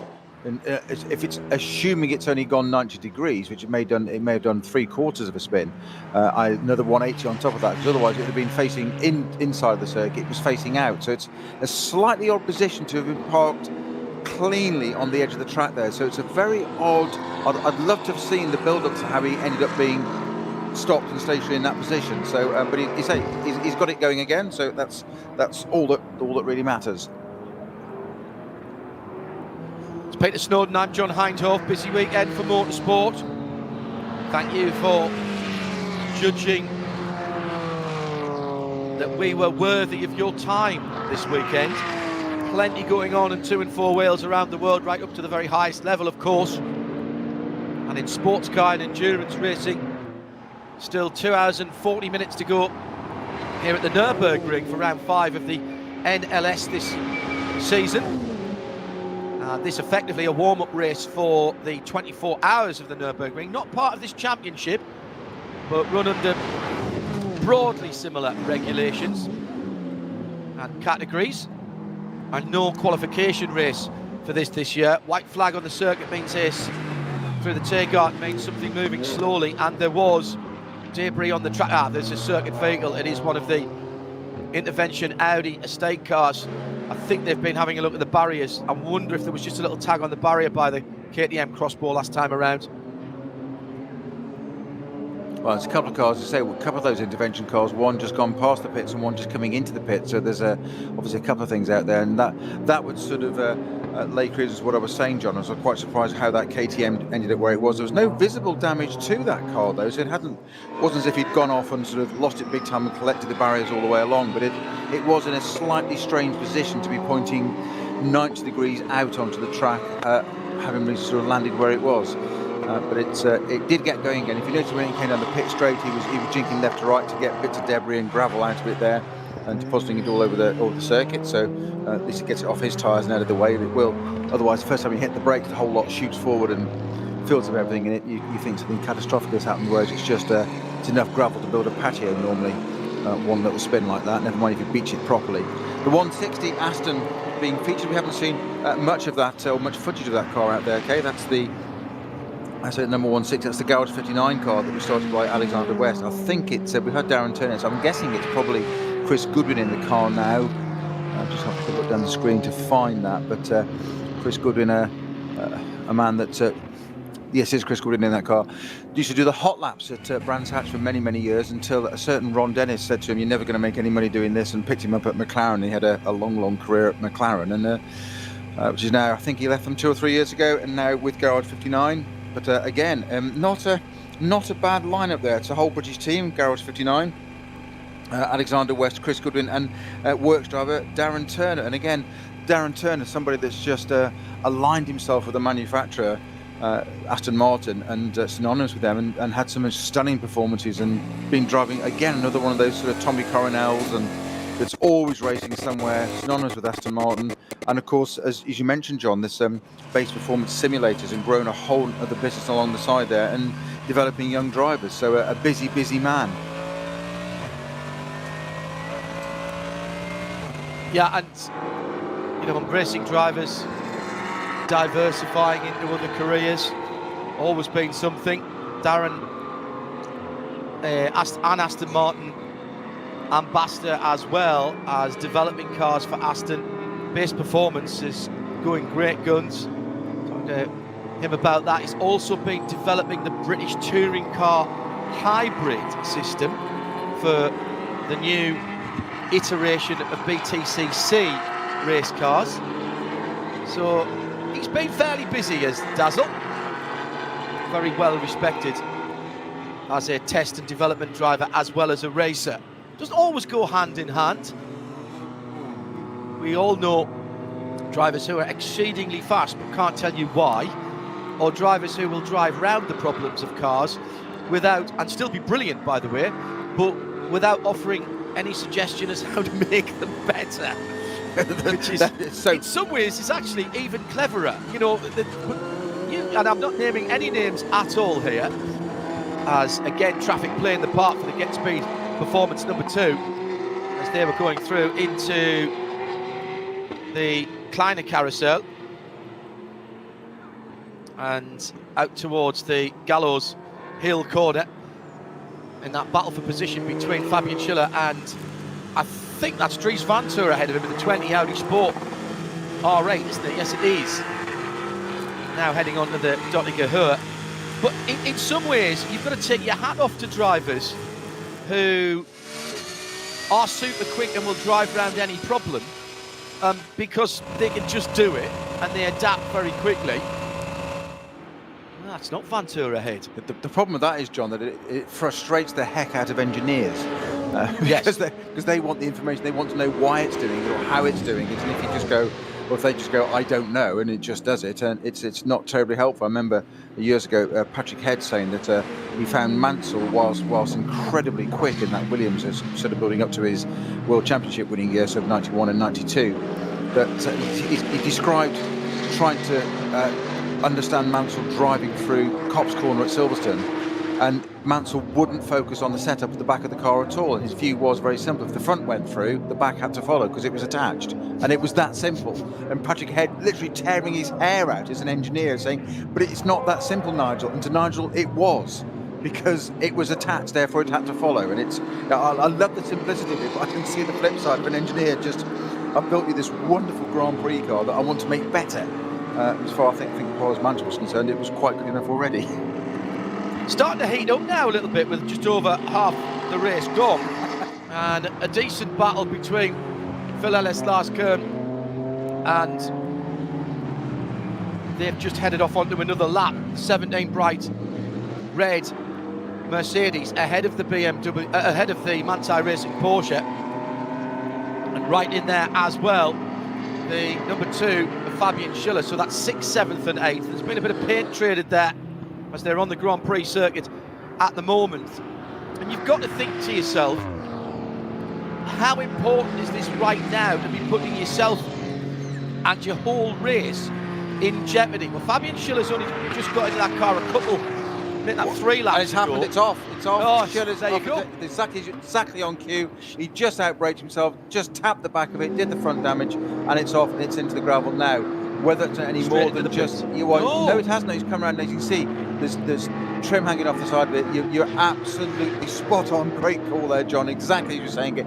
How important is it at this point? And we've waxed lyrical all through this race about drivers thinking, and of all people, I'm surprised Fabian Schiller just doing that there and catching that out. But oh no, it's Alex wanting to hit the back of Schiller, so my apologies. Yes, correct. That's what, yeah, so sorry, unfair to Shaven, so I was absolutely right there. It wasn't Fabian, my apologies. But just caught himself out, but it was almost inevitable, as you said, John, and it popped it through the gravel. It depends what else it's now done, the collateral damage to it now. Oh. So There's a, yeah. that battle, and we're a long way away from the end of the race. They've all been out there for 2 or 3 or 4 laps and working their way through traffic on the Grand Prix circuit, and very lucky indeed not to have done more damage to that number 2 Fabian Schiller in the AMG team Get Speed car, not running in their bright red Vodafone colours this weekend, and he's coming up on an incident which is that's one of the Porsche That's Cup one of the cars. Porsche Cup cars, yes, exactly. I think that was the. I think you're right. I think that was the leading car. Is that the Black Falcon car? Was that the 350? I think you could be The right, SP John. Pro winner leader in the GT3 Cup MR. I think that was the 350. That multicolour shades of grey car. So all of a sudden, having been in a relatively static-ish, like the middle overs of a 50-over match or day 3 of a test match, we're just playing things through there in the middle couple of hours is what normally happens in these longer races. But all of a sudden there's been an explosion in excitement and incident there as drivers have been starting to push and clearly causing incident just on 3:30 at the Nürburgring, with the clouds again beginning to gather, and that's a KCMG car going slowly as well, isn't it? The 19 coming into the pit lane. Now that car, now please tell me that all that's the matter with that is they've pushed it 1 lap or half a lap too far. No, something's wrong. Imperatori's only been in that. Imperatori has only been in that car for a lap and a bit, so this is coming to the end of his 2nd lap out. That car doesn't seem to be tracking straight. No, it's not. It's crabbing. There's something wrong on the near side. And I'm putting 2 and 2 together and making 142, but there's an Audi moving slowly on the Dottinger Höhe as well. Has there been a coming together here? Oh, dear me. It's all gone up in the air, and the Dottinger Höhe is not a place to be going as slowly. And that's another car. Is it the Audi or is that it is the dropping. Schiller Mercedes? Oh, that's a good call. Which was the car that was hit. Correct. I think that's Fabian. So that'll be right Mercedes. rear damage. Correct. That'll be right rear damage on that car if it is. Yeah. Snowy. That's brilliant call, mate. Well, let's see if brilliant it's call. right yet or not. Yes. It's certainly. I think it could be the Audi. It's definitely an Audi. No, you're right. So, I've got to say, by the way, the number 2 Get Speed car has very quickly caught back up again with the cars that it was racing. In that car at the moment is Fabian Schiller. So he is pushing very, very hard at the moment as it's gone quite dark over the far side of the circuit. They're heading up the hill now from Brünchen through those left-handers that gradually tighten, where you really don't want to have to lift off.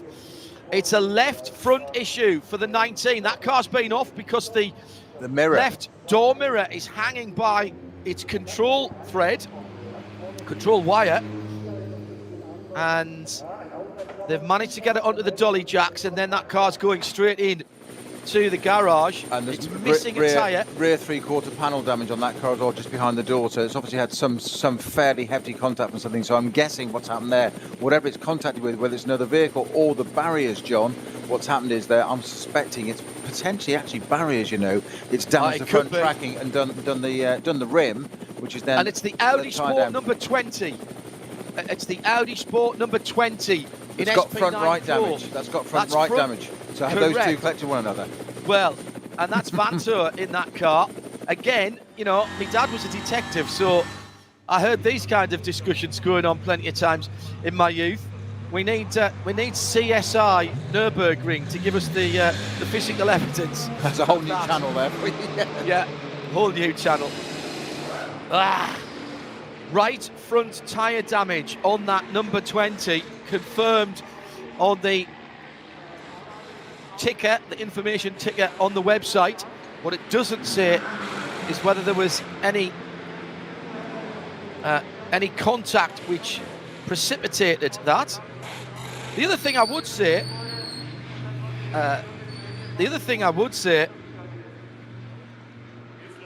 is that Alexander Imperatori is normally a pretty safe pair of hands. Left front tyre gone, cause or effect? Did the tyre go and put him into the wall, or did he put it into the wall and take the wing mirror off? I'm just intrigued by that damage. I think it's a very good train of thought there, John. All sorts of possibilities. You said it was just circumspect at the moment, but it's that there's left damage to the rear three-quarter or just behind the door, which, if you think about it, there is an odd place on a Porsche, because you've got those flared rear arches which didn't appear too damaged. It's almost as if somebody's actually collected it in the side. I just wonder if somebody's just done an outbraking manoeuvre and just tapped the inside of it. Who knows? Until we see it, we don't know. But something certainly got on two of the front-running cars there. Suddenly the pitch, you say, it's a whole excitement suddenly ramped up.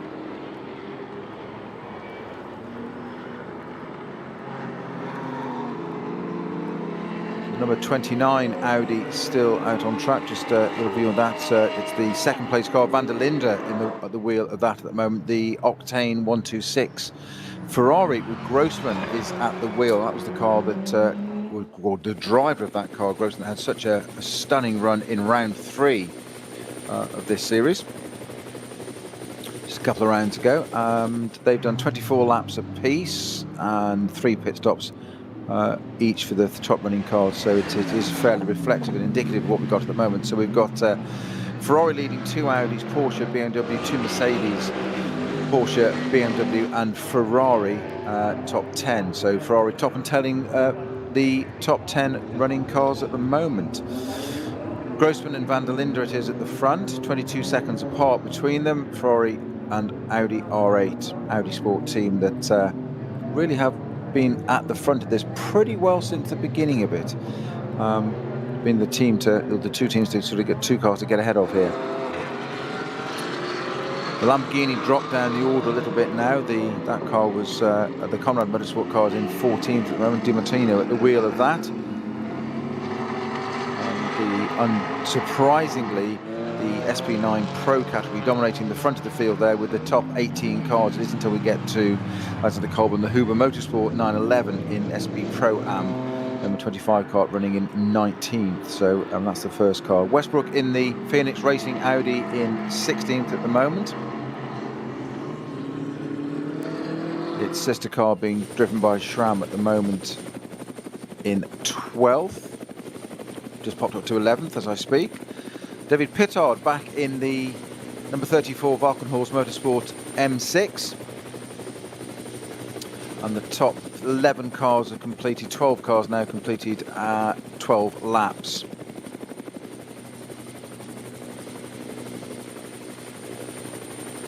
Daniel Grossman is at the top in the 126 Octane 126 Ferrari. Yeah, and he is due, let me check, into the pit lane. I reckon, Snowy, I think he's got 2 more laps. I was just going to say, I bet it's 2 laps, isn't it? Yeah. Yeah. For the Linda in second, and who's in? Christopher Haase the Rabbit Man. They've both done 4 laps, so they've got another 3. Max Martin, now he's completed 3 laps, but they've, for the last 2 stints, have got 8 laps out of the 31 Frickadelli car, so he might be as many as 5 laps away from the pit lane, that is. Yeah, but still a long way to go. We've got 2 hours, 22 minutes and 20 odd seconds to go coming up, but we've got to have 2 hours, 22 and 22 all the way through. Stop that now. Sound like Richie Benno, don't I? Yes. Welcome to the SCG. Yes. Let's not go there. 11th man and all that. We'll get off onto a whole different tangent. Don't look at. You mentioned test cricket, so it set me off. Oh, but you know, I think if you're into endurance racing and test cricket go along the way. Van der Linde then cutting his way through traffic in 2nd position. He will inherit the lead at some stage, but not for a couple of 3 laps yet. Slows down as he comes into another incident area, sitting in behind one of the Caymans. I'm loving the sound of the Helicam engine in our ears. Oh, that's more barrier repair. So that's is that a Flugplatz? Is that the run up from Flugplatz? It's so difficult to see. We've got a code 60 zone at Flugplatz and Callenhard it's Callenhard exit, isn't it? Yeah. We said sort of, yes it is, because that's the hairpin at the bottom as he's heading down the hill towards is it? I really get thrown out by looking at the helicopter. Yeah, it was. That was the hairpin heading down the hill to the bridge at Adna. So yeah, that's Callenhard exit where we've got barrier repair going on driver's left. That's where we saw the big incident. We think that might have been one of the Ginetta G55s, possibly the 118 car.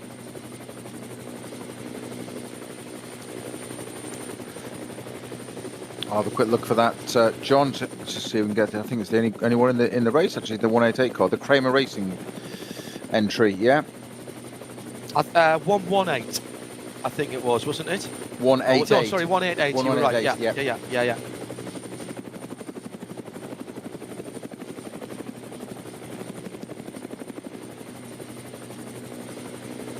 I feel like it's like a Good Morning Vietnam with this helicopter in the background. I know. I'm expecting Robin Williams to burst out. I'm loving. You say good morning Nürburgring or something out loud, John. Yes, well, the sad person to me knows all of that pretty much all the way through. It's a shared curse. Don't worry. I used to play samples of that into dance music mixes when I was working from vinyl, by the way, from the vinyl album. Fantastic. Through then the Caracciola Carousel for the 2nd place car. The Ferraris is 23 seconds up the road for Bjorn Grossman. Remember, Grossman driving with Luca Ludwig, just the pair of them in that car. Chris Meese, Luca Trudy are sharing the 2nd place car, that number 29, with Van der Linde, who's behind the wheel at the moment.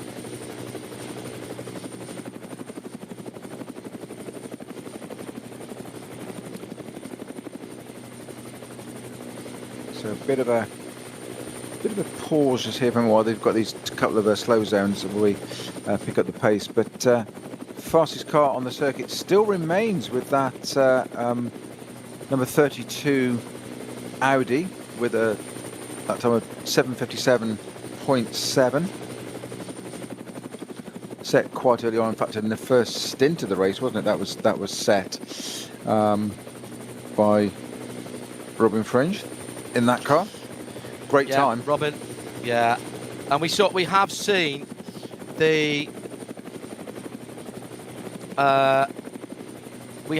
fastest time in the VLN this year in qualifying. I thought Nicky Katzberg was good when he put in the 7:58.4, but my goodness, Kelvin van der Linde, Chris Meese, Matthias Drudy in that car, and I think it was Kelvin who put in the 7:56.2, 2.1 seconds ahead of the rest of the field.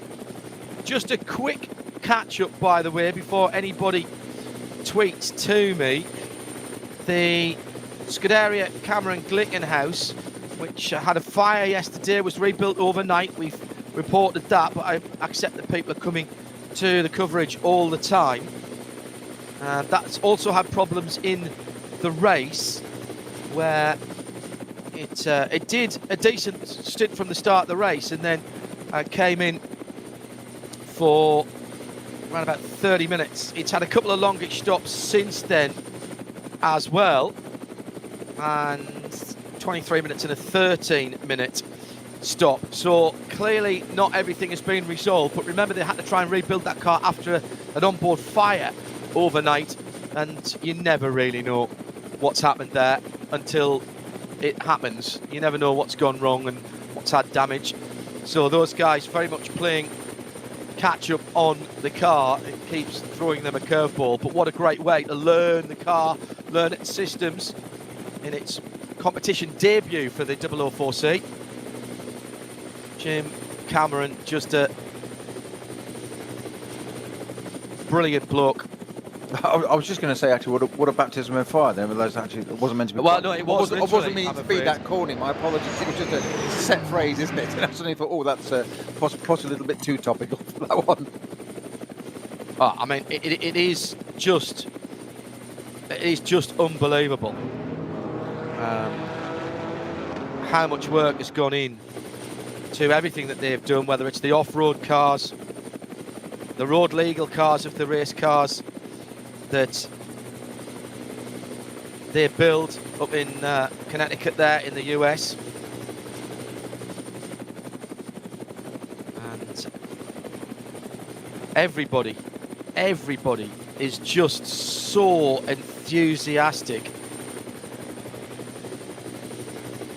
Great heli cam shot of some people, spectators in the grandstands. First time it's been allowed this season, as you mentioned, John. Just a limited number to start with, so just gentle lifting and easing of the COVID guideline. Well, not the guidelines, but the lockdown areas that you can and cannot do. Obviously, not allowed onto the Nordschleife, into the wooded area, the bigger part of the circuit. No. But nice to just see, albeit just dotted and not quite as normal, but good to see that we've got people sitting in the grandstands again, and that things are getting back to a relatively new normal, stage by stage. And it does change sort of week by week and month by month, and it's just good to see progress in the right direction. And all of this will be being looked at. Jim Clickenhouse, by the way, sorry, I said Jim Cameron there. Jim Cameron is the man at the head of Mission Motorsport. And there's another Jim Cameron who's head of General Motors as well. Sorry, Jim Clickenhouse, I knew it was Jim Clickenhouse. Jim's got a fantastic attitude towards everything. He used to work in the movie business. He accepts a challenge, relishes the challenge, and he says that he wants to go motor racing. It doesn't always have to make a business case. It's better if it does, of course, but there will be customer cars available, even right up to the Le Mans top category car in LMH. Oh, big slide for the 99 Rover Racing BMW, with Alexander Sims behind the wheel of it in 5th position, and somehow he managed to grab that back just as he was heading towards the transition onto the Nürburgring Nordschleife. He's chasing the Fricadelli Porsche, which is Max Martin back at the wheel of that, and that's 4th and 5th position on the Hatzenbach right now. They've got a bit of clear road ahead of them for a couple of corners, and I just wonder if there was something on the circuit there, or whether there might even be a drop or two of rain. It has darkened up, maybe temperature has dropped just a wee bit. Behind them, the battle for 6th and 7th and indeed 8th position is heating up as well, with Lars Kern, Fabian Schiller and then Phil Ellis all within, a second and a half of each other. And I don't mean a second and a half between each one of them, I mean a second and a half between all three of them. The two yellow cars are the 911 of Lars Kern for Mansai Racing in the Porsche, and Fabian Schiller in the number 2, the Team Get Speed Mercedes, and then the red number 17 is the Mercedes of Team HRT, and that's Phil Ellis. I'm so unused to seeing the Get Speed car in those bright yellow colours. Meantime, further up the road, the number 99 has now caught Maxime Martin in the Fricadelli in what is at the moment a battle for 4th position. But actually, in real terms, that's a battle for 3rd, because Luca Rudy, I think, is about to pit, or may have just pitted. And wait till we get to another timing point, and I'll see if the number 29, no, the 29 did get out. Luca Trudy did get out in second place. So the Ferrari that leads, Bjorn Grossman, has got 32 seconds of a lead. And this is where we're starting to see the strategy that we've been talking about all race. And now it starts getting even more interesting. And these battles start to mean just a little bit more. Still 2.25 hours to go. As they head through Callan-Harden into the code 60 area, that battle for 4th place. So Grossman, I reckon, has got a couple of laps. Van der Linde has got a couple of laps. Haase has got a couple of laps.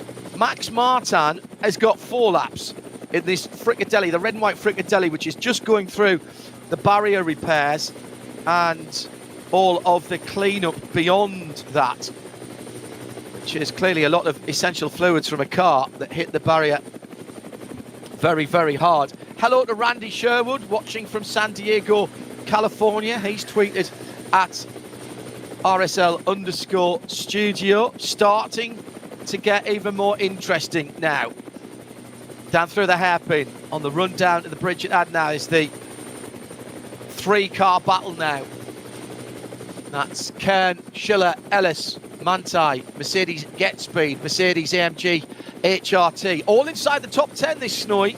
And you get the feeling now that as we're coming down to the last 2 hours, so 2 more pit stops here is what you're hoping for. You don't want to have to make a third. Unless you're about to stop right now, you'll have to make a third. You want to get inside the last 2 hours before you make your next pit stop. And it's starting to feel just a little bit more as if they're playing for keeps at the moment. Just looking at the cars through the traffic, the sort of passing manoeuvres that we saw even a little while ago, maybe 10, 15 minutes ago, when people are thinking, right, I'm not sitting behind anymore. This is go time now. Would you say, John? I love the fact that you use the phrase that as we come down into the final couple of hours, as if it's the end of the race is nigh. It's still 2 hours of racing to go. 16 laps, though, is all we're talking about. With number 20 Audi in the pits there with a lot of front end damage. We'll come back to that in a second. Just very quickly, John, you mentioned about the number 99 Rover Racing BMW having that moment at the back, and I noticed Alexander Sims in that car. It was as if that, well, it did. I know what happened. That the rears locked up. It's what caused it. And it was almost as if, I'm not suggesting he did it, almost as if he'd gone down a gear too low and just locked it for a minute. Might be something on the track, might not be. But as you said, let's see what comes out of that in the future. But it was a very odd. Just as you say, it was a rear end twitch. He just locked up the rear wheels for a moment and. In that sort of braking zone, you expect the front end to lock up. So I'm just guessing maybe it was going down the gearbox, which is a bit surprising in this day and age with the way these gearboxes work. You can't be clumsy with the clutch because they don't work like that. So again, we'll just. Yeah, but my point is it symptomatic of something to come? Well, that is a good point. There's only so much you can do, and if you do double shift by accident, and that can happen, particularly if you're getting bumped around, you can sometimes double shift. But most of these gearboxes, they won't let you pull a shift that you can't do, but that only means that it won't let you shift down and over rev the engine. If you pull 2 instead of 1 and it's still within the rev range, that could potentially happen. Yeah, you could have a mechanical lockup still. Yeah, but it's unlikely. Yeah, I think so. Yeah, unlikely somebody of the caliber of Alexander Sims would do that. Well, I'm just saying that just seeing it from inboard, that's what appeared to happen. What the cause is, I don't want to know. We're only speculating, but it did. That's what it looked like from inside the car very quickly. But I know. Witterman. Airborne at Witterman, and then starting to build up pace. This is the part of the circuit for this battle for 4th position where if you know the track, you can make up so much time because it is so quick on the Flansgarden. Now compromised there by traffic, but traffic doing well, using the indicators of the traffic as they came through Flansgarden, the slower cars indicating the way they were going to go. It's really important that you get that, and that's not past that side, that's the way I'm going. I'm moving slightly to the right, I put my right indicator on. Now there's a similar battle further up just a little bit further up the circuit between the Rover Racing and the Frickadelli. They're already onto the Dottinger Hoa And if the number 99 of Sims was any closer, he'd be able to smell Max Martanz's aftershave here. I think he can. Absolutely unbelievable. The bonnet on the BMW's moving around in the vacuum, in the stiller air behind that Porsche. He can't see anything past the Porsche. He is driving as close to the wheel tracks underneath the Bilstein Bridge and now down the dip. Wait for the braking. It's so late. Oh, I wish we'd stayed on board there for a moment so that you could have heard how late they're braking. Shaving the edge of the arm core on the left-hand side through the takeoff and to complete another lap. And this is going to continue. Those guys aren't due in. Sims should be coming in. Sims is coming in. This is the end of his 7th lap. So, in fact, that's his 8th lap. That's his 8th lap. I think Sims did a stint and a half on those tyres because he did a 5. And that, I reckon, will be an 8-lap stint for him. The Frickadelli car will stay out. Grossman has come in from the lead, as we expected. Haase has come in from 2nd. Oh, now that's a bit early for Haase. That's only 6 laps for Haase.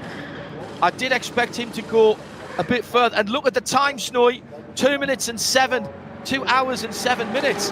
That's not good. Still not the hour, as you say. It's still not the hour. For the 26 or the 32, the Octane or Audi Sport Team 32. But by your reckoning, John, that's Alexander Sims in that number 99 Rover BMW. He has done 13 laps on those tyres. I think so. I can't believe that unless they had an issue and therefore they had to pit, like a slow puncture or something like that, and on the first set, I don't see why you would do a 5-lap stint there.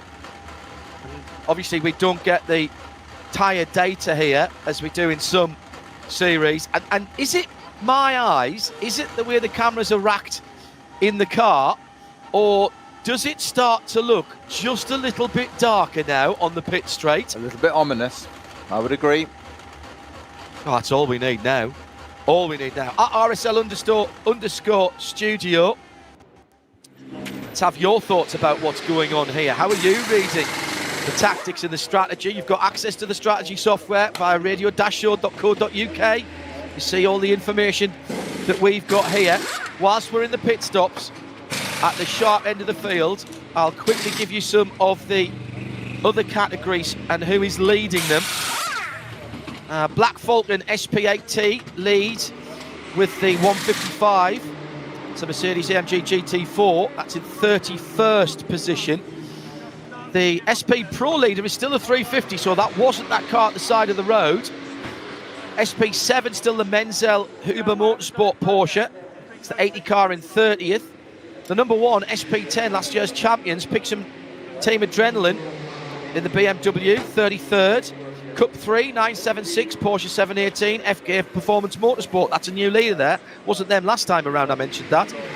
The SP3T, Max Kraus Racing, still leading with the Golf GTI TCR.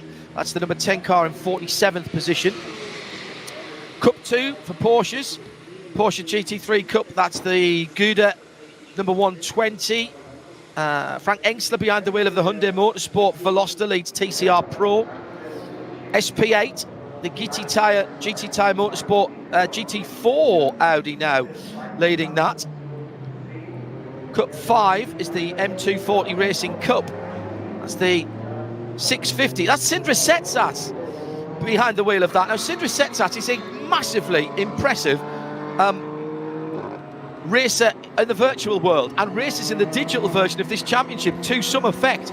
Not in the top class, in fairness. He likes to race further down. 26 cars leaking something from the left rear. I saw that, yeah, going out of the pits as it turned right. I saw things. Is that just overfueled? Potentially. It was round a right-hander. I don't know which side the fuel fill is on a Ferrari 488. Woe is me, I've never had one to find out. I suppose you can set it up for either direction, but not sure about that.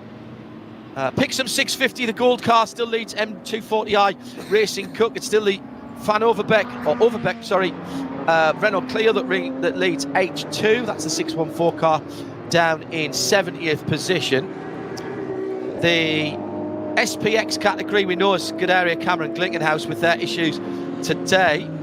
Let's have a look at a couple of the other categories. SP40, that's another Porsche Cayman 718 GTS. Brand new set of Michelin's gone on to one of the cars in the pit lane. SP3 is the EMC Sankt Vith Toyota GT86, that's the 270 car in the 85th position. Walter Strajček, well, Walter Strajček's name's been against the 856 car for the whole race so far, but that could be Walter. I know what he's like, get a bit of car, just want to get out. That's the OPC Opel Astra J Cup class. And the Peugeot RCZ still leads for Team Rally Top in SP2T. That's the majority of the classes there that we've rattled through for you. Now, John, interesting, just watching the 99 BMW go out of the pits there, as he turned right, he slithered and almost swapped ends, and I think that's probably on the fuel from that 126 Ferrari. So I think you're right, that fuel was coming out, the excess fuel coming out of that Ferrari, because as he literally left the pits and tried to turn right, he just lost it completely. So whether that Ferrari is continuing, whether it's being overfilled and continuing to deposit fuel on the track, I don't know. Whether it's just a little bit of an overfill and a few litres has to come out, but one way or the other, you don't really want that on the track. To say at the very least, it will evaporate fairly quickly at some point, I guess, but it certainly caught out our 99 BMW, I think, which has got Katzberg back on board. Yes, indeed, Katzberg back into that car. So on board once again with the AMG of Collard and Vasilier and Johns. 220, 230, 240 Ks as we go down into sight there. Rear wing moving around, absolute precision on the wheel. Brake pressure, almost maximum brakes into there, down to 100. 240k down to just on 100k, so 140k knocked off there. Not massively high rev in these cars, pulling up 6.5, 7,000 revs. 240, 250 kilometers once again. No other car in sight. Hard work, the physical workout, to just the brake pressure required to slow that big Mercedes down the race taxi. Just coming up to almost exactly 2 hours of this race to go in a matter of seconds. So into our final third, which seems an odd thing to say, but final third, 2 hours to go. So over the length of a Grand Prix, an ordinary Grand Prix to go, having done 2-3 of those lengths already.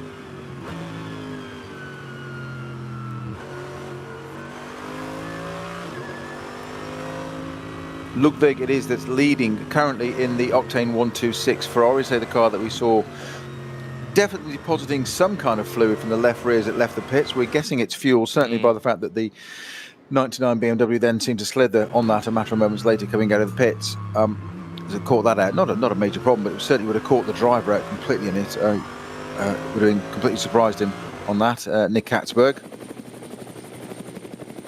That's Peter Snowden, I'm John Hindhaugh, and we are now inside the last third, an hour and 59 and 51 seconds still to go, and still the strategy to play out. The pace picking up again with fewer full course cautions, but still that big repair job going on at Callan-Hard. That's keeping the lap times around about 40-45 seconds off where they should be at the front of the field. And in the next 2 hours, we'll find out exactly how that will affect the strategy and particularly the fuel runs for the cars at the front of the field. Last 2 hours then of the 6 hours. This is the only 6 hour race in the NLS this year. It is the ROWE 6 hour ADAC Ruhr-Pokal-Rennen live on the RSL network of audio and video channels.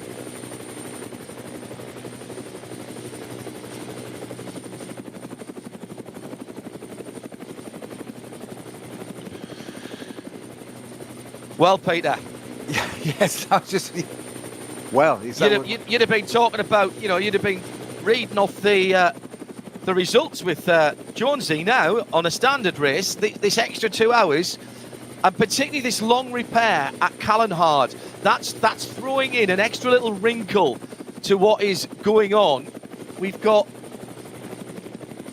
a slight opening up of what's been going on, but it's still these odd pit stops. In comes Fabian Schiller and Phil Ellis. Yeah, both Mercedes. Now they've come in together. Now that's interesting. That's 7 laps for Schiller. That's spot on. It was only Maxi Goetz in that number 2 Mercedes that did a 6 lap at the start.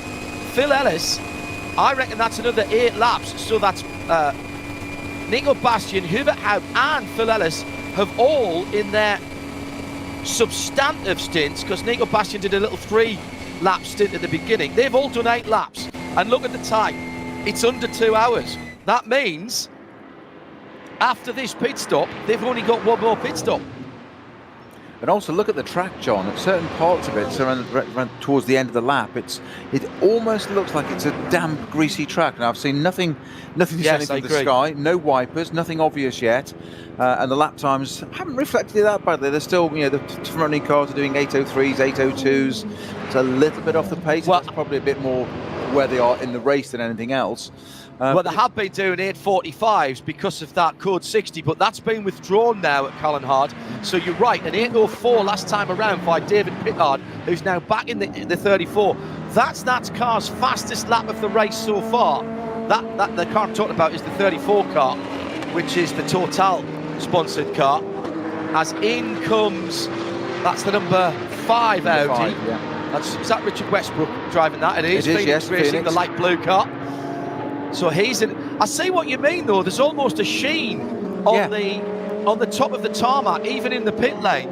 I wonder if it's just got cooler, because as you say, we're not seeing any evidence of precipitation.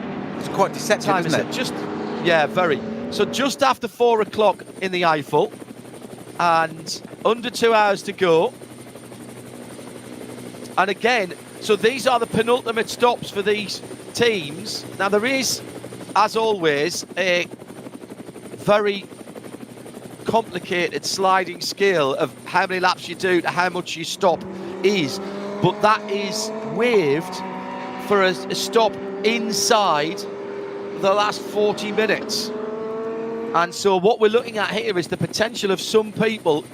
Now, those who stop now will have about 50 minutes to go at the end, maybe as little as 45. Those who haven't stopped yet, and remember we've got people here who's still going the Conrad Motorsport Lamborghini, he's got another 3 laps to go yet. So that's, that's 3/8, that's 24, 25, 26 minutes. Man, that's going to make their last stop a short stop, because they won't have to full fuel it. And John, just to throw in another curveball and a variable into the equation, the precipitation from the beginning of this race has gone from 1% to 15% about now. What, in terms of the chance of precipitation, yeah? Yeah, or rain, yes. Yeah, but that still means that there's 85% chance it won't rain. True, but it's still a lot more than it was. I'm a glass half full type of guy. Or in this case, 85% full. Well, it depends what you're buying, because if it needs filling, then you need it half full, you need it really full. Well, that's very true. As somebody said, it doesn't matter whether you're a glass half full or a glass half empty guy. I look at it from the engineer's point of view. It's just the wrong size glass. So Fricatelli back in the lead for Max Martin, with 7 seconds behind the bright Grello, as they call it, at 9:11. Lars Kern Manthey Racing. Kern will be in at the end. I'm surprised he didn't stop this time. That's going to give him an 8 lap run. So Kern will be in at the end of this lap. Martin, possibly 2 more laps. So Max, again, they're going to be getting close to just on 100 minutes to go. Possibly under 100 minutes to go. What a shame.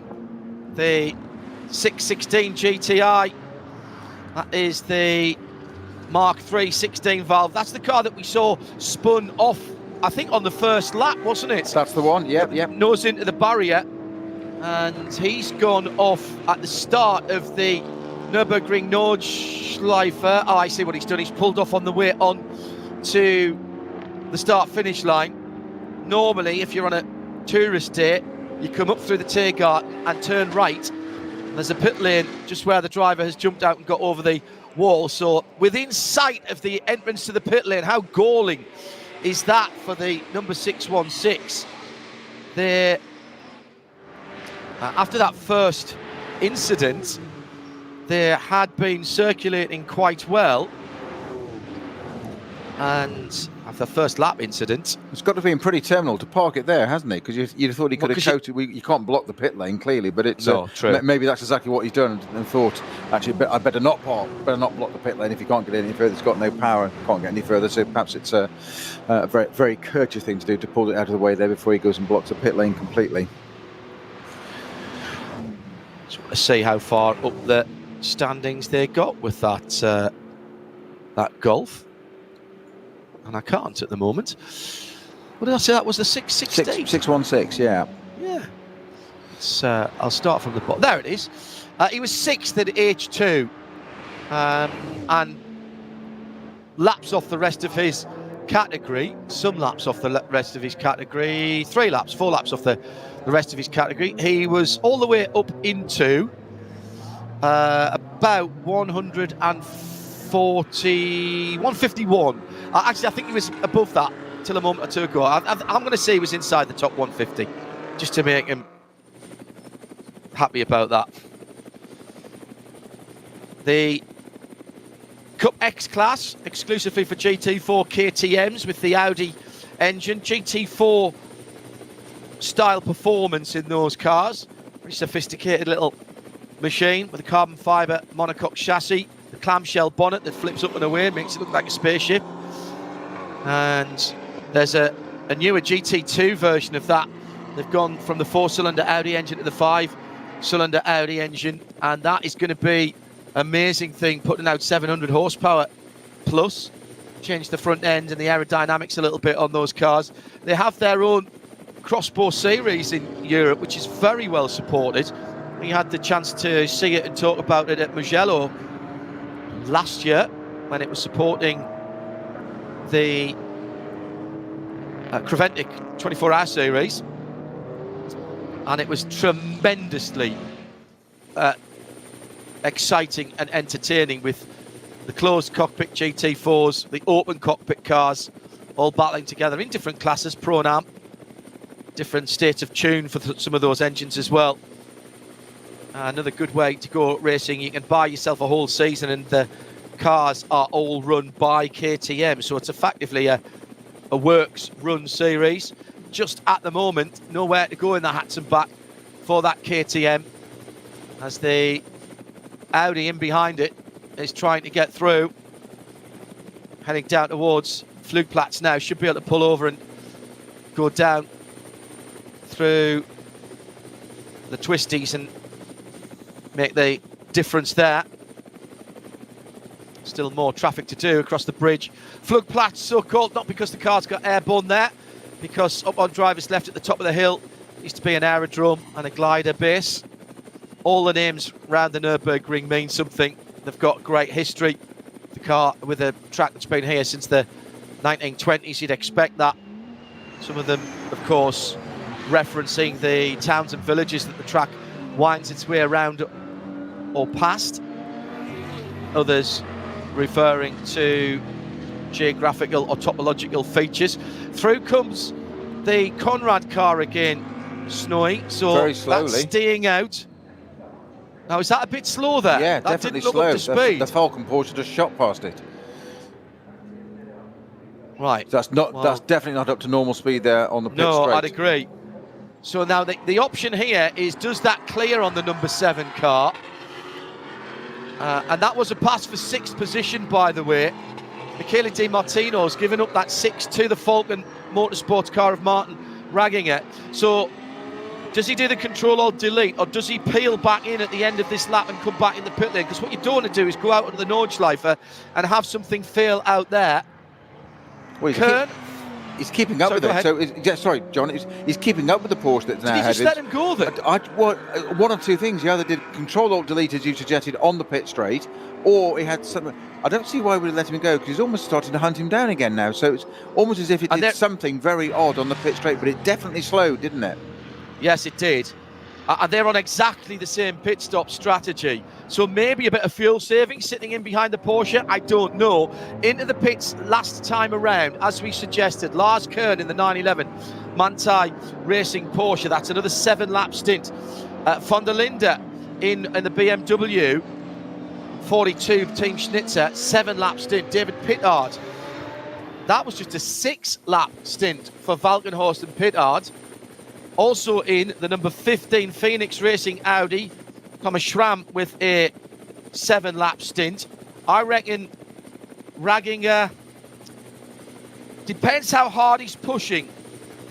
It'll be 7 at the end of this one if he decides to come in. Same for Di Martino. Both of those cars have done 8-lap stints. Indy Donchi, did he pit last time around? Yes, he did. In fact, he's just come in. This is starting to get very interesting. This is where your pieces of paper start to come to a head. I'm watching it on a computer as it develops. You almost have to see this in 3D, don't you? 707 with a problem at the carousel. That is one of the BMW 325 class cars from memory.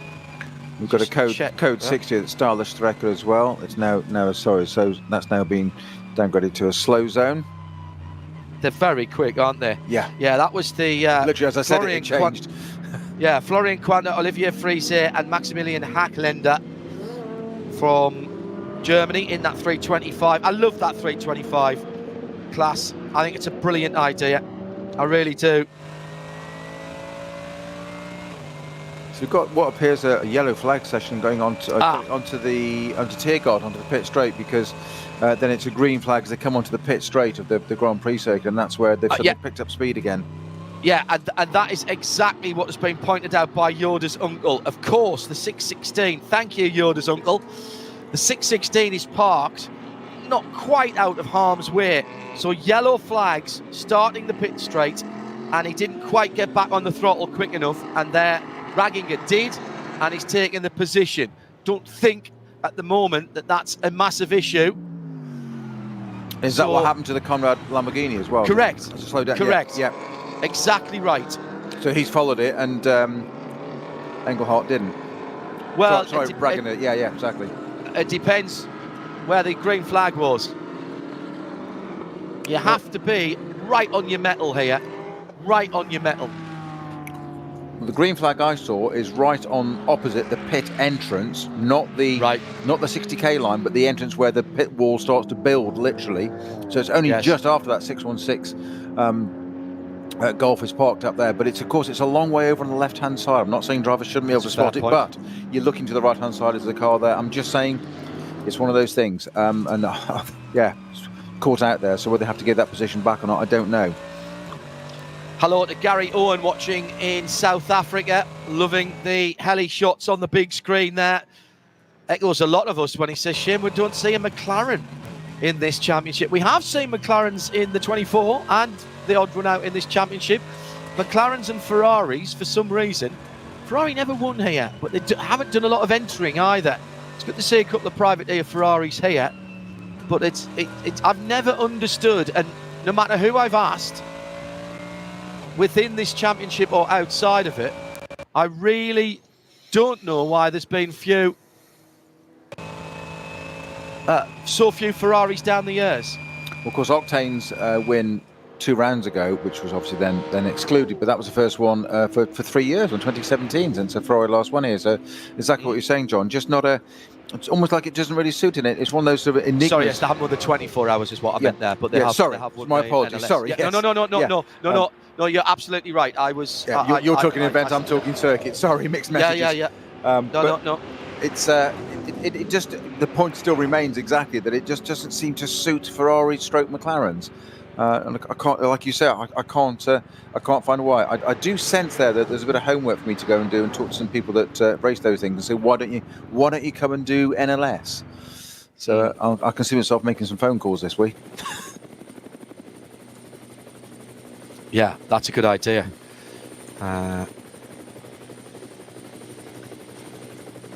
It's a great helicam shot of the 929 crossbow there, Adidas. That's the leader in class at the moment. Yep. Sorry, no, it is not. My apologies.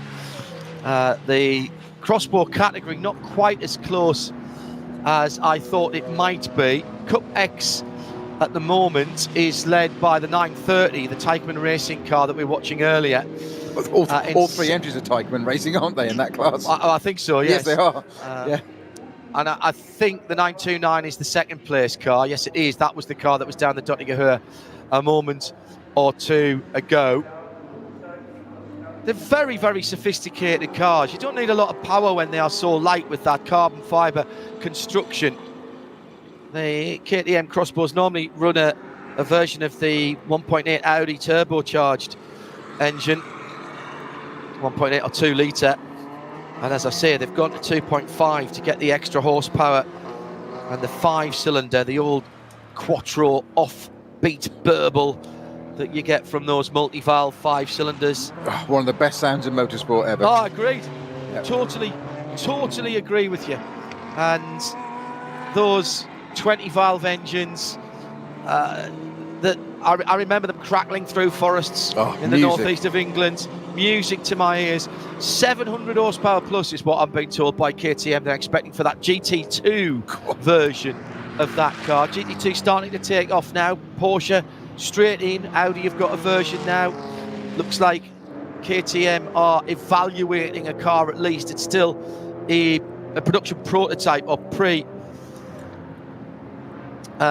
production prototype that we've seen racing in the Creventic series. So an hour and 40 minutes or thereabouts to go. Here's how it stands at the front of the field, with at least a stop for everybody else, for everybody at the front of the field. And in fact, the Manthey racing car in second should be in next time around. I would expect to see that Lars Kern car in the pit lane. The Fricadelli car should be in. Yes, it is. That car is in. So perfect timing for that car as we're starting another set of pit stops for the cars that have cycled through to the lead. But remember, it's not all about the cars that are in the lead now. It's going to be all about the cars that are in the lead in 101 minutes time, or at least when the checkered flag comes out after the time elapses. Fricadelli in the pit lane. Martin Ragginger for Falcon has gone through onto his 8th lap. Right, that's very good. Good news for them. That's cutting down how long they're going to have to be stationary on their last stop, and it gets them within the window at the end of the race where they don't have to do the mandatory time in the pit lane. They will be able to do that pit stop in the time it takes them. Very interesting. So the question will then be, they'll have about 40 minutes left. That's 5 laps. Will they change tyres or not? That's all still to play out. Live from the Nürburgring, round 5 of the NLS for 2020.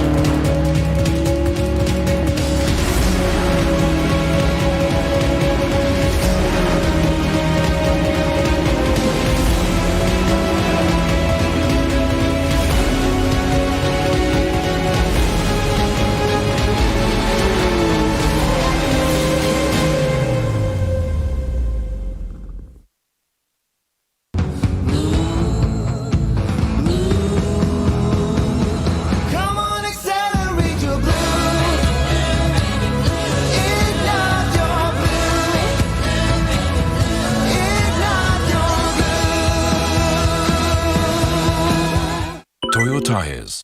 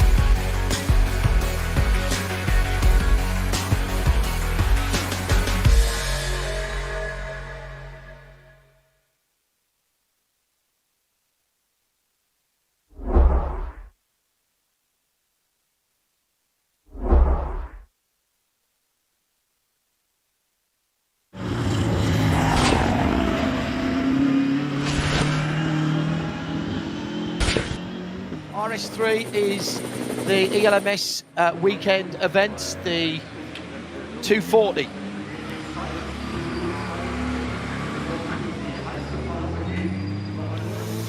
So, inside the last 100 minutes, 95 minutes to go, and now the pit stop strategy, the fuel strategy, the saving strategy, and the tyre strategy has all started to play out, because we're at that part of the race where everyone has a stop left. Now, the differential here is how long that last stop is going to be. Not everybody will stop at the same time, but even if they do, they will not all need the same amount of fuel to go to the end. Maxime Martin pulled in at the end of the last lap in the number 31 Fricadelli Porsche and handed it over to Jerome Blekemolen. Martin Ragginger is still in the number 4 car, but he'll come in at the end of this lap, and then that car will need a splash before the end. John, yeah, they're going to need 2 stops, aren't they? My apologies. That's not just one more stop for them. Exactly, and I think interesting enough, we mentioned earlier about the reliability of cars these days. Technology has advanced over the last few years, and how that affects strategy and thinking and whatever. And we mentioned what that also affects and relates to is that the cars are now driven pretty well flat out.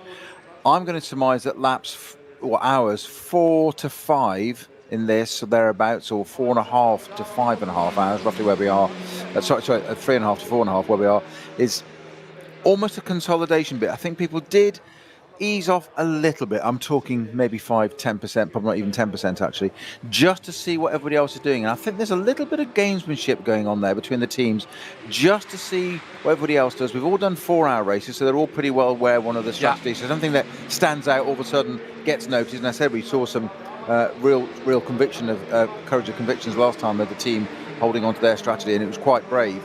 And Bruce spotted that one, and boy, was it right. It was quite a clever one. But I think people have just settled down for the last perhaps 45 minutes, and it's almost bizarre to say, driving around at this speed, the teams, the drivers, the whole lot together going, let's just watch what everybody else is doing. It's almost like that sort of the cyclists in the velodrome, isn't it? Waiting, and then that last hour and a half, right, let's just go for it. And once you're committed, you're committed. As you said, you can't tell a driver halfway through a stint to start fuel saving. Well, and the other thing about that, Snowy, is in that stint, you had that barrier repair just south of, just beyond Callanhard, and that will have helped them in terms of their fuel mileage. Quite a few teams did get into the 8-lap realm at that point because it took quite a long time to do it. I misspoke earlier on. We're in the same realm now where everybody needs 2 pit stops to the end, and Ragging has just taken his penultimate pit stop. The last pit stops, some will be a near full load of fuel and probably tyres. Some will be perhaps only half a load of fuel, maybe just for 4 laps to get them to the end, 4 or 5 laps. And then the question becomes, do you take a new set of tyres? And what performance premium does that play for you? Down into the first corner for the number 26 Ferrari, 3rd position. Make that 2nd position at the moment because Ragging has just pitted for Luca Ludwig. Just 2 drivers in that Swiss-entered number 26 car as he carves his way past the mid-grey number 50 Audi. That's the Classen SP9 AM Audi, privately entered car, sitting in a very creditable 29th position, 26th position, and 3rd in the SP9 AM category. All right, Patrick Pilet has pitted the 18 KCMG Porsche, and we still don't know. 91 minutes to go, Snowy, and we still don't know who's got it right, because what we can't know is what the weather's doing. It looks a bit darker, the headlights look a bit brighter, the temperature is certainly dropped, and that will help the tyres. So anybody who is thinking about doing a stint and a half on a set of tyres to get to the end from about now, well, that's certainly going to help if the temperature has dropped. So much to play for. 90 minutes to go, as you say, John. An hour and a half to go of racing still. And we're talking about this as being the sort of the final knockings of the race. I know. And those two, the yellow Porsche and Mercedes, just been absolutely glued together. It seems to be a feature of this race, these two cars. You couldn't get more different dynamics of the cars. Again, front-engined and rear-engined, totally different, but absolutely seem to be matched like for like. What was interesting on the last round, and you just about the weather, John, if it were to get damp, the Porsches absolutely came to the fore in the damp in the last race. Certainly at the beginning, they were extraordinary, and the Mercedes seemed to struggle, and the Mercedes has been basically 90% consistent over all conditions and laps, part of the circuit, wherever. It's Raffaele Marciello in the yellow and black AMG GT3, and he's got Jam Mathieu Jaminet for Manthey Racing right up his tailpipes, so Get Speed and Manthey. And it has seemed as though that whatever's happened, we've had bunches of cars that have pretty much stayed together for hours on end. As I said about an hour ago, there was that middle 2 hours that seemed to be consolidation, and all of a sudden there just seemed to be maybe 2.5 hours ago. Yeah, about that. 2.5 hours to go. So about an hour ago, there seemed to be that little change in attitude by one or two of the teams and started pressing harder and going for more overtakes. And, that's when we came out of recovery going on there, just as they whizzed through, a car being towed by one of the flatbeds. So when we sort of switched out of comment into more commentary mode and started to watch and see, trying to understand what about that was going to be important towards the end of the race. And to be honest, I'm none the wiser now. I really can't see who's got even the smallest advantage. Peter Dumbreck's just coming out of the lead in the 30, and that means he can't go to the end from here. So this is what I was talking about. Everybody's still got 2 laps to go. Or Peter Dumbreck, should I say, has just gone out, having taken over from Ragginger. So that's his out lap at the moment. But they'll have to stop again. Right now, we're sitting at, let's call it 90 minutes. We're lapping at about 8.5 minutes. So you're still talking 11 or 12 laps, and that possibly as many as 13. And, that for most people is a stint and a half. I tell you, the Octane Ferrari's going to be interesting, because Ludwig's only done 4 laps in that car at the moment. The other Mercedes to watch is the number 2, because Marciello's only done 3 laps in that car. They've not yet done an 8-lap stint, though. So unless it gets slowed down massively, I still think they need a couple of laps. Oh, is that the Conrad car? That's the Conrad car, isn't it? It most certainly is. Gone off? In the barriers. Well, not the back of it. No, it's spun off and swapped ends, hasn't it? Hasn't caught the brake. Is that Gallenkopf? It's Gallenkopf. It's the Gallows Hill. Yeah, that is the unmistakable front end of the... Now, that car was in with a shout. Marcello Di Martino. Michele Di Martino, sorry.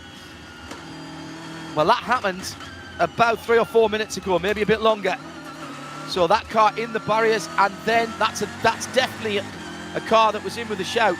What you got to look at now, if you're on the timing and scoring at radio-show.co.uk and you're into the screen that has the strategy overview in it, look at the cars, not the ones that have just started a stint. Look at the cars that started a stint 4 or 5 laps ago, ideally 3 or 4 laps ago, actually. Because with a bit of code 60 or slow zones, they're not a million miles from going to the end. You're talking about 85, 86 minutes now, and a lap is about 8.5 minutes at the moment. Comes down to closer to 8. So 10 laps if it's 8 minutes. 12 laps would easily get you to the end. Even at 8 minutes, that's 96 minutes. So that's going to get into the end. So that's what you've got to think of. Break it up into the lap stints that you're looking at and see who can get there with just an 8-lap stint. from their next pit stop. So what you're really looking at is somewhere, I mean, you're still half an hour away, really, from wanting to pit for your last stint. And I don't think anybody is going to be able to do that who's still out there. I still think we're going to see splash and goes at the end, Snowy, as the battle between 6th place Raffaele Marciello and Mathieu Jaminet. And actually, watch out for Nicky Katzberg in the number 99 Rover racing car, because he's not too far away. That's 6th, 7th and 8th. There's a big gap between that battle and Mirko Bortolotti in the Audi that's in 5th, about a minute and 10 seconds. He's got 30 seconds on the KCMG 4th position Porsche, who's got 14 seconds before he would catch up with Luca Ludwig in the Ferrari. Then it's 40 seconds between 3rd and 2nd Luca Trudi. Sorry, 13 seconds between 3rd and 2nd, and 40 seconds between Luca Trudi and Peter Dumbrek. So those are the gaps at the front of the field. For all that battling we had earlier on, hasn't really changed the order that much. What will be the deciding feature on this, I absolutely believe it, is not any of that wheel-to-wheel racing. It's going to be who stops for the least amount of time for their last pit stop. I think you're absolutely right, John. Just watching that battle, as you said, between Marciello and Jaminet in the Mercedes and the Porsche, that had opened up a bit there, just a bit of traffic, so played it back into Jaminet's hands. What is interesting, though, watching those two cars, certainly from the Helicam shop, it's a great opportunity from the airborne shot looking down. How much less of the road that Jaminet needs to use all the time in that Porsche. He's barely running wide. I'm not saying the Mercedes is all over the place, but it just seems like he just doesn't need to work the car as much, and he's sitting there. And I just wonder if that's that consolidation thing again. He's dropped back 3-4 car lengths once again. He closed up a few minutes ago because of traffic and did have a little sniff just so I was there, but there wasn't really the opportunity. But it's almost as if he's just sort of watching and waiting and just working out. He's driving that Porsche, but working out what's happening to that Mercedes, in my mind. That's what I think he's doing, just sitting there watching Marciello. Where's it strong? Where's it weak? Can he pounce? They're a lap difference. Yeah, I know. There's a lap difference in their strategy, except for the fact that that Porsche has consistently, from its first pit stop, been able to go... No, it hasn't, actually. It only did it on the last lap with Lars Kern, last stint, and that had a lot of yellows in it. Had 8 laps of slow zones and yellows. So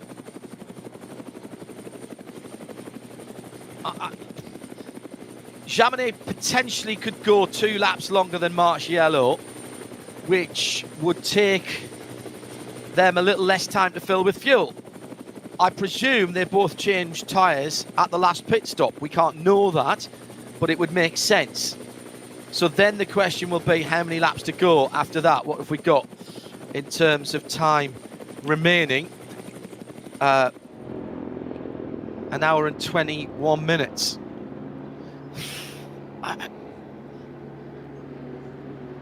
And that's assuming nothing else happens. Watch for the KCMG number 18. That car has, in fact, stopped last time around, isn't it? Dennis Olsen's jumped into that car. Another one of the Porsche Works drivers, young drivers there. Saw him first in Carrera Cup Middle East. Very impressive. Christina Nielsen started as well, racing out there. I noticed she was racing in Porsche Carrera Cup Scandinavia. Or was it Denmark, actually? Recently. Nice to see her back behind the wheel of a car.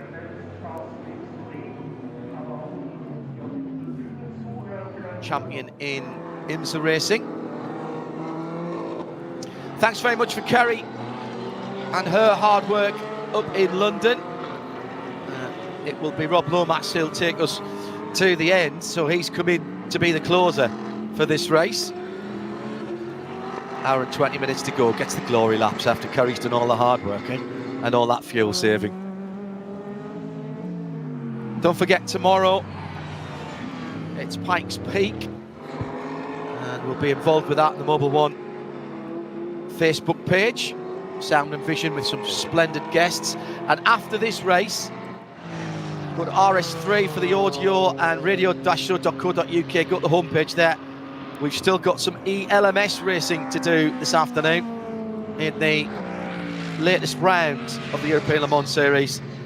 That's at Paul Ricard, and that is the second time at Paul Ricard after the cancellation of the Barcelona event, and that is the Le Castellet de 140, Le Castellet 240 minutes.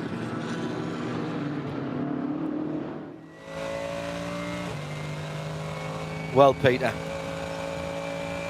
we've got ourselves into a situation here where the times have started coming down again because the slow zones have gradually been removed. We've got a slow zone at Schwedenkreuz, and between Schwedenkreuz and Arenberg, a code 60. So that's just at the top of the hill before you head into the foxhole. But other than that, it's a green, green, green track. And the lap times ran at 8.5 minutes again. Anybody who is on the ragged edge for fuel is going to be very happy to see those slow zone flags, because they will stretch a bit of fuel saving there.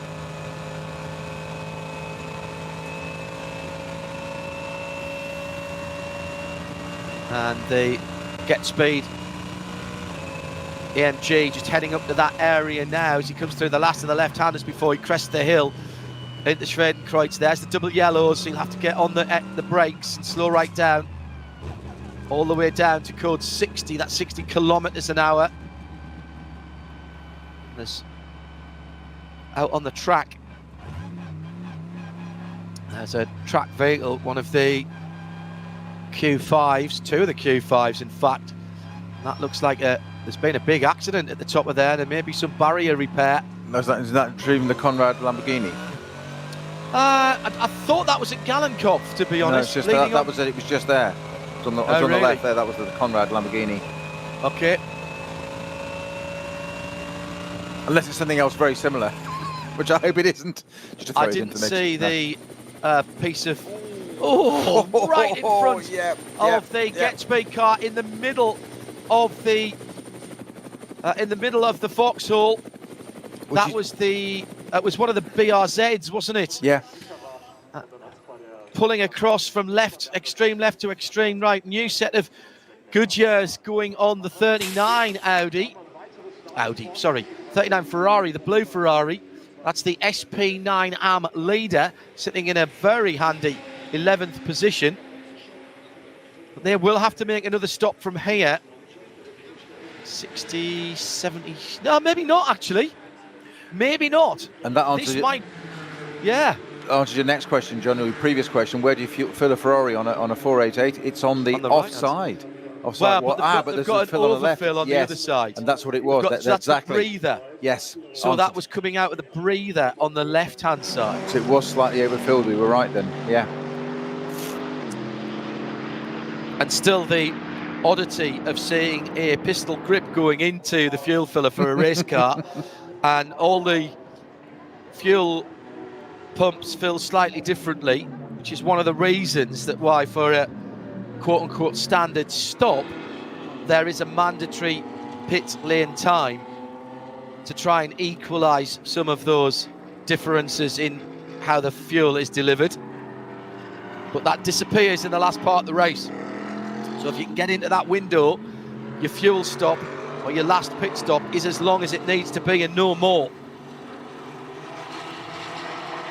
So depending on how much, I mean, that's when you make the decision, Peter. How much fuel do we need? We need half a tank. Can we change all 4 tyres in the time that it takes us to do half a tank? Because if you can't, there's no point in doing it and costing yourself time in the pit lane. There's just so many variables on there, but I mean, these teams have complicated software and stuff to try and work these things out now, but it's still, at the end of the day, it's still down to the driver reporting back all the time, saying that, you know, what the car's doing. Something may happen, it may not.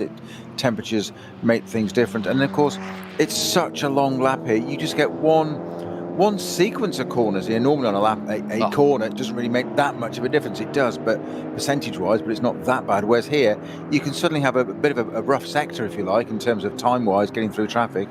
And it's changed your strategy completely. So everybody's got to be on board, no pun intended, with that. So they're keeping ahead of the game, because it can change what you're trying to do completely and change the face of a race in a matter of seconds. The car offered Gallencopper a little while ago, I've now gone back through the ticket, was not, in fact, the Conrad car. Oh, my apologies. Lost. No. You were right. That was the Conrad car at Arenberg, right? That was the 7 at Arenberg. It was, and it's just scrolled past, so I've missed it again. It was the 504, which is the Aviazorg Rennsport BMW 330.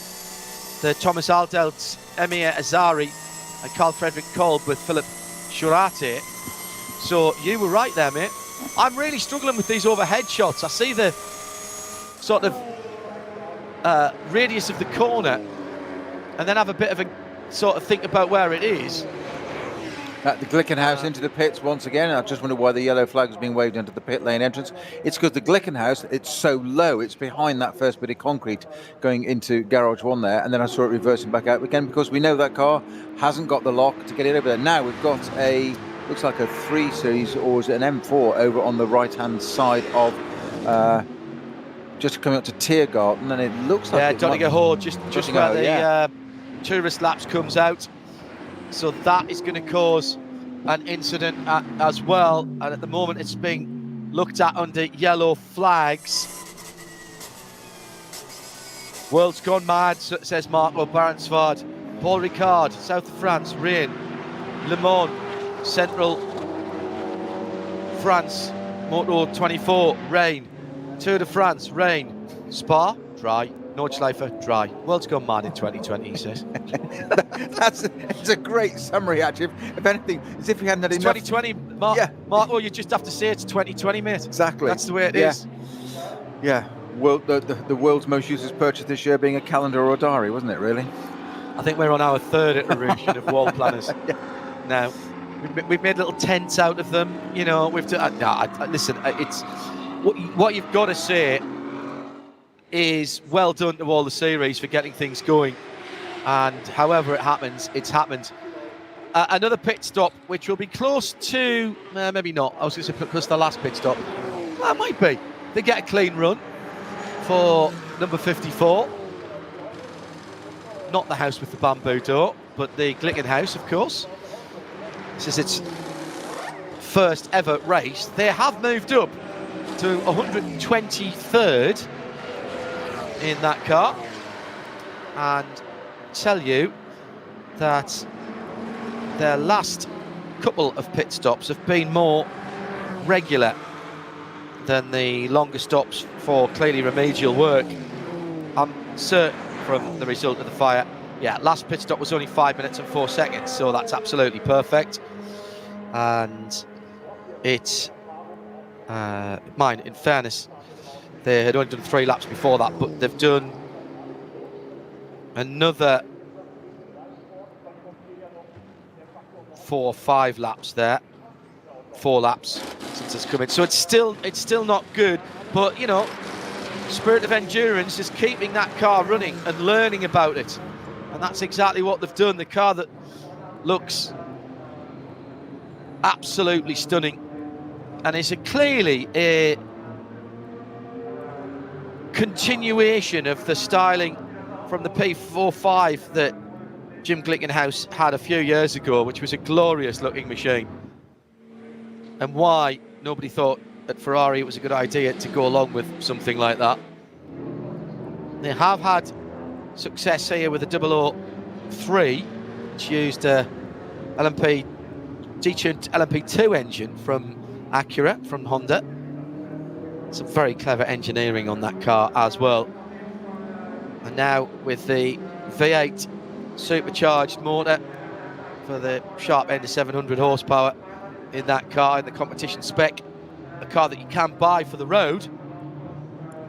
And they are registered as a manufacturer with the US Department of Transport, Motor Vehicles. That car is coming back out again, so a much more standard stop then for the Glick, following out the Ferrari number 26, which has just made its stop. Now, again, I think we've got to say here, Peter, that that looks good for that Ferrari. Obviously, it's dropped down. Number 26 car, the Octane 126, which is running not the number 126 this week, but the number 26. The organisers do try to keep the numbers in order, other than the number 1, which goes to the car that won the championship, the driver rather, that won the championship last year. So, that was almost spot on 70 minutes, Snowy, wasn't it, when that Ferrari came back out again with Luca Ludwig at the wheel? Yeah, I was just watching exactly that, yeah. So, I think they can go from here. Ooh, it's a long call. You say it's 8.5. Yeah. 8.5, that's 64, 68 minutes. No, they can't. They can't. They can't. So it is going to be splashes at the end. It's going to be splashes at the end, or a 3 or 4 lap run with full fuel, and then top back up and send it to the end. Or, now if you were the driver, hey Snowy, I'm going to give you the option. I'm the team manager. We know we're going to be, let's say, 3 laps short, depending on when time runs out. Would you, at that point, I'm not going to give you a new set of tyres.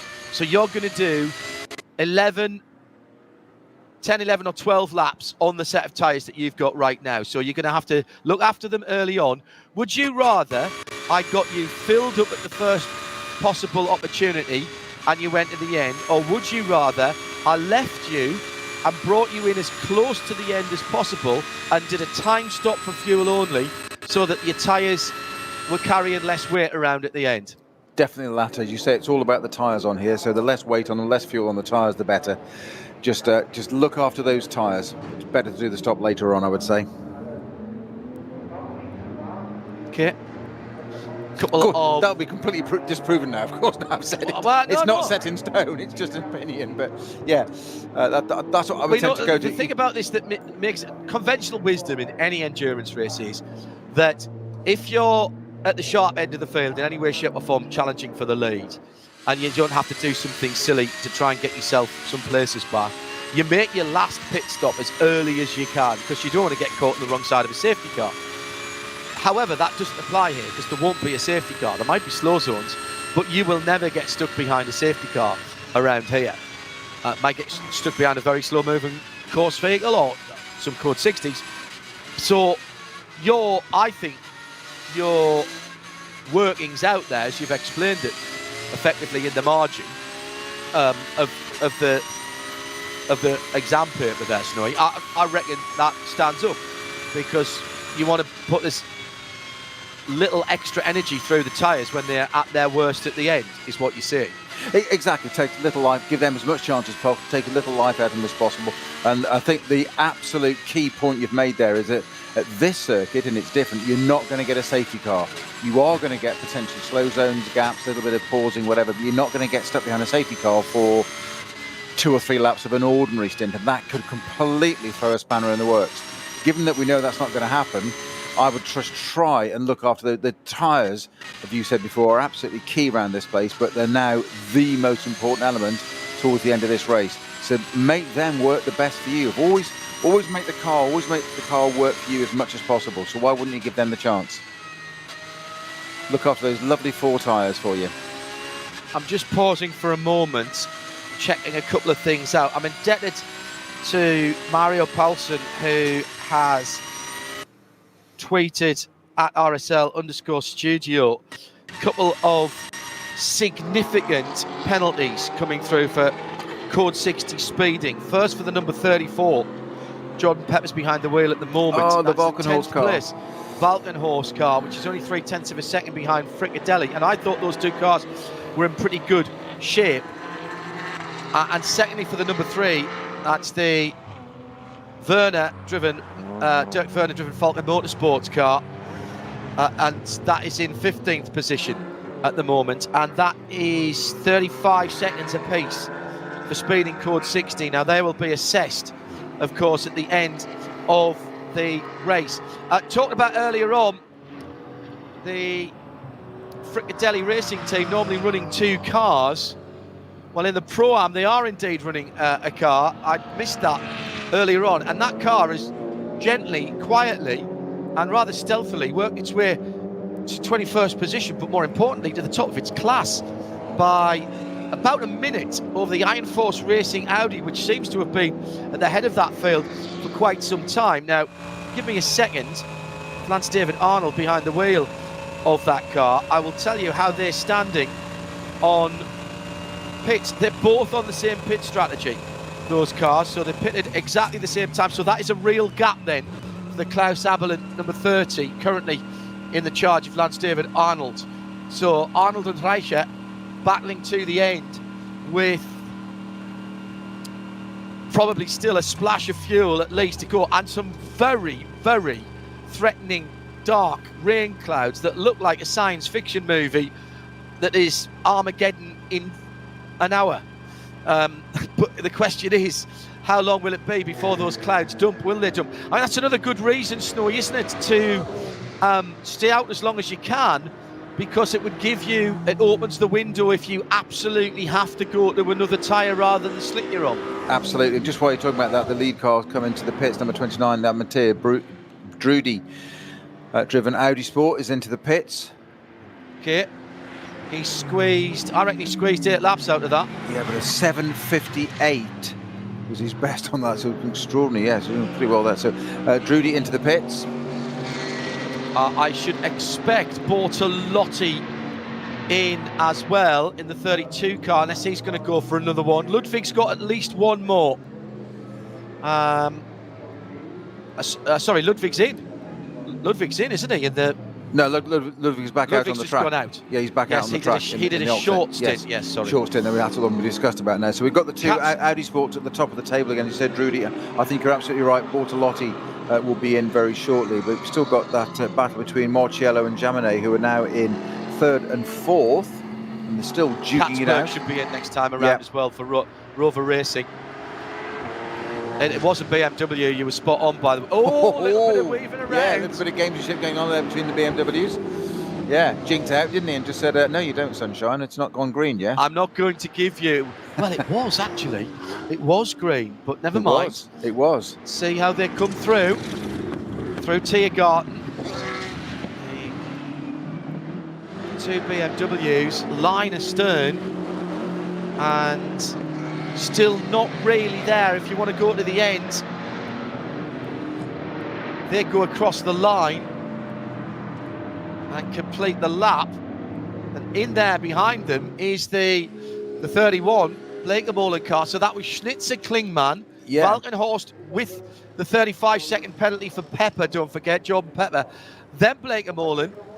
And then now we wait for the Ludwig car to come back around, which has made a stop, remember, but I think we'll have to have another little splash.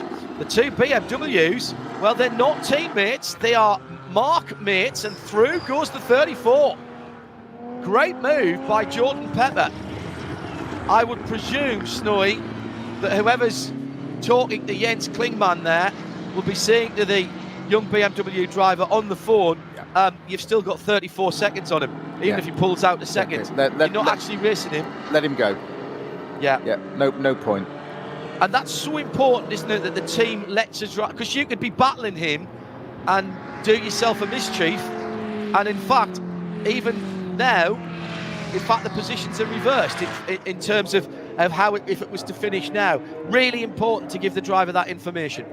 It is, but also we know drivers are drivers, and the instinct is not to let somebody pass. It's as our colleague Joe Bradley said many a time over the years, that you can't teach a racing driver to drive slowly, and to let somebody through it's against all spirits. But that's the difference. That's what you have to do, and that's what we were talking about earlier about how much of a team effort it is here. We have pit-to-car radio, obviously, with these cars, and they say there is no point in racing it physically on track because it makes no difference. He's going to lose that place anyway. Just let him get on with it. Just hearing about a significant penalty in SP9 Arm for the number 23 Get Speed Performance. Janine Hill back at the wheel of the race. A 3-minute time penalty for causing a collision with Assenheimer at the start of the race. Wow. That is Unbelievable. Well, that's taken a while to come through, hasn't it? But unbelievable. So we thought it was a tyre failure then, didn't we? And that was the Assenheimer that was in the wall down at and just before Tiergolf at Dottinghoe, wasn't it? Well, and I thought that was the Stifler car that was behind them. Yeah. To be honest, but it clearly was another Mercedes. That's not how I saw it from the number 3 car on board that we saw, unless there was side-to-side contact that we couldn't see because of the traffic, because there was a Porsche in there as well, and that's what did the damage. Yellow flag at Bergwerk.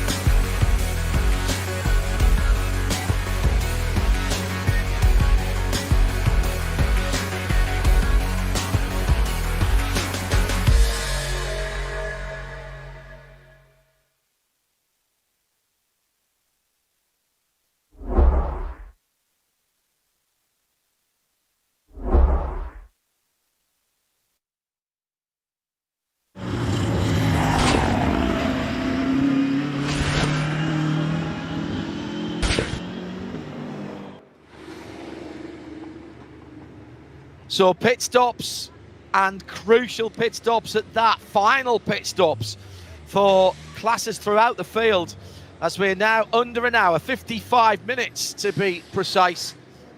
Bortolotti in the pits for what was the leading Audi. He can go to the end from here. Katzberg in the very quick number 99 Rover racing car.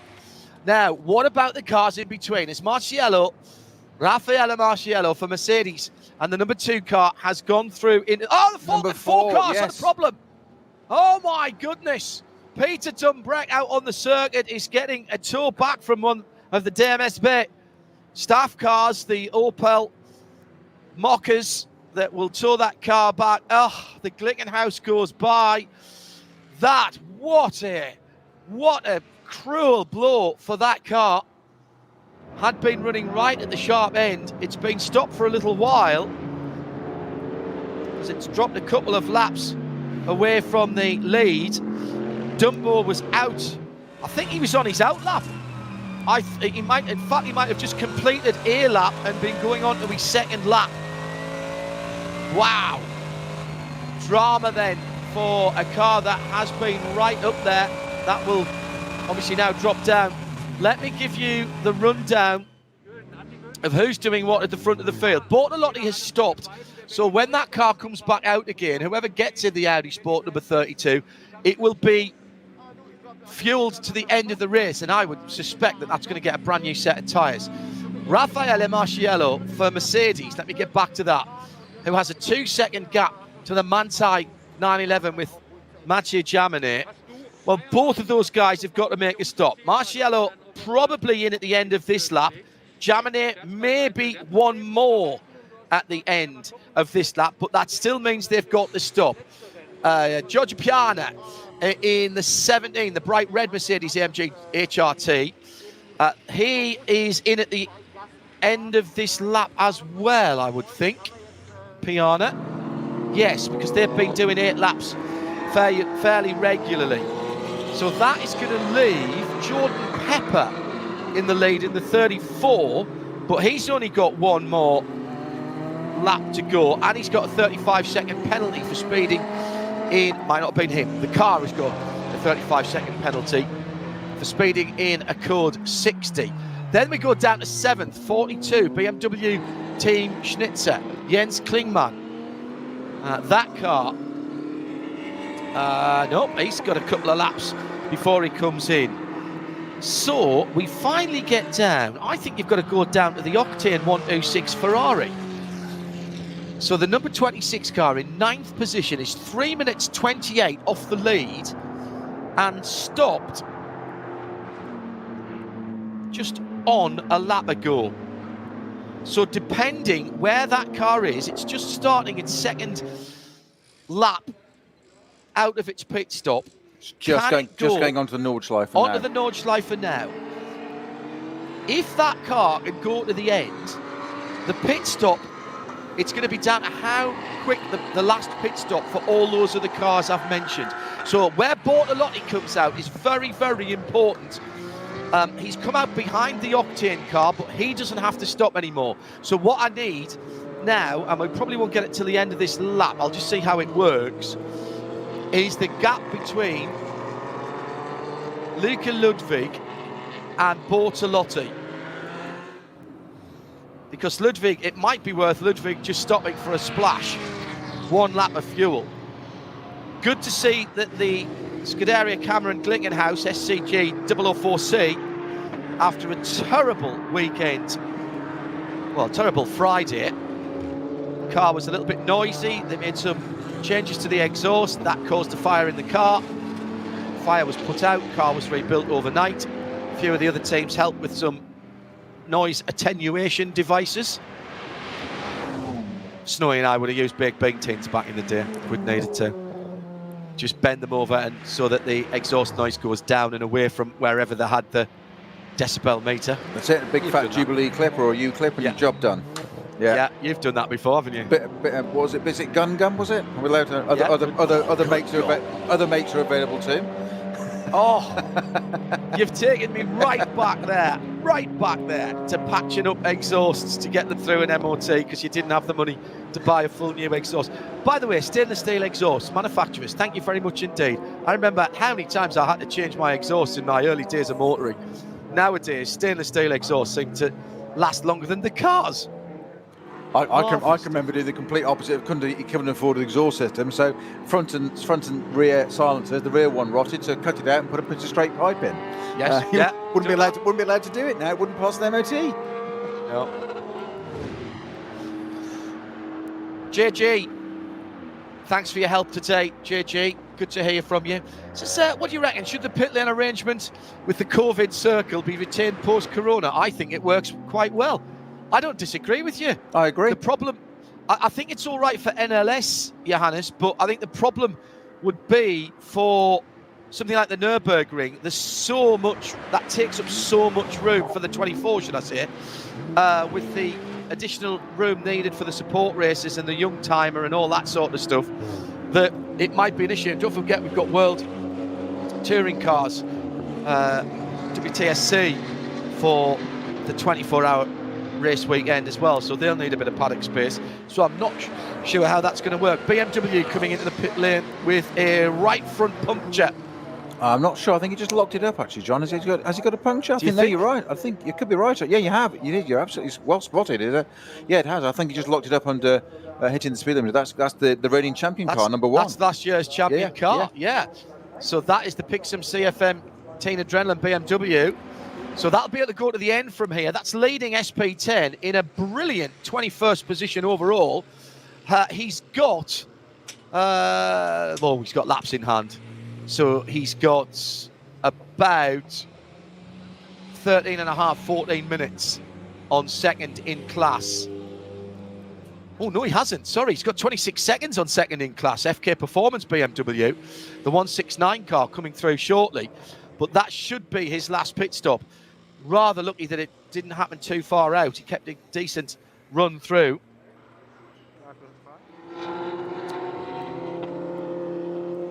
So it's going to need a front right at least, isn't it? There's an absolute minimum. Yes, true. So, again, now we wait at the front of the field. We have to see how this shakes out. Bortolotti, absolutely certain for me, has finished his pit stop. He'll go to the end.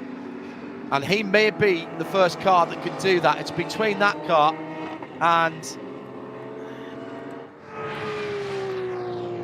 No, I think it's between him and the Octane Ferrari. I think Piana, unless Piana stopped last time around, let me scroll across. That's not the easiest thing to do on the screen. I need to look at it rather annoyingly. The Alfa Romeo, by the way, had some problems earlier on, and they've been gradually working on it. The Giulia Quadrifoglio, I think it's had a couple of electrical issues. It's done a couple of laps, then it stopped, then it's done a couple of laps, then stopped. Piana's only done 4 stops, so I think he has bodywork repairs on the front at the moment. But Alfa Romeo electrical issues. Who'd have thought, eh? You can't say that nowadays, Snowy. Well, clearly we can. Can't. Clearly we can. Well, the road I get cars. Your point. I know. The road cars are super reliable. I had one of the original press cars, which had 18,000 hard press miles on it by the time I got to it. It was turned out by the press department perfectly, of course. Brand new set of tyres, all cleaned, no dings or anything like that. But it clearly been ragged for 18,000 miles in not a lot of time. And there was not a squeak or a rattle or anything that didn't work on it. It was brilliant. 482 is another of the Hyundais, and that indeed is an i30 hatchback, fastback, which we were talking about earlier on. Now, that one doesn't run, as far as I remember, to full TCR spec. I think that runs in the VT2 category. Yes, it does. So that's 1620 to 2 litre with a turbo. And that car then is the i30 Fastback N, i30N Fastback. Robin Jahr, Olaf Jahr, Luca Engsler, famous touring car name there, son of Franz Stengsler and Peter Schumann. And that 4.82 then in... And John, just as you speak there, numbers 2 and 17 in the pits, Marcello and Piani in the pits with both Mercedes. Right, that makes sense. So I thought Piana had to come in, but he's done another 8-lap stint. That's pretty good. And Pepper in the Vulcan-Horse car as well.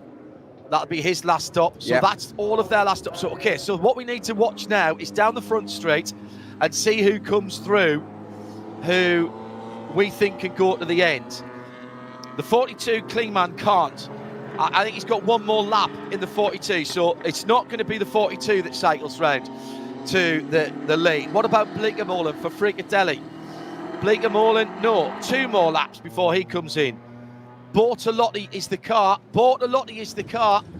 That's who we've got to keep watching for. Ludwig and Bortolotti. And I think Ludwig's ahead of Bortolotti in the 26 Ferrari.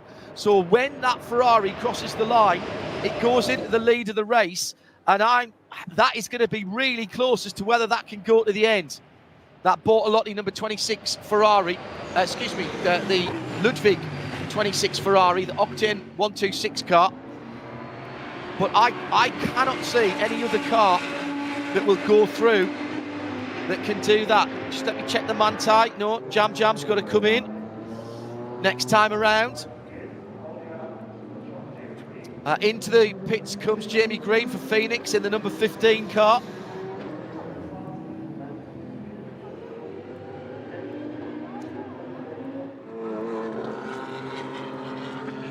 So the real... There's Chris Meese having gone through. Meese is good.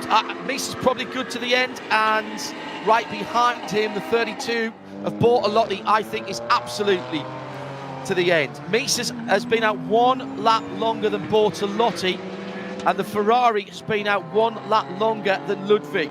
So the Octane Ferrari is going to be close. So how far ahead is the Octane Ferrari for Ludwig? I don't think he's far enough ahead. He's 38 seconds. That's not enough in this pit lane to get in and get a splash of fuel. So if he has to stop again, he's giving up a podium position. So these 2 Audis, for me, are in the box position at the moment, in the best position at the moment. Although it could come down, Snowy, as we've been saying, to how much slow zone and yellow flag there is. We could be looking at the battle for the race win right now going on to the Nordschleife between those 2 Ferraris. 2 Audis. Yeah. They've been out there from the beginning, haven't they? They've been nearly always, when everything's shaken out and settled down, as you said, every time, John, those 2 Audis have been there or thereabouts, if not at the very top of that timesheet. And it's those Audi sport cars, Miles and Mies and Bertolotti's, 29 and 32. Those R8s just in tandem once again, and we've seen quite a lot of that this race, haven't we, of cars just running in tandem. We've got 2 Mercedes together, 2 BMWs together at the moment, and 4 Audis in line, not obviously all quite together there, but and then that Octane 126 Ferrari of Ludwig there. Back we've got some Get Speed performance footage with the Mercedes. It's our number 2 car, it's the Marcello, the 2nd place car. We're just waiting for, as you said, Bortolotti. You think's got a he's got through. Has he gone through, is he? Okay. Yeah, no, he's gone through. He's out on the Nordschleife ahead of those 2 Audis. Those two Audis have gone through. Meese and Bortolotti, 29 and 32. So the cars that are out on the Nordschleife at the moment, Jaminet is the leader on the timing screen and on the road, but he has to stop at the end of this lap. At that point, there are going to be about 35, 36 minutes to go. So 5 laps of fuel he needs. So there's the question. This comes back to that question that we were talking about, Snowy, about what do? Do you tyre the car? Do you not tyre the car? 41 minutes to go now is a minimum of 5 laps and possibly more. So every minute that goes down, and we're doing 8:37s at the minute, because of the slow zones. It's Adenauer Forst and Wittmermann's got a code 60. Hedrick's here also. Because of those slow zones, this is playing into the hand to anybody who's stretching the fuel. And I reckon this is massively good news for Luca Ludwig in the number 26 Ferrari. Remember, Jordan Pepper's got a 35-second penalty for speeding in a slow zone. That car has. I don't know if it was Jordan. Sorry, I keep saying that because that's just who's in the car at the time. The Phoenix 5 gets speed 8. Caldarelli in the FFF Racing Group Lamborghini, and Juncadella in the 10Q Racing Team. I mentioned that car very much, actually. They've all come in for their last pit stops. The Hyundai leading TCR is in for its last pit stop as well.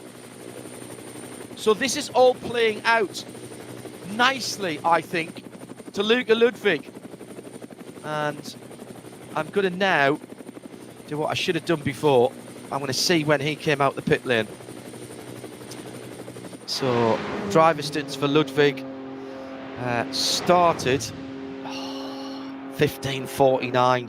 That would make it an hour and 10 minutes. I don't think he can go that far. That's 70 minutes. It's a big ask, isn't it? It's a big ask. 70 minutes. 8 to 64. 8 and a halves is 70. 68.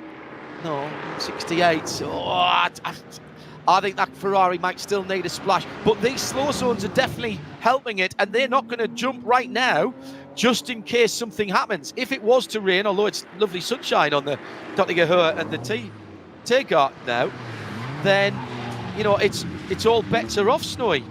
Well, exactly. Unless you're out there, I mean, now they've rolled the dice. So the Ferraris rolled the dice. There's nothing that they can do. They'll either have to stop for fuel, and they will know because they're looking at their own fuel numbers. So they'll have to stop for fuel for maybe 1, maximum 2 laps of fuel. That's so frustrating. But that will take them out of contention for a good podium finish. The interest for me now then is Mies and Bortolotti, who are 40 seconds further back down the road and half a second between them. They're separated by a lap in terms of how much fuel they've got on board, but I reckon both of those guys are going to be within a gnat of getting that hole. Well, just under 40 minutes, in fact, just under 38 minutes to go now, John. So I reckon we'll start to see some final decisions at around the 25 to 20 minute mark. I think that's when it all could have that flurry of activity. You're going to do a splash and dash, or, as you've said, do you do it that little bit earlier? And if you're going to do it, do you do it right at the end? It just depends where everybody is. Jaminet is in the pits. Yeah, spot on time. Now he can go. Now here's the other part of this. He can go full rich, full no nonsense, turned up to 11, mindless boogie, because they'll probably put the better part of a full tank into that new set of tyres and send him. From what I'm seeing from Chris Mies, his best since he got in that car is a 9:01. Now he got in at 2 minutes to 5 local time, so just over an hour to run. I reckon he's fuel saving already, and Mies is going to go and try to go to the end. The other Audi in that is the 32, isn't it? Yes, it is. That's Bortolotti, and he got in 10 minutes later. He got into Bortolotti here. Bortolotti is in a banging position. An absolutely banging position. And crucially now, remember, John, of course, the fuel strategy penalty time thing is no longer valid because it's in the last 40 minutes of the race. Well, I don't think either of those cars will stop again. Yeah. That's the key thing.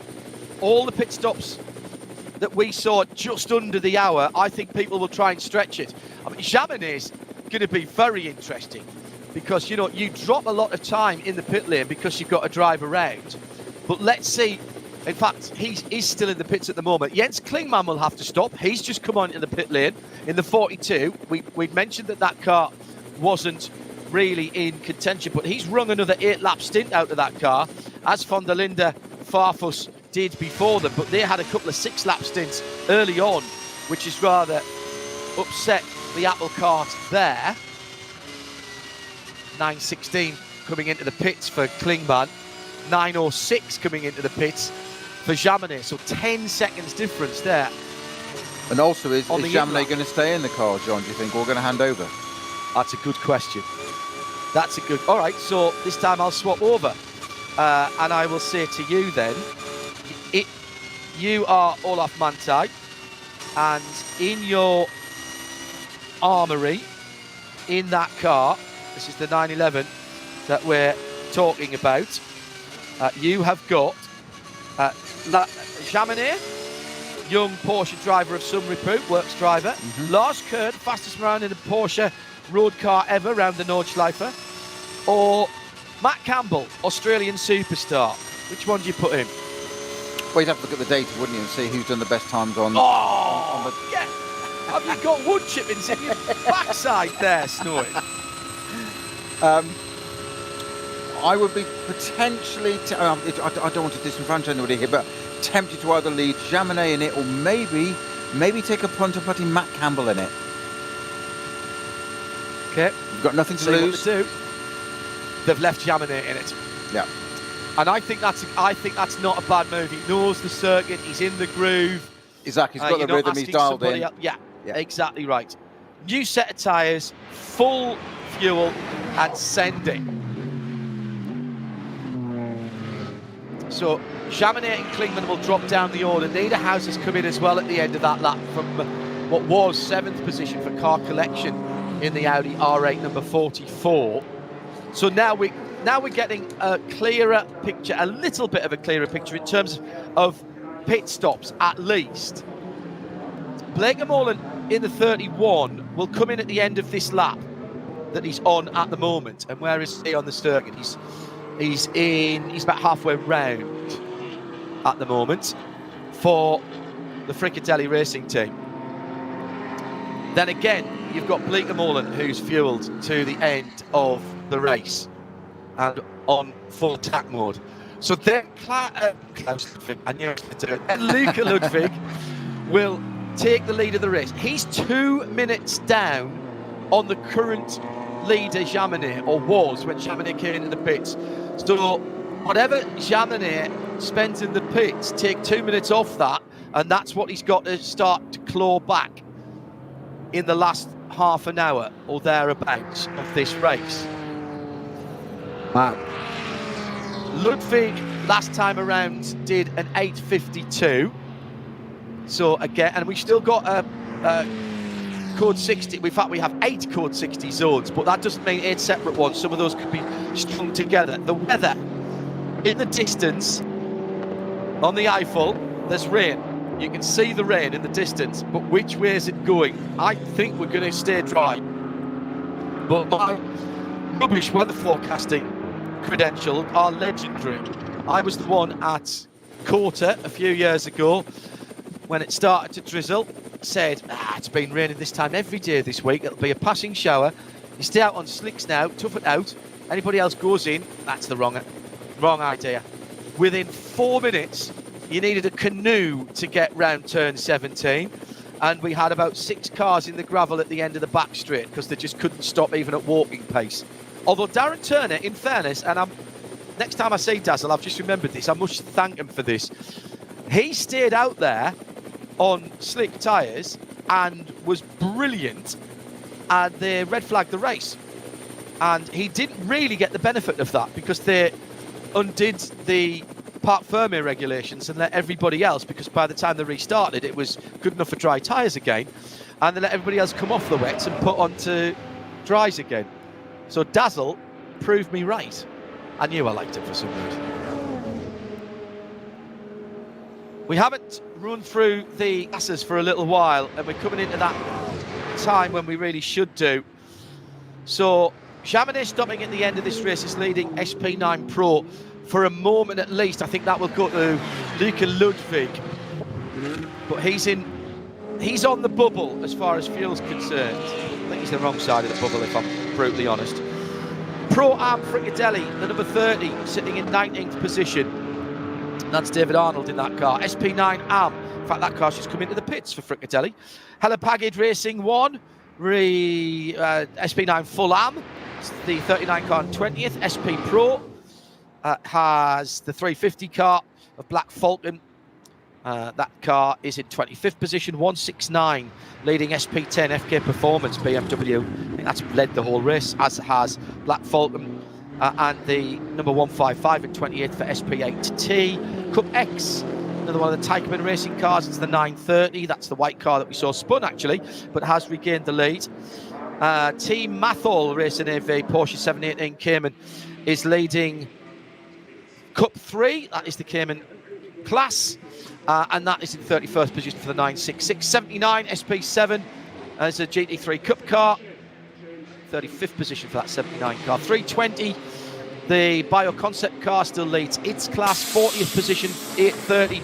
Mark Bessing for Hyundai Motorsport GmbH in the TCR Pro class. SP3T is the Coronel car. That's the 333 Golf GTI TCR. That's the GT sponsored car for Max Cruz Racing, the 333. Cup 2 is the Leismeister driven 911 GT3 Cup. That's the 120, 44th position, all inside the top 50 here. 51st for Schmickler's Porsche GT4 Cayman. That's a 212 car. Still Pixum CFM Team Adrenaline in the Golden 650. It's been golden all day. It's 54th at the moment and leads Cup 5 in the 240i Racing Cup. Audi R8 LMS GT4 for SP8 in 58th position for GT Time Motorsport. In 65th position, BMW 330i. That's another Pixum car. It's the Stahlschmidt driven car, and that's the 480 car. That's just in the pits as well for a last stop. V5 444, another Pixum Team Adrenaline leading car. That's the V5 winning leading Cayman. The Cayman S, the V6, slightly bigger engine, 396 in 77th. So they're one position apart on the timing screen, and so that's 3 Pixum CFN Team Adrenaline cars leading classes VT2, V5 and V6, all inside the top 80. H2 is the Overbeck Renault Clio, as it has been from the start. That's 78 for the 614. 81st is the OPC Astra class. It's still the Strycheck 856 car. That's in for its last pit stop. Another Pixum Team Adrenaline leader in the 325 class. This is the V4. The cars that look fairly stock. 88th position for the 701 car that leads that. Peugeot with Team Rally Top and the 385 RCZ leads SP2T. SP4T is another Porsche Cayman, this time a GTS 718. The 263 in 93rd position.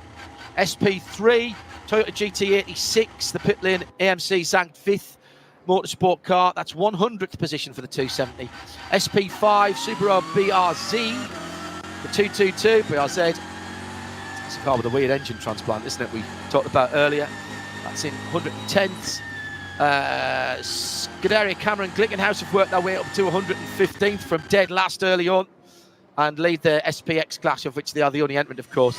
252 BMW 350i is leading SP4. Finalement, it is the Team Mathol Racing EV Porsche 718 Cayman S that leads another Porsche class, the VT3, the 474 car. Those are your class leaders then from the top, with under half an hour to go. And what a half an hour it could be, John. It's watch out for people running out of fuel here, Snowy, I'm telling you. Exactly. We talk about 4 hours of racing being exciting, and it all goes down to the wire. And we've had 4 hours of racing, we've had 5 hours of racing, we've had 5.5 hours of racing.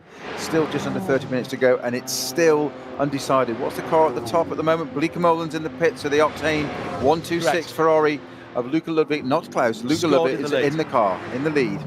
Now, I reckon he's got 2 or 3 laps left in that car, and there's 27 minutes, nearly 28 minutes to go.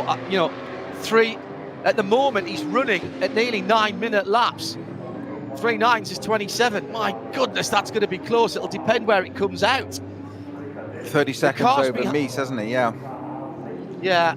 Well, and that's what you've got to look at. That gap is 30.7 seconds between Ludwig and Mies in the Octane Ferrari and the Audi Sport team. Now, if Ludwig's in trouble fuel-wise, which I think he is, Mies is 1 lap better off. He might not be that much better off.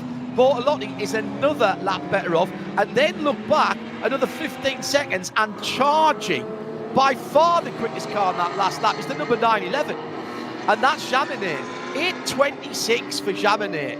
Last time, sorry, that's not correct. It was his outlap last time around, so I can't give you that. But watch Jaminet's next lap, because we have got Olsen and Marcello, who are good on fuel, doing 8.5-minute laps, when the guys at the front end of the field who we think are saving are doing 8:50, 8:40. Yeah, but So 8:38 for Chris Meech, as you said, so 11 seconds quicker in effectively second place, because obviously that Buchenwald car's in the pit. So I think you could be spot on that Ferrari, whilst it's at the top of the time sheet at the moment, they are most definitely fuel saving, are they not? At an 8:49 compared to an 8:38, there's nothing else in that sort of realm. The first car for me who has absolutely nothing to worry about is Chamonix. Bortolotti is close. He's the closest of the three cars currently sitting in podium positions. He's half a second behind his teammate Chris Meese, so his lap time is exactly the same. It was 2/10 difference. The 99 car, Nick Yellerly, back behind the wheel of that, has just set the fastest first sector of the race. I did an 8:18 last time around. Now, he is 98 seconds away from the leader. In the big scheme of things, that's nothing at all, with still 25 minutes to go.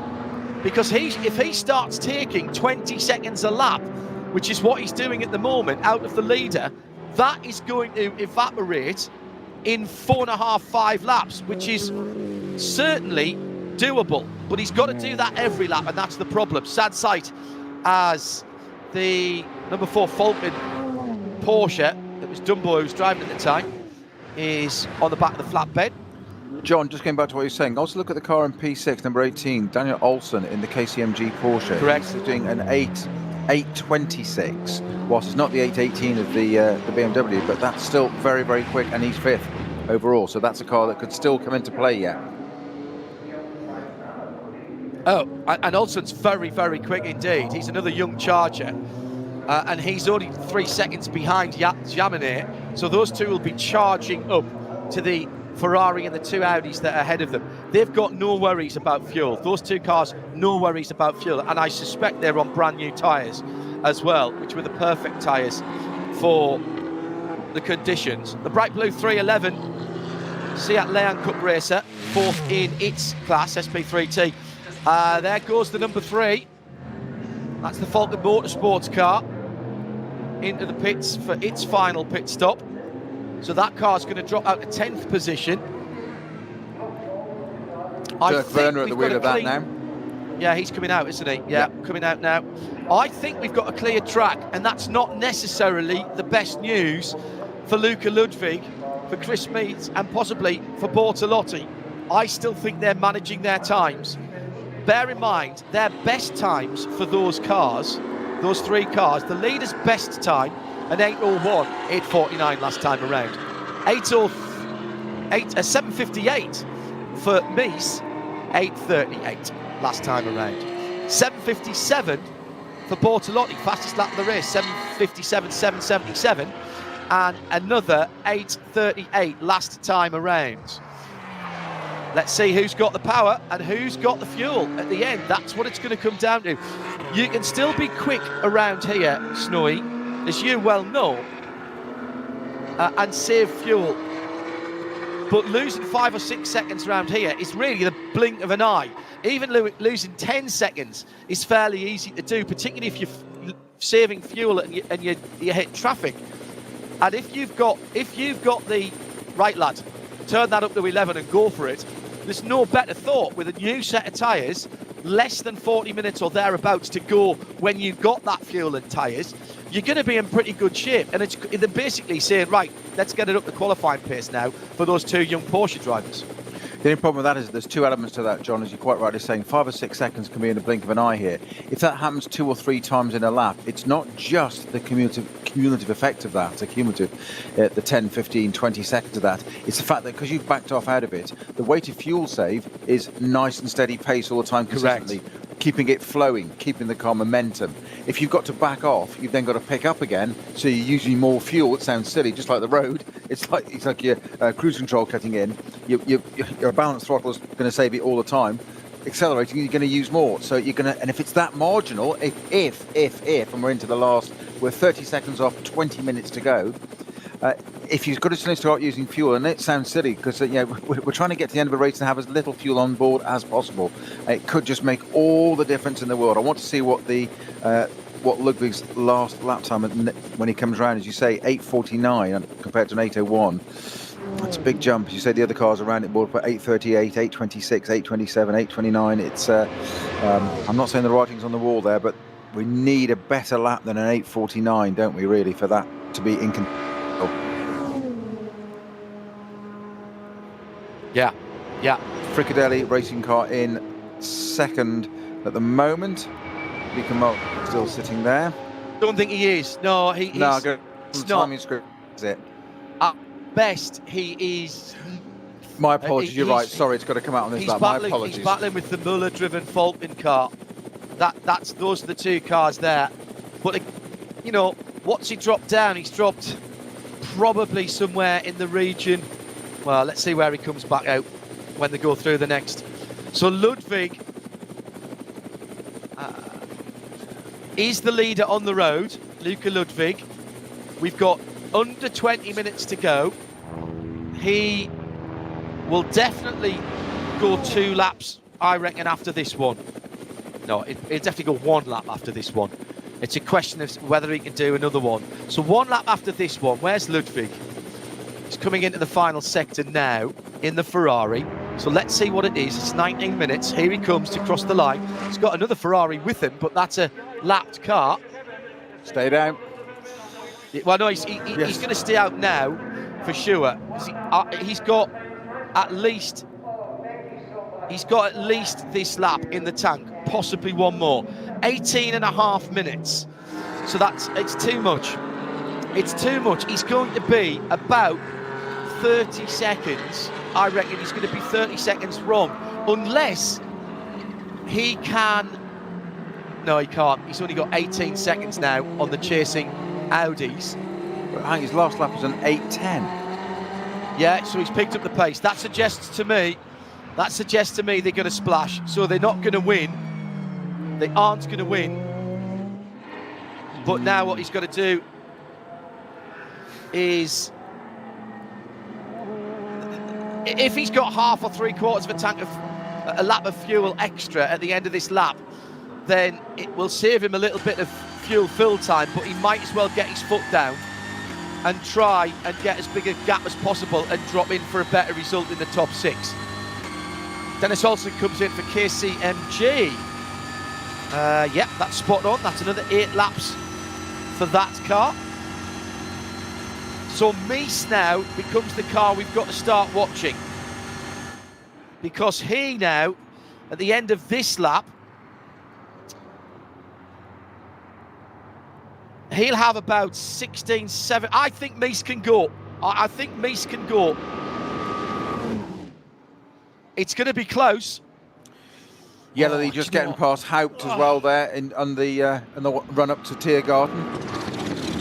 Change of position. 9th to 8th. Yellowy in the M6 getting past the AMG of Haupt.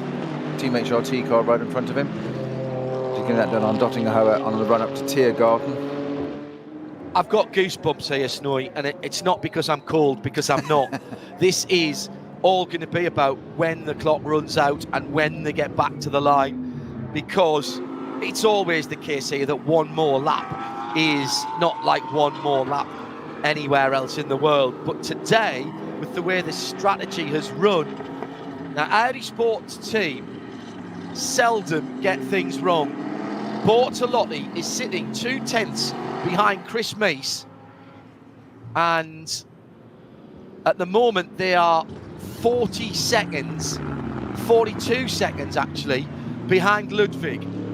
The question for me is, can Ludwig work it and manage that 40 seconds and use that 40 seconds so that he doesn't have to do another lap? Because if he does, at the end of this one, he'll have to. He can't have enough fuel. They've not. Let me just check. Or have they played? Just throwing a variation in here. Not suggesting this is necessarily what's going to happen. Not done 8 laps in that car. Have they played a blinder by doing that 8:49 lap and fooled us completely? Is that the real fuel saving lap? Is that the one where they've just could they have judged it that marginally, that finely? That car, this is the Octane car we're talking about, has done 5 laps, 7 laps, 7 laps, 7 laps, 6 laps, and now on the 7th of a 7-lap stint. It's not yet done an 8-lap stint, and it's going to have to do an 8-lap stint and more, I reckon. So I think that'll peel in at the end of this lap and will just splash the fuel. They've won here already this season. Yeah, they have. They've got the data. They've got the info. Tell you what, the weather's been kind. It really has. It looked a bit foreboding in the middle of the race, and we tried not to talk about it. The track looked a bit greasy at times when the temperature drops. Late afternoon sun now at 5:45, 5:45, Central European summertime in the Eifel. Sun will be in the eyes of the drivers at 1 or 2 places, with it getting a bit lower. So, Mies, Bortolotti, Chamonix. How far back is Chamonix from the 2 Audis? Because that could still be the battle for the win. 10 seconds. 10 seconds between Mies, Bortolotti and Chamonix. The 2 Audis in lockstep, the 29 and the 32. Then 18 seconds further back, 21 seconds further back is Raffaele Marciello, as Olsen has had to make his last stop for KCMG. What's your bet then? Mies or Bortolotti? Not fighting for the lead at the moment. Remember, Mies is 1 lap better off, 1 lap worse off than Bortolotti, 1 lap better off than Ludwig, who leads the race. 13.5 minutes to go. Raffaele Marciello, down towards the bridge at Adenauer, heading up towards the uphill right-hander at Brunchen. He's got that little tricky left-handed kink first of all to go through. Code 60 on the Steilstrecke, on the ticker, and all of a sudden we've got some slow zones at Schwalbenschramps and the Steilstrecke. This is going to slow down. This will push everybody's lap times out. Exactly what the teams that are struggling for fuel need. It's the number 700 BMW that's in strife there. And the 169 at Schwalbenschranz. God, my goodness. Other classes still battling as well. 962 just going through. That's the 4th place Cup 3 car for Flicatelli Racing Team, the 718.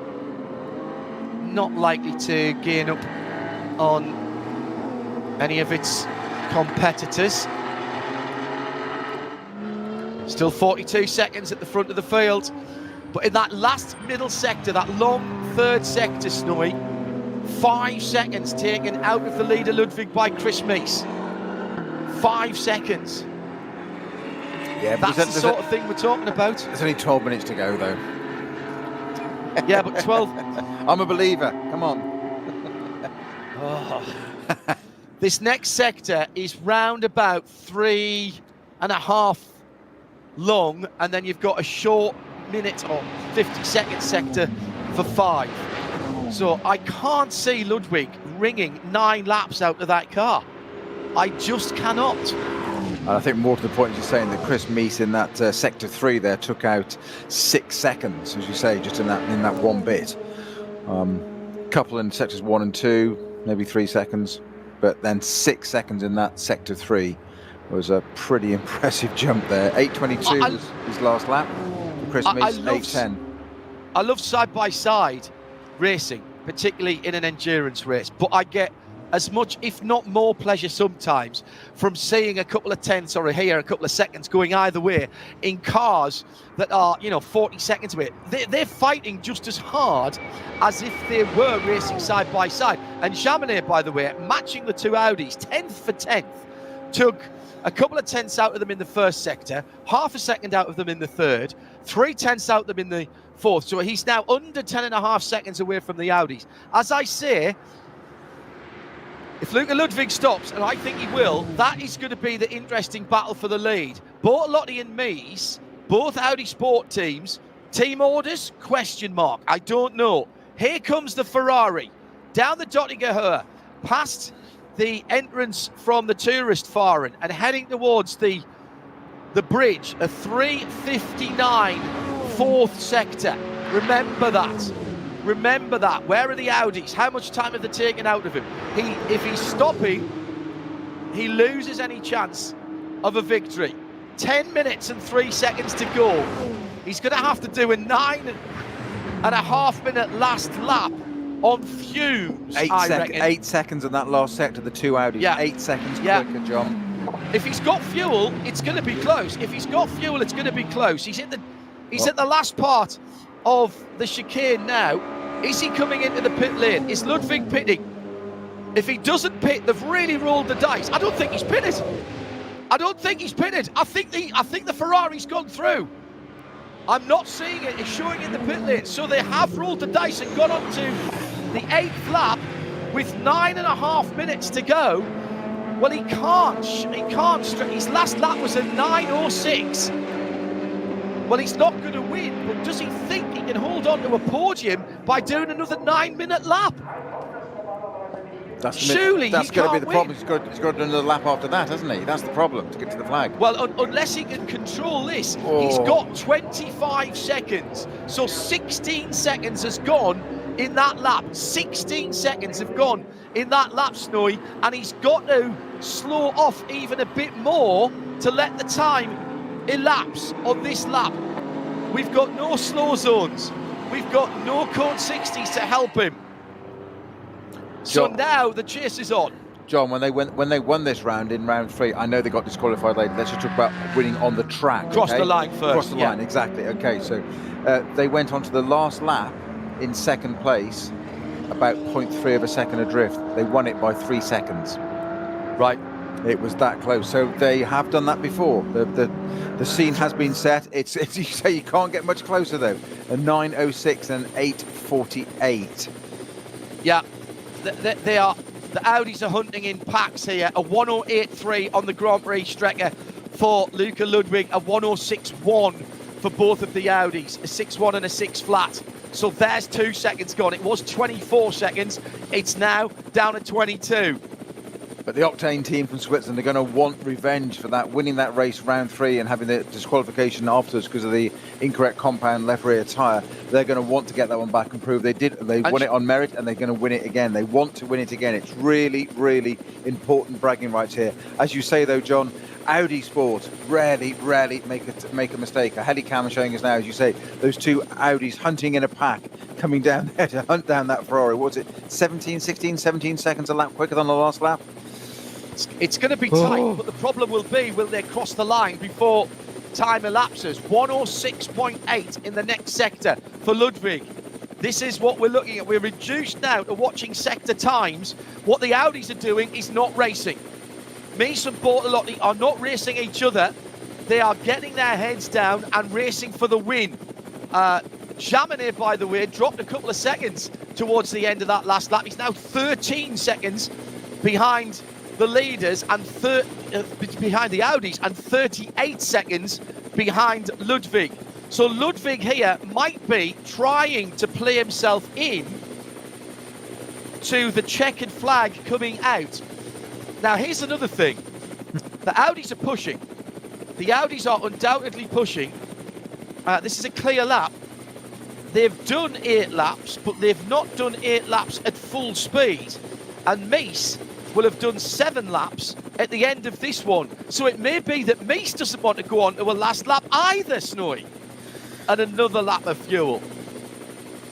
They will have done these calculations down to the last drop of fuel. Quite literally, 3 seconds. Yes. Yeah. Another 3 seconds has gone. So that's now 19 seconds. Less than that, sorry. It was down to 22, so that's 17 seconds now, the gap between Ludwig and the first of the Audis, 106.8, 103.1. Now, John, what happens if it becomes visual? What if the Audis can suddenly see that Ferrari and get a sniff of that victory? That will change things. It's just a natural thing in a driver's mind, isn't it? They suddenly see it. Absolutely. On the clock, we're saying about it, how the team orders, you said about that 40-second gap. It's just as exciting watching side-by-side racing, but there will be something visceral will happen. They will see that car and they'll suddenly, oh, we can do this, we can do this. Equally, the same will happen for Ludwig as well, because he won't want to let it come through. So we're talking about the last 5 minutes. It was a matter of seconds to go. In 10 seconds time, it will be 5 minutes of a 6-hour race to go. And as you said, we're not reduced, we're elevated to looking at sector times to try and work out who might just win this race. One of 3 cars. That's a good way to look at it, Snowy. And the other thing is the clock. Time is the enemy of Luca Ludwig here. Because what he wants to see is the checkered flag. Is the checkered flag. If he's got to go onto another lap, then he drops. He's got to pit at that point. Unless that Ferrari, unless he's Fred Flintstone in that Ferrari at the moment. He's pushing it along with his feet through the hole in the floor. I've got no clue. 4.5 minutes to go. Maybe, so everybody going through now, going on to their last lap as time will elapse. Sorry, John, getting too excited. I just wondered if you got a Walkinshaw fuel tank there. Well, how much fuel line have you got in that Ferrari? I wasn't going to say anything like that. Well, the Walkinshaw trick was an absolute belter. I'll tell you all about it the next time I see you. I'll do the same. I'll tell you one from Mr. Win Percy, one of his drivers, how to win the Spa 24-hour. The trick Mr. Walkinshaw came up. Winston? Yes, it involved a torch, and that's all I'm going to tell you at the moment. Okay, we'll leave that to one side. Exactly. So Mies and Bortolotti, another 3 seconds in the third sector. So that is 2, 3 and a bit, nearly 4. Let's call that 6, and then let's call that another 9. So that's 9 seconds. So they're down then to 15 seconds. 15 seconds behind, I reckon, at this point, on what may or may not be the last lap. And at the moment, they are coming into they are in the long 3-minute plus sector, which the leader last time took nearly 4 minutes to go around. Now, there was some slow zone there, but if you're fast through here, it should really only take about 3 minutes and 8 seconds. So the pace has had to pick up from everybody. There's no real improvement from Chaminade. Gained a little bit in the last sector, but nothing behind that. So he's still sitting at about 12 or 13 seconds behind the Audis, and still some. So he's now a little bit closer to the leader, of course, but not any closer to the Audis. And that may just be what they are looking at Octane 126. Can we get a run at the lead? Is that the leader slowing? No, I think that's the other Ferrari. It's the other Ferrari. Don't do things like that. That's the black one. Well, it's the other one. Why we were seeing it on the screen, and then the Audi slows. So what's going on there? There was a pass, and here come the Audis. So at the Gallows Hill corner, we've got a Ferrari on the long Dottinger Hoa. I think that might be the leader. It is the leader. They've taken 12 seconds out of him. They can see him now. There's yellow flags were out there, and that's why the positions were reversed and redressed. The problem is there's just under 2 minutes to go, 1:45. There's not going to be a checkered flag this time. There's not going to be the checkered flag this time, surely. Ludwig. No, it can't be. 1 minute 30. 1 minute 30 to go. Here we go. Yep. Here we go. There's a bit of a block. And it's Chris Mies who's there first, and Bortolotti's not quite there into the Tiergarten. Still over a minute to go. Expect to see the Ferrari pull into the pit lane. He can't do the last lap. He goes to the right. Oh, he's gone onto the lap. He's gone onto the lap. No way. No way. There's no checkered flag. They go through absolutely together and down the inside. That was the leader that was slowing. It was a slow zone on the track. And there's the pass for the lead going into what will be the last lap. And that's extraordinary. Ludwig then has completed 8 laps. He's going to go for 9, and that Ferrari's in between the two Audi's now. 13 seconds taken out by that Audi new leading Audi in the Sector 4 alone, John. New fastest lap of that car's race for Jaminet in the Manthey, 8:01. He's only 14 seconds further back. The top four then, let's call it 15 seconds, 14.9. The top four separated by 14.9 seconds. The top three separated by 0.8 of a second. Well, this is mighty fuel saving by Luca Ludwig. He's going to have to put in a stint, the like of which we have not seen in this race. Ludwig still sitting between the two Audis, and Chris Meese is going to have to make this an 8-lap stint. Now, that car has done that before, but not at the sort of lap speed that he might need to do. It looks to me as though Bortolotti, who's got a lap more in the tank, literally, than his teammates. So that means 2 laps more than the Ferrari. They're on the Nordschleifer and the Hudson back for what will be the final time. Time has expired. We promised you 6 hours. We're going to give you 6 hours and about 6.5, 7 minutes. Always under promise and over deliver, I reckon. Well, now it gets interesting. And the benefit of being able to follow this battle around with the helicam, outstanding. Well done to our TV colleagues for getting that in. Well done to the series for the not inconsiderable investment that means that they have put in. What a remarkable 6 hours. The Rover ADAC 6-hour Ruhr-Pokal-Rennen. Just extra. I cannot believe that Ferrari's going to edge out another lap, but clearly that's what they're trying to do. And at the moment, it's going to be down to what Jaminet can do. There's the pass, heading up the hill. Yeah, Ludwig let him through. Ludwig let him through there. Let Bertolotti through. That was he just eased over and just let it sort of blended it over and let him through. He knows the job's done. They've hunted him down in that pack, and it's a fruitless exercise trying to stay ahead. He did cross that line onto that last lap, I believe it 0.041 of a second ahead, as on our timing screen. But of course that pass was then made a couple of corners later at best. Now, Snowy, the 2 questions I've still got, because that is not the end of the drama here. Chris Meese on his 8th lap, Bortolotti on his 7th. So Bortolotti does not have to think about fuel saving. That is a genuine fight if Audi Sport wanted to be a genuine fight. And what about 3rd place? Jaminet is only about another 9 or 10 seconds back down the road in the Grello 911. And for Jam Jam, there is the potential of a podium finish here with Luca Ludwig not really able to fight at full speed. He will be babying that car. He'll have taken his race boots off and put a pair of slippers on to get him to the end from here.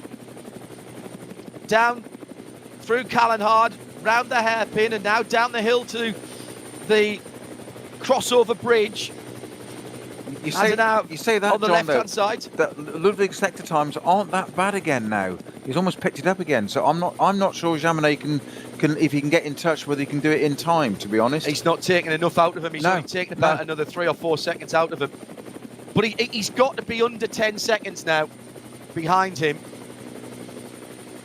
But interesting, when we were talking on that last lap, we were taking 3s, 4s, 5s at one point, about 7 or 8 seconds in one sector. That Ferrari, Luca Ludwig, now is only 2 seconds off the Audi's paces. So have they backed off into his pace, or has he not had to? That's the point. Well, that's a very good point. I did say I thought Chris Meese was not tight, but marginal.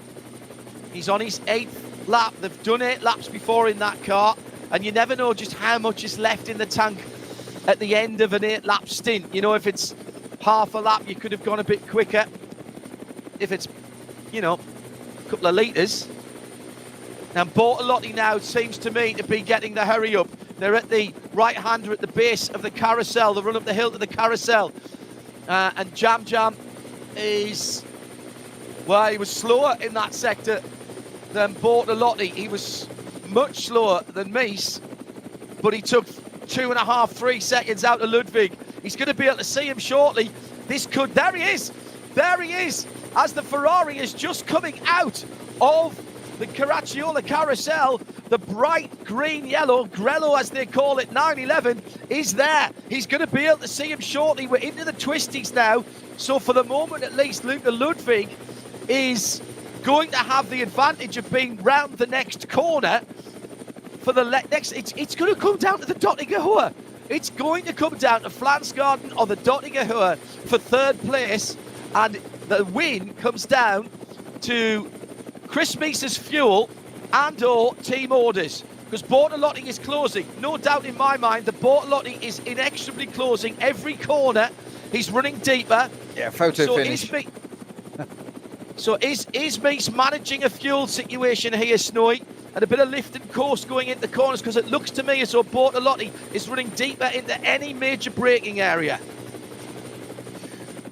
As you say, team orders. I'm saying photo finish. Sorry to cut across you there, John. I just think it's been. I'm not saying it's been staged, but I think it's just a good job for these two Audis. Or is it now? Is he caught up all of a sudden? Really has right caught there. up. All of a sudden, maybe not. Maybe I'm completely wrong. Maybe he's going to try and threaten for. You said he's got nothing to lose. The two Audis side by side with the clock has actually stopped. For the win. Final lap. They were about just over a minute away from the last lap being the final lap. Under a minute, perhaps. And what about Jam Jam? How close is he to Luca Ludwig? Running in. This is the run for home now for the two Audi Sport team cars, 26 and 29. It was the 29 car on pole position with a new fastest lap of the year for NLS. They're on the Dottinger Hohe now. 7:56.2, they qualified. And here, well, Bortolotti pulls out of the slipstream early, almost as if he's showing the front of the car to Chris Meese. Does that mean he's saying, I've got it, I'm not coming through, I understand. He's holding station at the moment, halfway down the Dottinger Hohe. It's going to be 1-2 for Audi, but is it 29 from 32 or 32 from 29? Bortolotti's dropped away. He's dropping away, he's slowing down. Very slow indeed, Bortolotti. There was yellow flags. There was yellow flags there, and Bortolotti slowed, and Chris Meese didn't. Are we going to see late drama? 7 minutes past the hour as the Audis come through, and the win will go to the 29 Audi Sport car. Chris Meese brings it home from in second place, their team car with Bortolotti. Now, what about third? Here's the Ferrari, and there's the Porsche. Oh, very close indeed. The Ferrari just holds on for Ludwig with a brilliant last stint to wring 8 laps out of the Ferrari, which had previously only done 7 and done more 6s than that as well. And at the end, it was 4.5 seconds between Ludwig and Jaminet for the last spot on the podium. Magnificent! 6 hours, ADC Ruhr-Pokal-Rennen, round 5 of the Nürburgring Langstrecken series. You've seen it all. You've heard it all live here. And it took us almost 7 minutes over the 6 hours to find out who had won that race. And you know what? If you look back, you see that the Audi Sport team of Matteo Drudi, Kelvin von der Linde and Chris Meese were on pole position, and they won the race. So nothing happened at all in that race, except it did. Everything happened. As you said earlier, John, Audi Sport rarely make a mistake, and it was proven to be absolutely spot on. What an extraordinary last lap. Audi, Ferrari in third in the 26, somewhat getting a bit of redemption for crossing the line earlier in the season and then having the race taken away. Jaminet's the first Porsche for Manthey Racing, and the top 4 after 6 hours and 7 minutes of racing around the most challenging circuit in the world, separated by 18.5 seconds, with vastly different strategic runs and pit stop tactics all the way through. Then Nicky Ellerly will come through for BMW, Ruhr Racing, the 99, the bright red number 17 Mercedes of Team HRT. The 17 is in 7th. 8th, Jens Klingman for Schnitzer BMW, just ahead of David Pittard. Those two had a cracking battle all race long and were separated by a second and a half at the line for 8th and 9th, and the top 10 made up by Jaron Blekemolen. Good run for Frickadelli Racing, who led the race on the pit stop strategy, but couldn't quite get with it. Only the top, no, that's not quite true. Blekemolen hasn't crossed the line just yet. Well, extraordinary stuff at the Nürburgring Nordschleife, and proof, if proof were needed, that it's never over till it's over here. You don't have to be side by side. You don't need 10 cars in a train.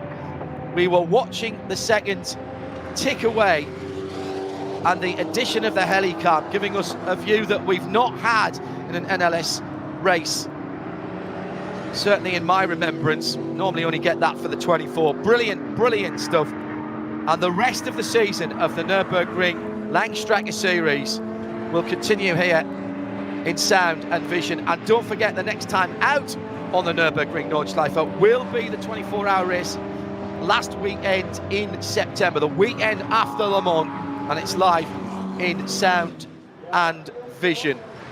Take a breath, settle down, get your heart rate down to normal. Peter Snowden and me, John Hindhaugh, we've enjoyed that so much. Understatement. I'll tell you what, Bertolotti there on that on Dottingerhoe, literally the dying yards of that lap, and I saw him slowing, which we then realised was a yellow flag, which we hadn't seen for that first second. I thought, is it going to reverse again? All that effort of the Audis to get past that Ferrari, is that Ferrari going to get it back? And it's not going to win it, but it's going to get stage two. I've got to, P2, I've got to say though, for Ludwig and the Swiss team, Octane 126, so a little bit of redemption for them there from that win on track 2 rounds ago, but what a stellar effort. You're quite right, Audi Sport rarely get things wrong, and they've just proven that with the result. As you said, John, nothing happened, whereas in fact everything did. Ferrari nearly pulled the surprise of the season off there, but not quite. Close, but not quite the cigar. But a great job from all three. And as you say, the story there, those top 3 cars, where would you start? I mean, by the way, you've got 1,800 words to put that in the magazine at the weekend. Yeah. Well, thanks very much, guys. I've had that before. Confirming then that the winner in SP9 Pro, the overall winner, was the 29 Audi Sport Team Audi R8 Pro Am, was 16th, and that was Frickadelli Racing Team. So a good day for Lance David Arnold, Klaus Abelin, and the rest of the team. In SP9 Full Am, that's GT3 cars, but just the Am drivers, in 19th position, inside the top 20 for the top Am car, for the Hella Pagid Racing 1 Ferrari. So Ferrari do get in the top step of that podium for the 39 car. For SP Pro, the 350 led that pretty much from start to finish in that very pretty tones of grey GT3 Cup MR. 155 won SP8T, the Black Falcon Mercedes AMG GT4. That was in 27th position. In 28th position for the Cup X, the KTM Crossbow winner, the Teichmann Racing 930. I think that led from the start as well. Drivers' champion from last year, this year in Pixum CFM Team Adrenaline, BMW M4 number 1 in 29. By the way, Pixum CFM Team Adrenaline win the team's championship because they've won about 6 different classes here today. They've won SP10 in 29th position. In 30th for Cup 3, the 917 numbered car, which is a 718 Cayman. The 320 wins the AT G class, the gas class. That's a good run for that Porsche as well, with the Bio concept car in 36th position. TCR Pro never headed. Hyundai Motorsport started from pole with a Veloster NTCR and came through to 37th in the 830, winning their class. The Max Kreuzer Racing number 41 still yet to finish there. 212's come home, winning SP6 for Porsche in 40th. 41st, the Max Kreuzer Racing was Ben Leuchner, who brought that car home. That's number 10. SP7 Lernet.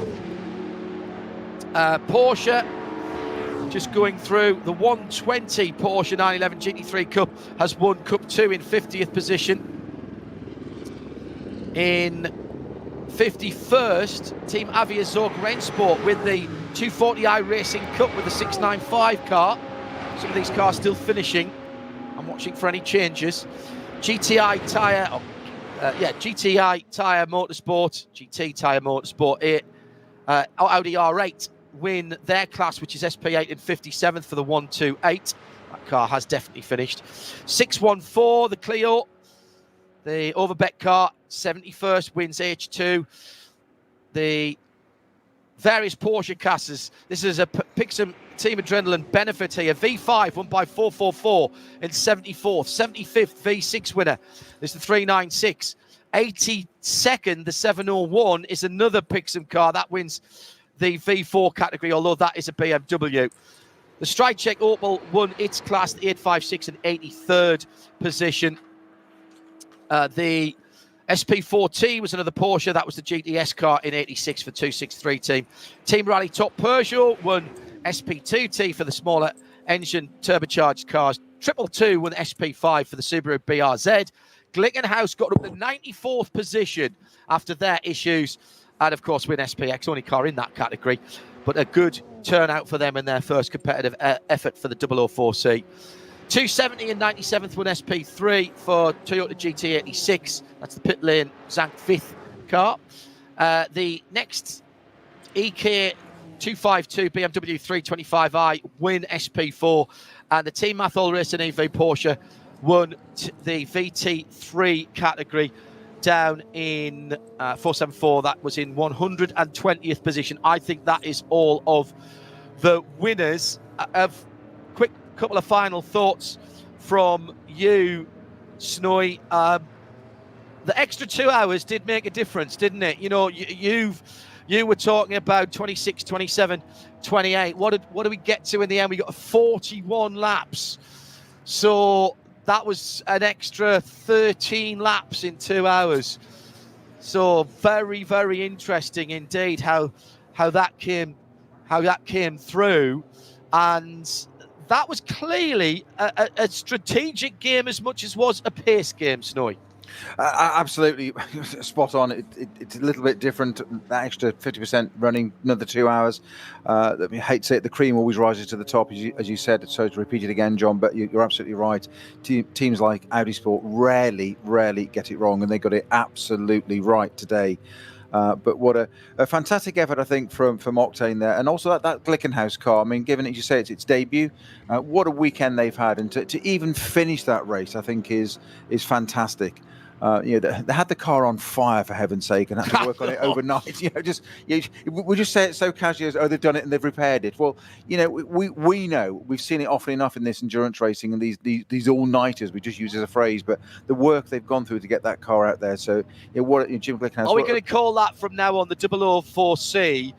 The C is for competition, but now do we have to put a P on the end of it? The 4CP for Phoenix, because it really did rise from the flame. It had its competition baptism of fire this weekend. All of those will be rolling out, I'm sure, in somebody's press release. What you can't knock, will they be disappointed? Yes, they will, because they're an engineering-led company, Snowy, and they'll be annoyed with themselves that the fix that they tried for the car being too noisy and not passing the noise test caused them an issue. So I know they'll be disappointed with that, but surely they can take some solace and a bit of pleasure to say that, right, they got the car to the end, they'll have found other things as well, and they've got some competition mileage under that brand new car's wheels.